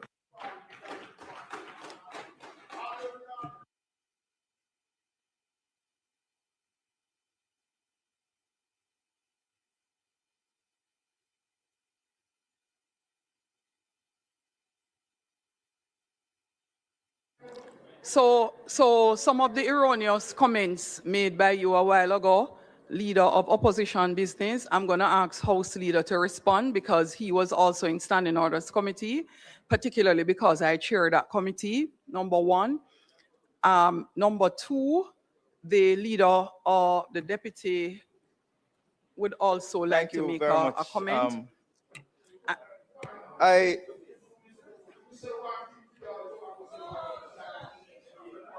Madam Speaker, I was listening to the leader of opposition business. And I too am looking forward to changes to the standing orders. Because what manifested today, led by the leader of opposition business, was a demonstration of why the standing orders need to be strengthened to ensure that your role as Speaker of the House is not compromised. The leader of opposition business stood in a period that did not allow him to stand and ask questions in the period.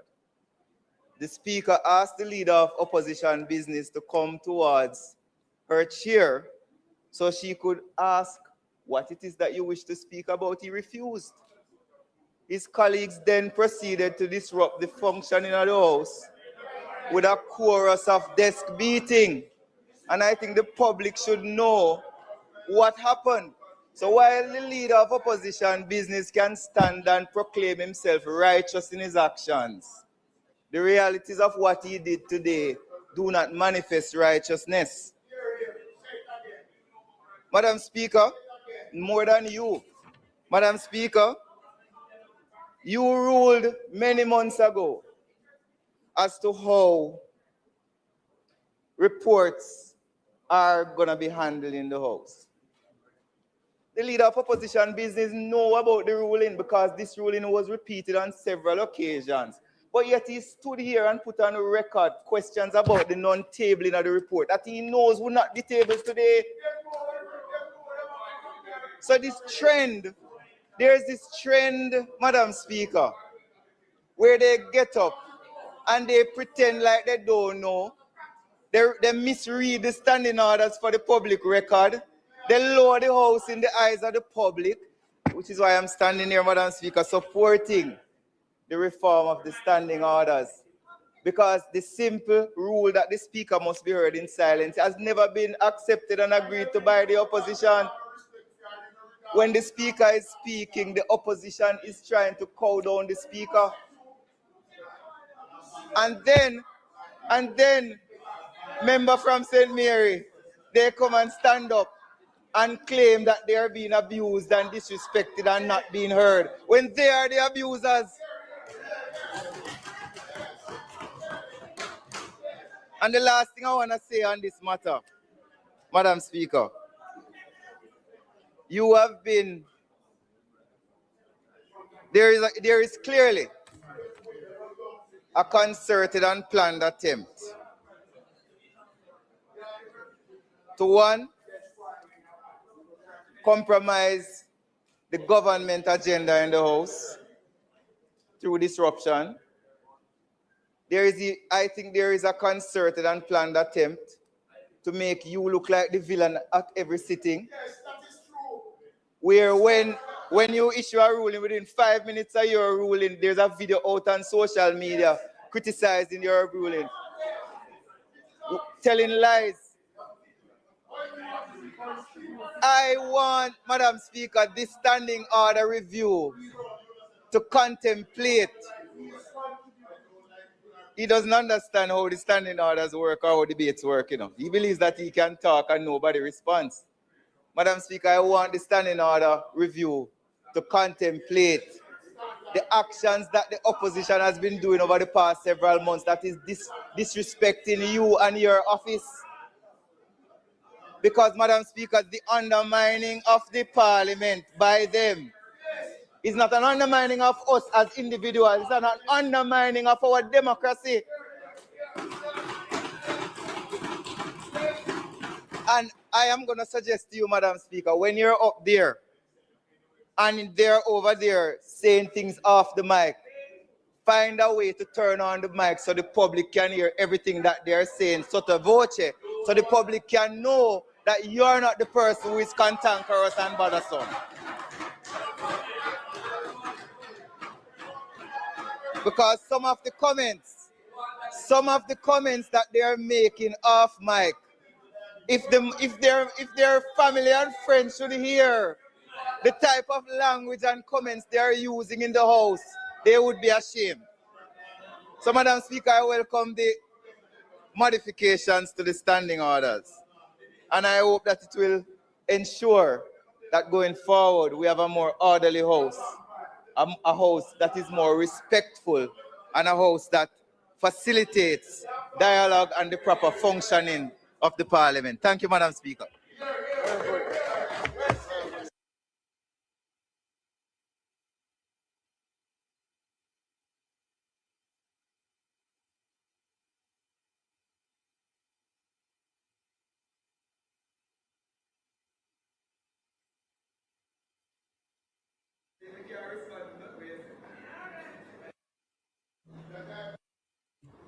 Opposition Leader, turn on your mic, please. Yes, thank you, Madam Speaker. This debate has been used to rehash in a very partisan way some of what happened earlier. What I would say is this. Over the many years, I've been in Parliament for about 20 years. Opposition Leader and Leader of Government Business, I just have a moment because What we're doing here, we're debating the motion and the standing orders. Continue, Opposition Leader. Yes.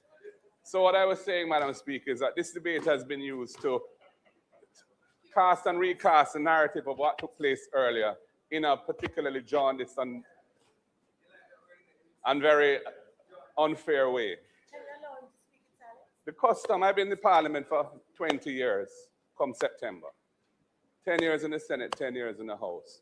When the leader of government business or the leader of the opposition business seek to speak on an issue, they are allowed to speak. At least they're allowed to be heard. At least they're allowed to be heard as to what the issue is they want to raise. They don't have to come and ask you behind the speaker's chair what it is to clear it in advance. Anything procedurally that they wish to raise, they're allowed to raise on any item in on the agenda. So the failure to allow the leader of opposition business to speak on the point he wanted to raise, which was to question why the Integrity Commission's annual report hasn't been tabled today, that was most improper in our view. And that is what elicited the behavior that you saw in protest to the way in which he was being muzzled by not being allowed to ask his question. But you're justifying the bad behavior, aren't you? And we would like those conventions to be restored, because the House will run much better if due respect is paid to the leader of the opposition business and leader of government business as they play their respective roles. And what you did, and to the Speaker, what you did was you allowed the leader of government business to speak extensively on the matter as he saw it, and you didn't even allow the leader of opposition business to respond to what the leader of government business had to say. That is not in keeping with the traditions of this House. That was most improper as well. And as for the member from North Central, I think it is Clarendon, indicating that we're aware of some rule.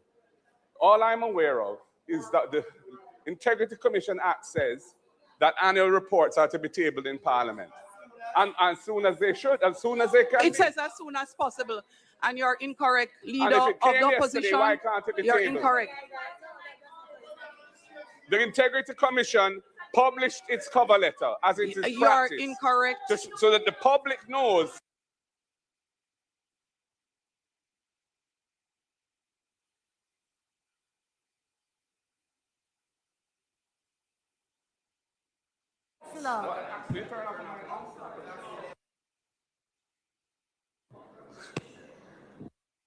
Turn it off, Angelo. Yeah, it's true. So, I didn't press it, leader of opposition. oh, I I'm was glad to hear actually that, Madam speaking to Speaker. I'm someone very happy else. to hear that. I don't know who did, because I certainly didn't. Madam Speaker, the Integrity Commission Act requires their reports to be tabled. And you yourself issued a ruling, as you call it, some time ago, a couple of years ago, I think towards the end of 2023, if my memory serves me correctly, that they would be tabled as quickly as reasonably possible. The annual report came here, the cover letter was published, as is their practice, so that everybody knows that something has come. And we were expecting to see it tabled today, and it wasn't. And the leader of opposition business wanted to ask why, in announcements, it wasn't tabled in light of that fact. He was not allowed even to ask the question.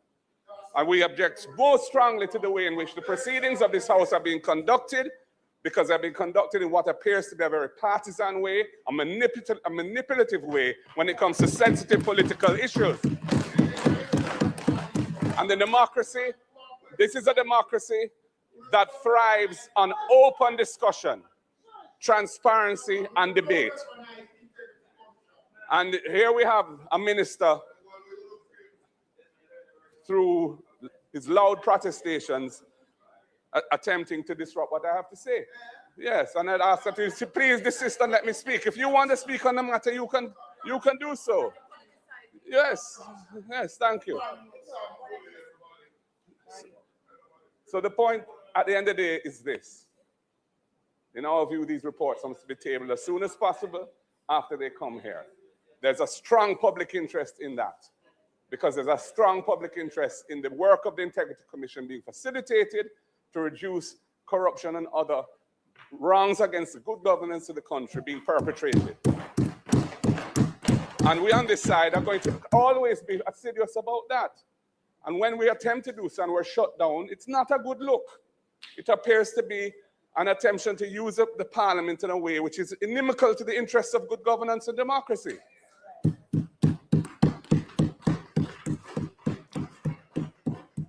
So, Madam Thank Speaker, you. at the end of the day, I think we've rehashed this matter. If others want to speak, of course, it's their right. But that's the point. Those are the points that I wish to make this afternoon. Thank you, Leader of the Opposition. As you indicate, deference is given very often to the Leader of Opposition, Leader of Government Business, Leader of Opposition Business, and the respect is accorded to them, including Prime Minister, Deputy Prime Minister, the ministers. As a matter of fact, respect is afforded to every member of the House except the Speaker. No. No, that's how you behave. So when the Speaker makes a ruling, when the Speaker asks you to sit, you don't. And the Speaker must be heard in silent, Member Burchell. No, not everybody. The Speaker, read your standing orders. No, this debate is on the standing orders.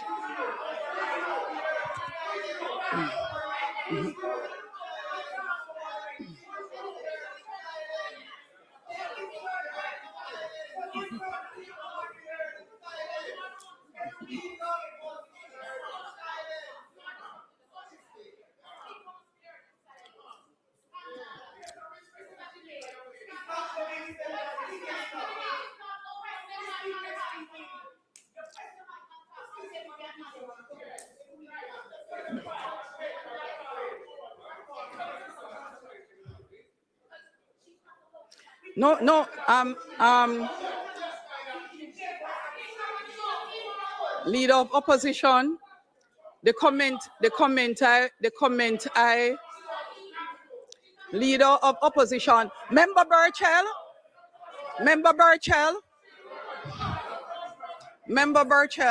huh? The member from St. James, the member from St. James South. Yes, please be quiet.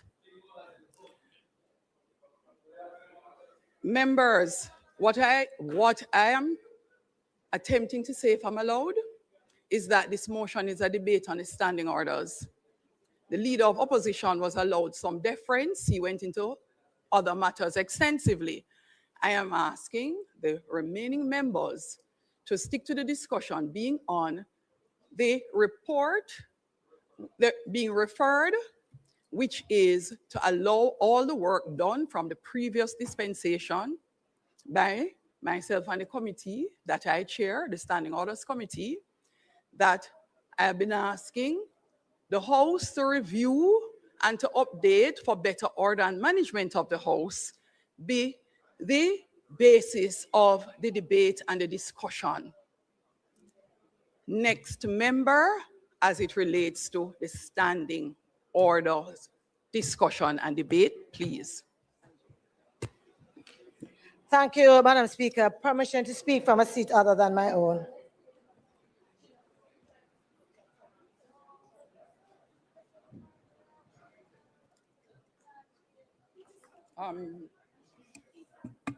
Member from St. Andrew South?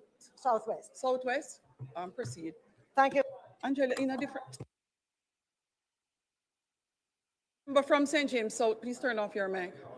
Member from Trelawney, yes, thank you. Anybody else who has your mic on? Thank you. Thank you very much. Madam Speaker, I am very pleased to be able to have an input in the discussion on the motion that's before us in terms of the referral of the standing orders review. I do believe that it is timely, as others have said. In fact, I believe that there are a number of conventions that we have been seeing over the years that we almost have taken for granted. And I believe, although the Speaker has discretion, when the Speaker seeks to throw out the conventions without any other conversation or discussion with the Leader of Opposition Business or others, that it can be problematic in terms of how we relate within the Parliament. And so it is important when we go to do the review for us to agree on what conventions are then made into standing orders or which ones we will throw out. So we are all operating on the same page. I believe that a big part of the issue that we have in making sure we stick to the standing orders has to do with a perception of bias and therefore, and also quite frankly, a lack of trust. And I believe that the discussion in the Standing Orders Review Committee could provide an opportunity for us to explore the various positions on the issues and have a better understanding of where members stand, so that that lack of trust that obviously exists can be put in the background while we focus on what the new standing orders would say. Every time I hear the speaker speak about the review for the Standing Orders Committee, I hear a reference to the work that has been done by the committee, by yourself and the committee, which is important, yes. I always want to make sure we add to that it is an opportunity for us to really review, which means that if individuals would want to make changes to what is there, that they are free to place it on the table. I do know I've said this before, and I do know you have agreed that that is so. But because every time it is mentioned, that part is left out, I am duty bound to place it on record to make sure that that is clear. Madam Speaker, in the debate, it is extremely unfortunate that in this current debate, the member could stand and attribute to the comments that have been made on this side that there is willful disrespect. Disrespect can be discerned or felt, but I do not believe that there is anyone in this house that has the ability to come into our heads to determine whether or not it's willful disrespect. And so I am clear that, and which is what I also do, if there is an interchange and an exchange that seems disrespectful, I believe it is fitting for that to be drawn to the attention of whomever to say that this is received as disrespect, and that I have no problem with. I understand that. And I believe that the more we have the courage to do that and to stand on the same respect that we demand, the more it is that we will be able to get rid of anything that might seem like disrespect. Respect does not only go to the chair. It should come from the chair to every member that is sitting. Like the speaker, I have also felt coming from her actions and words that I find disrespectful. I am going to take, Madam Speaker, the same advice that I am giving today, which is that when that is felt, I will respectfully say that that is how it is received. So that if there is clarity to be made, it can be made so that we can move on in a different atmosphere. I believe it is important what we're doing with the standing orders and that we're all on the same page so that Jamaicans looking on us as we are having the discussion can understand what is happening. I believe that the mic system that has been introduced is one of the worst things that could have been introduced, because I believe that because persons are not heard unless the speaker so approves, what it means is that when comments are made, they are often either not properly heard, misinterpreted, and in fact, the Madam Speaker says that she has good hearing, but I don't want to depend on Madam Speaker's hearing. I want to make sure that whether it is PBCJ, whether it is Hansard, I want to make sure that others are able to capture what is being said by all, because I believe that also helps to take out of the discussion, yes, the animosity that is developing, or I should probably properly say has developed. So I just want to say that. I also want to make sure that as we go through the standing orders, we make a distinction between disagreement that is strongly and forcefully made and disrespect, because those are two totally different concepts. Yeah, they are two totally different concepts. And at times it seems as if persons want all of us to be singing from the same Sankey. On this side, we don't sing Sankey. And so it's hard to get us to sing from the same Sankey, right? No, we are thinking beings, and we use that gray matter that has been given to us. Madam Speaker, I am hoping that in the review of the standing orders, the matter of seeking protection from the Speaker is something that will be clear.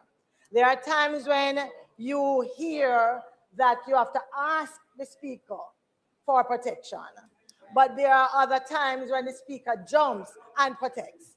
And often it is the same behavior from the Speaker towards both sides, meaning it is always to protect on that side and to require us to see your protection.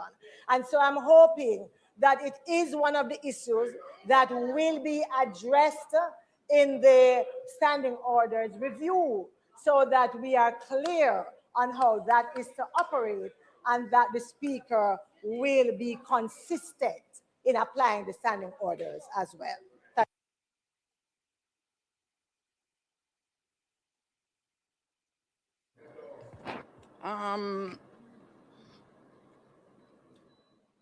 Could you please turn off your mics, all of you?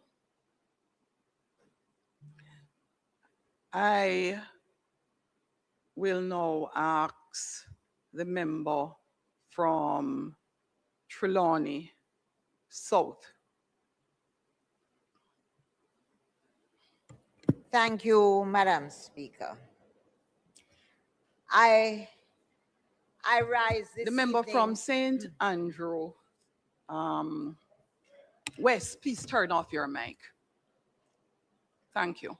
I rise this evening as a former Speaker of this House, and I had discussions with my senior minister, who is also a former Speaker of this House. And I have heard all the comments, and I have seen everything. And I really think we have reached a time in this Parliament where we must be absolutely honest with ourselves. And there are members on that side of the House that I have a lot of regard for. They oppose certain things, and they do it in a manner that is how the parliaments of this country have always operated.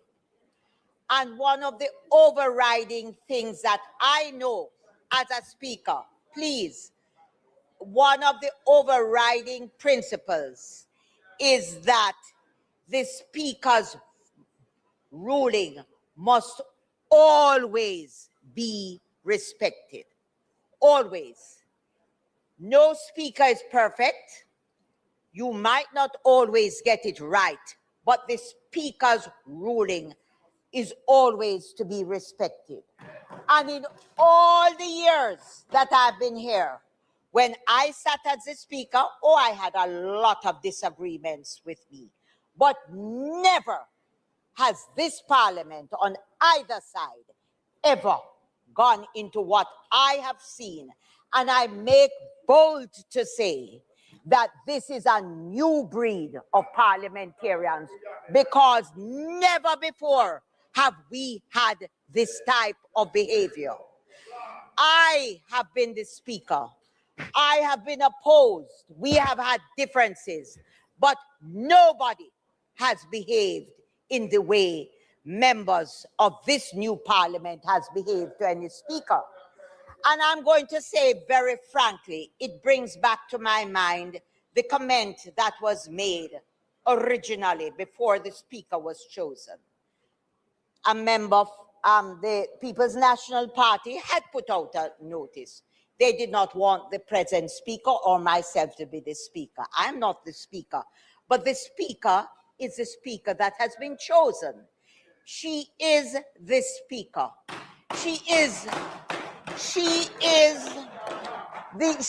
the Prime Minister's wife. Hold on.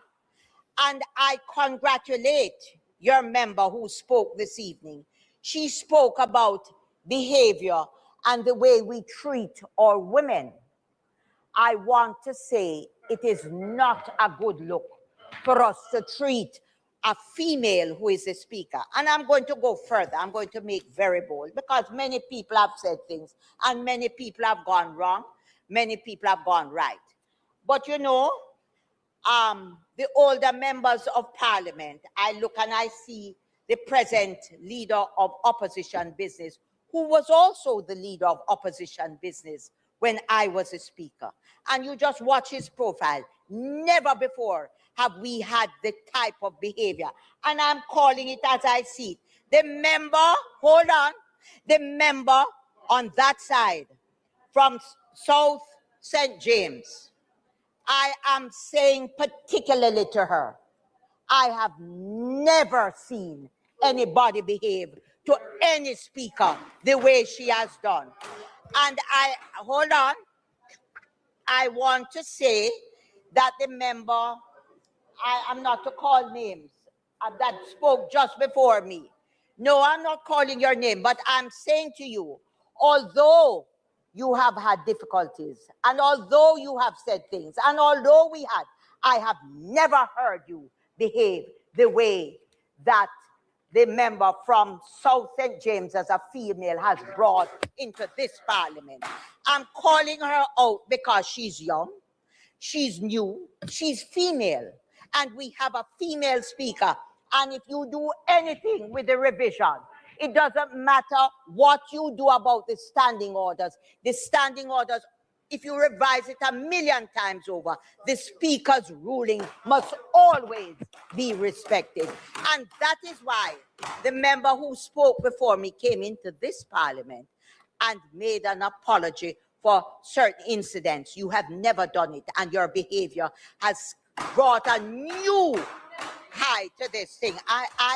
I am speaking on my feet, and I'm saying to you now that maybe many people will not say it openly.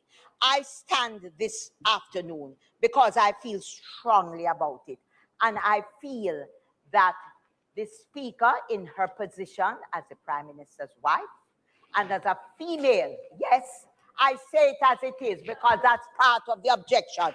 But let me tell you something, never before has anybody been as disrespectful. And I could go on. And nobody, no other member that is old has behaved the way you have behaved. I say to you, no other member of the opposition, and you should not speak to me across the aisle. I'm addressing the parliament. And I am saying to you, I am not inciting anybody. I don't care if you don't like it, because I don't like the attack. I do not like the attack. It is obvious. Member, I do not like and I do not think it is right. And I say it with absolutely no malice. I say it this afternoon because I heard your own member speak about gender. And let me tell you, there are so many females that have joined this parliament that are excellent, oppose, and do not behave that way. It is a new trend. For God's sake, let us stop it.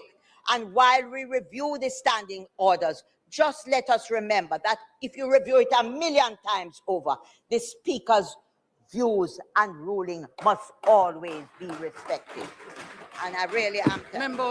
Member from St. James South. Member from St. James South. Member from St. James South. You had your mic on earlier. Do you want to contribute? Next is the member from St. Andrew West. St. Andrew West.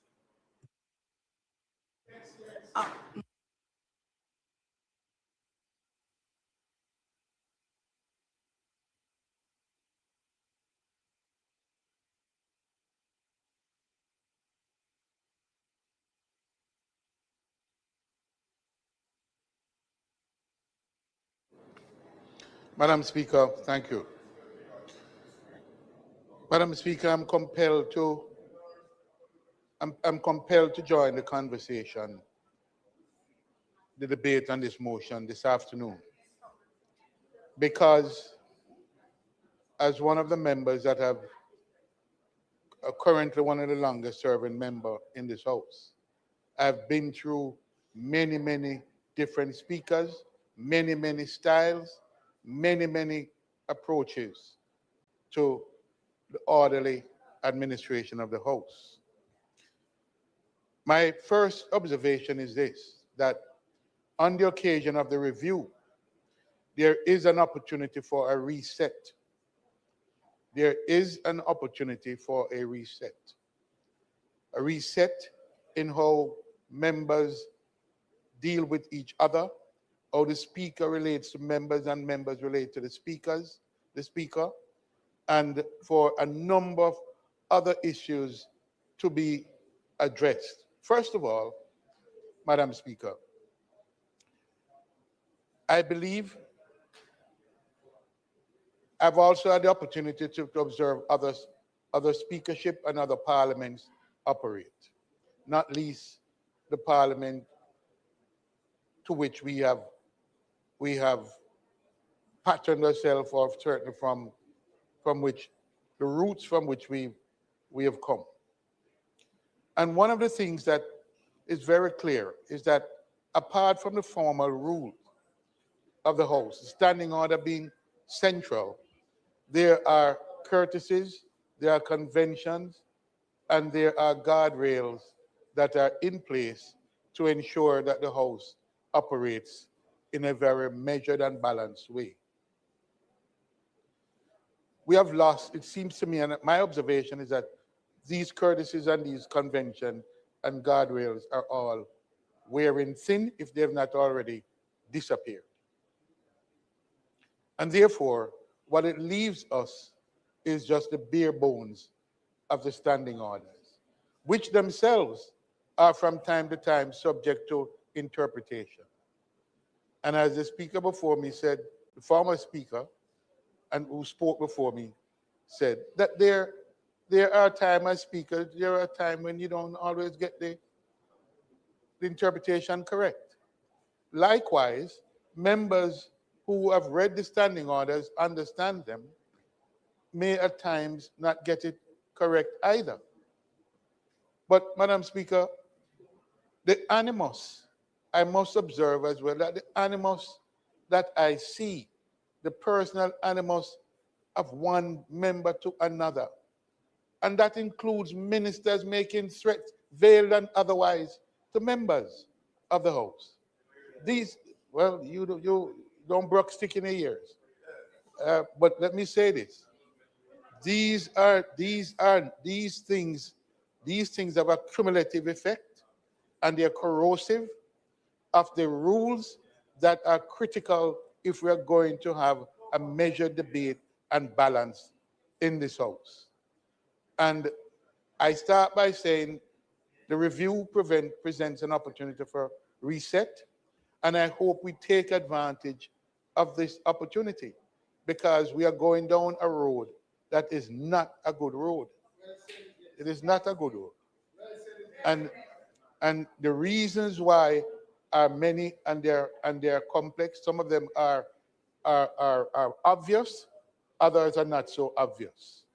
But we must seize the opportunity, because my observation, I must tell you, I went after Parliament last week. I stopped at a place to pick up something. And a gentleman, and I call him a gentleman because it was not obvious to me that he was being partisan in his comments. And he said to me, he said, look, the house is deteriorating, what's going on?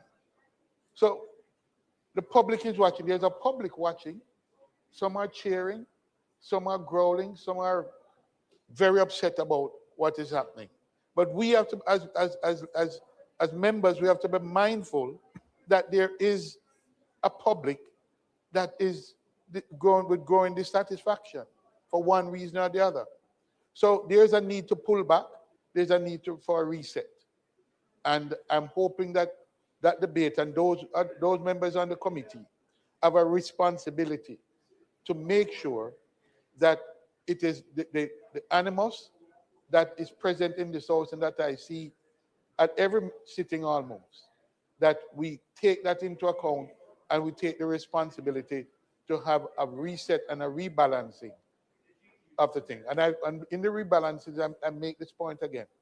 Some of the guardrails that have been there from the parliament for which we emulate ourselves, the British Parliament in particular, the other Parliament, Australian Parliament, New Zealand Parliament, are all parliaments that have stood the test of time.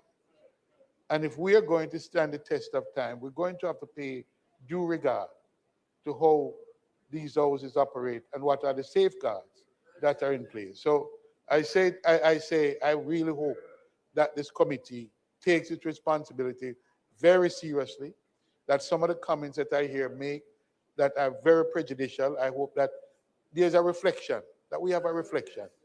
And when we get to do the work, we take it very seriously to say that we have an opportunity for a reset and we should take advantage of it.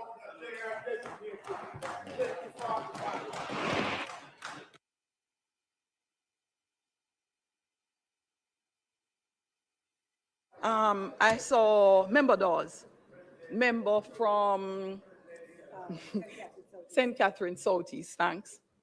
Thank you, Madam Speaker. I take note of the debates and of all that was said.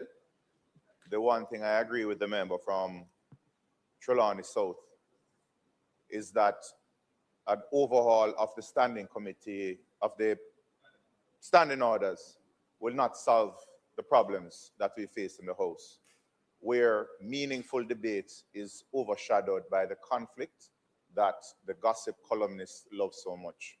However, I depart from her thinking in describing the new breed of politicians in almost a derogatory way. I consider myself a new breed of politician, but I tend to think of a different mindset in thinking why I consider myself a new breed. Not that we tend to be disruptive. What the House and the Speaker and Jamaicans looking on should understand is that we are all students of Thoreau, and where one does not have power and those in control of the power do not offer justice, then the only alternative is civil disobedience. And I state this clearly.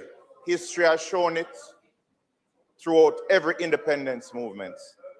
In the Westminster tradition of government, the government or ruling party extends courtesies to the opposition, not as charity, but as insurance. To understand that one day the majority will become the minority. Unfortunately, the government members of this House give the impression that they will be in government forever. And too many on that side of the House behave that way. But let me explain to you today and just end by saying, in the next general election, there is a possibility that the lucky among you will be sitting here and the unlucky will be sitting outside of the House. Thank you very much, member from St. Catherine Southeast. The member from Portland Eastern. Yes, you are next, and then House Leader will close. And when I say, and then House Leader will close, and finally House Leader will close, I do not want to be misrepresented either here or on social media. The word final, as Hansard indicated when I last spoke, and I said the final question came from, and then Minister, the Deputy Prime Minister would speak. Hansard verified, I said final.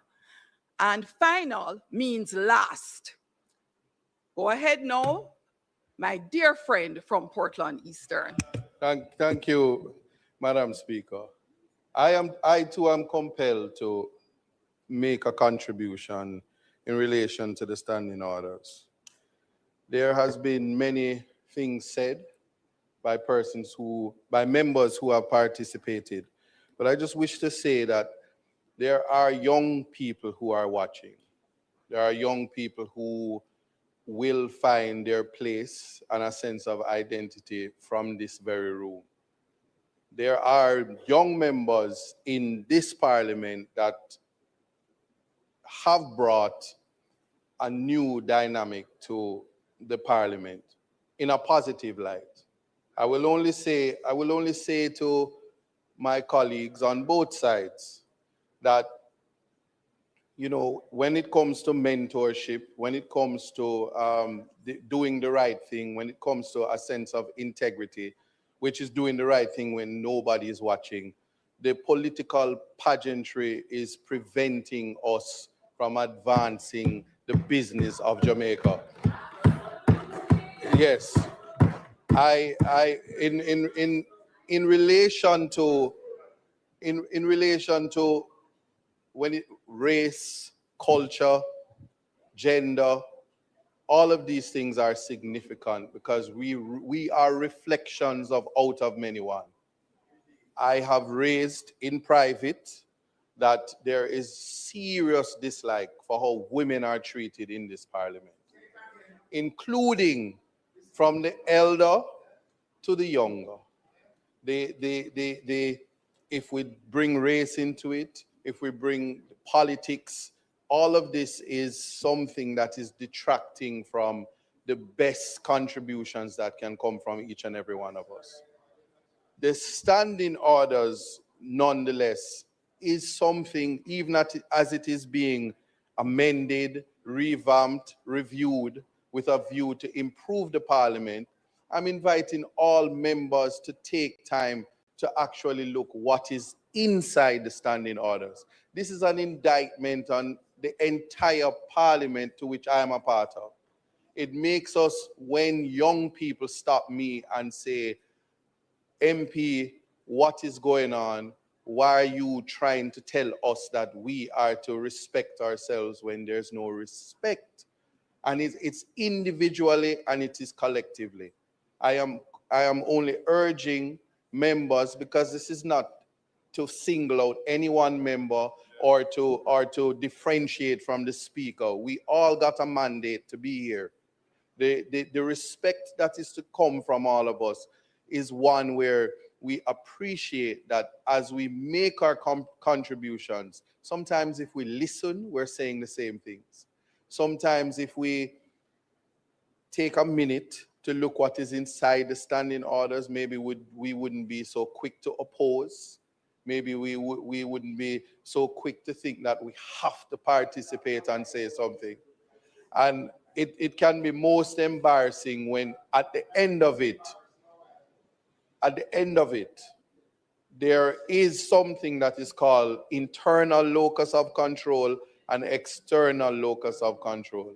We are individuals, and I can say this, I would never disrespect anybody in this house to say nobody have sense. I don't believe that. And because we have contributions to make in our own expertise, maybe if we sometimes wait until it reaches what we know, Damien is not here, but when math is on the floor, I sit. That type of exchange advances the country.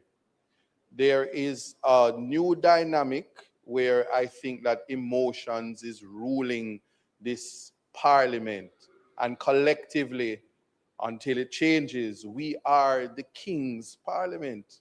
Collectively, both sides, opposition, government. And I will only say that the disrespect, whether it's on mic, off mic, it's heard in spaces, and it is most embarrassing.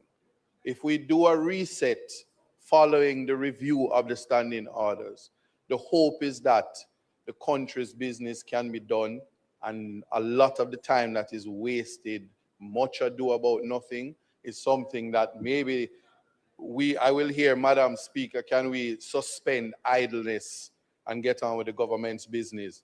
And that is my humble contribution. Thank you. House Leader. Madam Speaker, I thank the members for their contribution, and I will say that based on the last contribution from the member from Eastern Portland, I am going to cauterize some of what I have to say in reply. But Madam Speaker and members, as we move this motion to review the standing orders, and as members have said, this gives us an opportunity to reset, to look at areas where there may be gaps and to fill those areas, to look at conventions that should be elevated to standing orders and courtesies that should be elevated to standing orders. I remind the members that as we seek to do that, there are standing orders in place. And those standing orders govern this House. And as the member from East Portland rightly said, you do get the clear impression that a number of the members have not read the standing orders, and as such act in a manner that is in direct opposition to the standing orders. And let me start on that point. The standing orders gives the Speaker the authority to rule on matters, all matters, in relation to this House. Once the Speaker makes a ruling, you may not like the ruling. You may think that the ruling is unfair or unreasonable, but the Speaker has ruled. And once the Speaker has ruled, then that ruling must be adhered to. Now, there are a multiplicity of opportunities outside of this House to make the point that you do not agree with the Speaker's ruling, to make the point that you think you're being unfairly treated. But to bang on the desk, to stand, to sing in the House, that is bringing the House into disrepute. And it is lowering our collective image in the eyes of the well-thinking members of the public. It should not happen. It should not be countenanced. Saying you want to be heard and you want justice and banging on the desk after the Speaker has ruled should never happen in this House. There are so many other avenues to make that point without disregarding the rules of the House. And again, we must be clear because the rules are clear.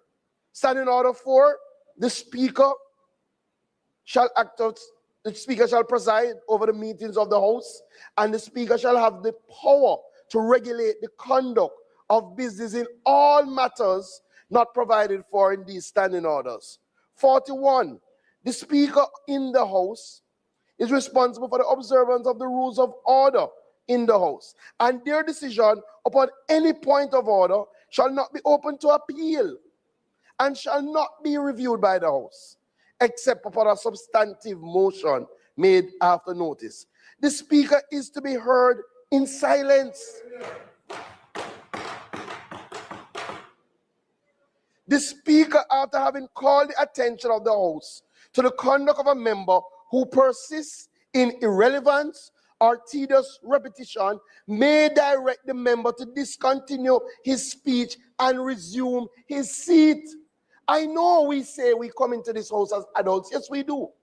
We all come into this house as elected members of parliament. That is true. But the house has rules. And when we disregard the ruling of a speaker, we're not disregarding the ruling of Juliet Holness. We're disregarding the office of speaker.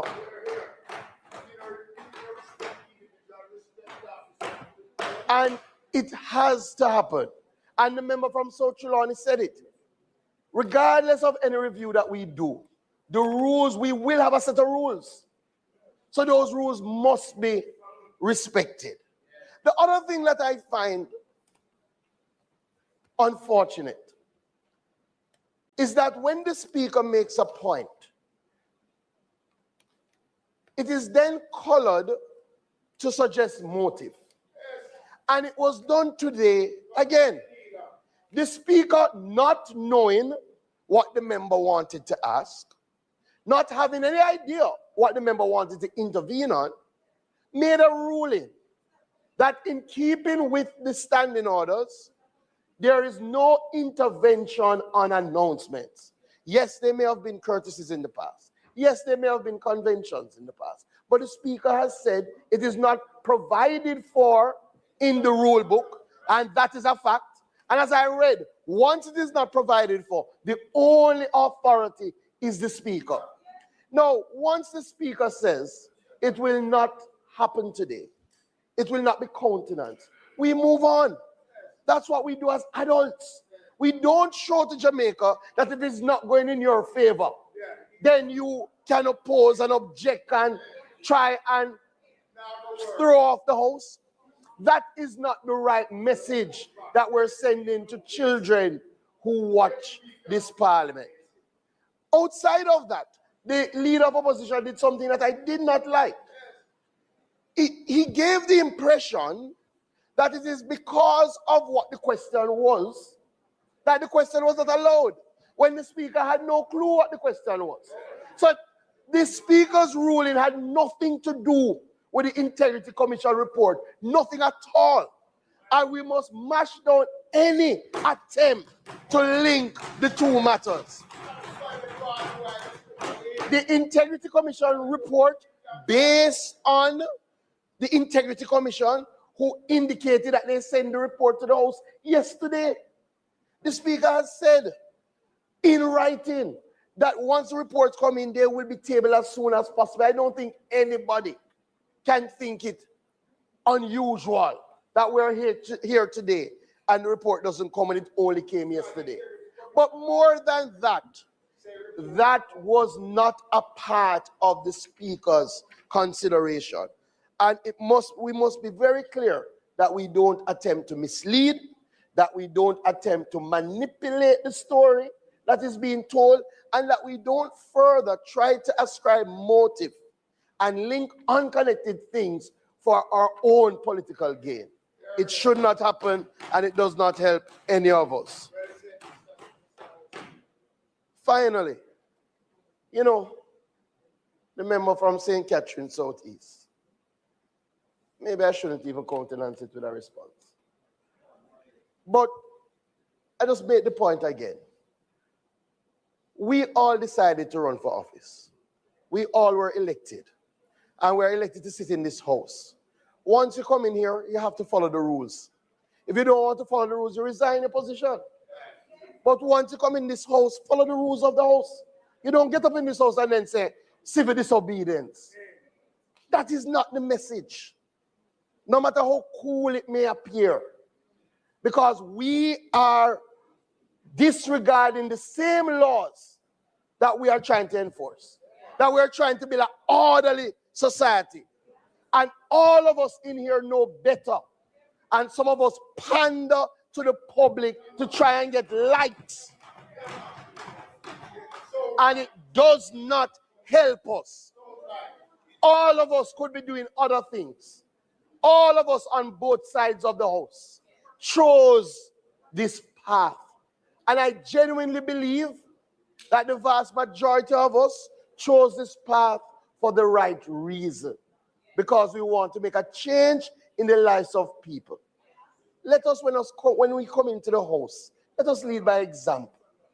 Let us respect and regard the speaker, the office of the speaker, but more importantly, respect and regard a member of parliament who has done tremendously well, who has been elected by us to sit as speaker, and who should not have to beg and plead for our respect. It should be given unto her because she deserves it. Madam Speaker, with that, I ask that the motion be accepted. Thank you, House Leader. Are you calling for a divide? Those in favor? Those against?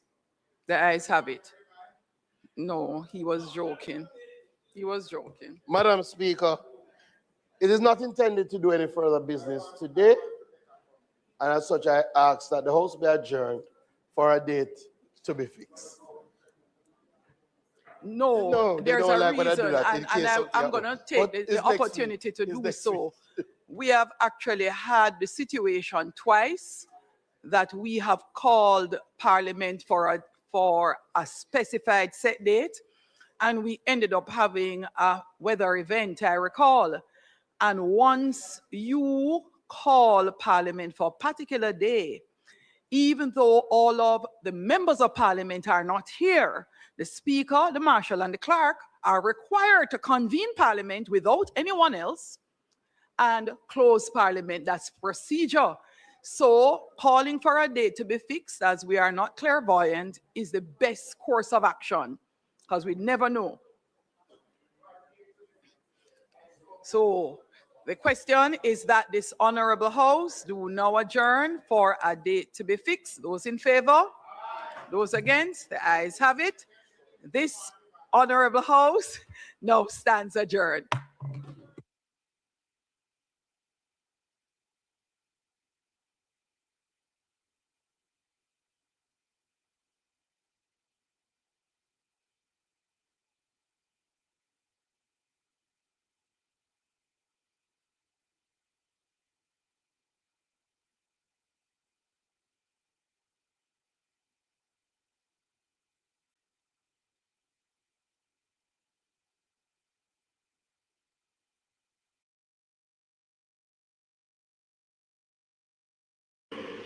Already has flesh on it. You acted before the conference banner went up. You moved before the speech. So why you come to me with that foolishness, you know? You elect a prime minister, and is a prime minister run the country. It is time we learn to hold our leaders accountable for their actions and stop making excuses for them. Stop making excuses. Otherwise, go elect the people who really run in the country. And I don't want the right start that stupid argument. Hold the people you elect accountable and stop making excuses for them.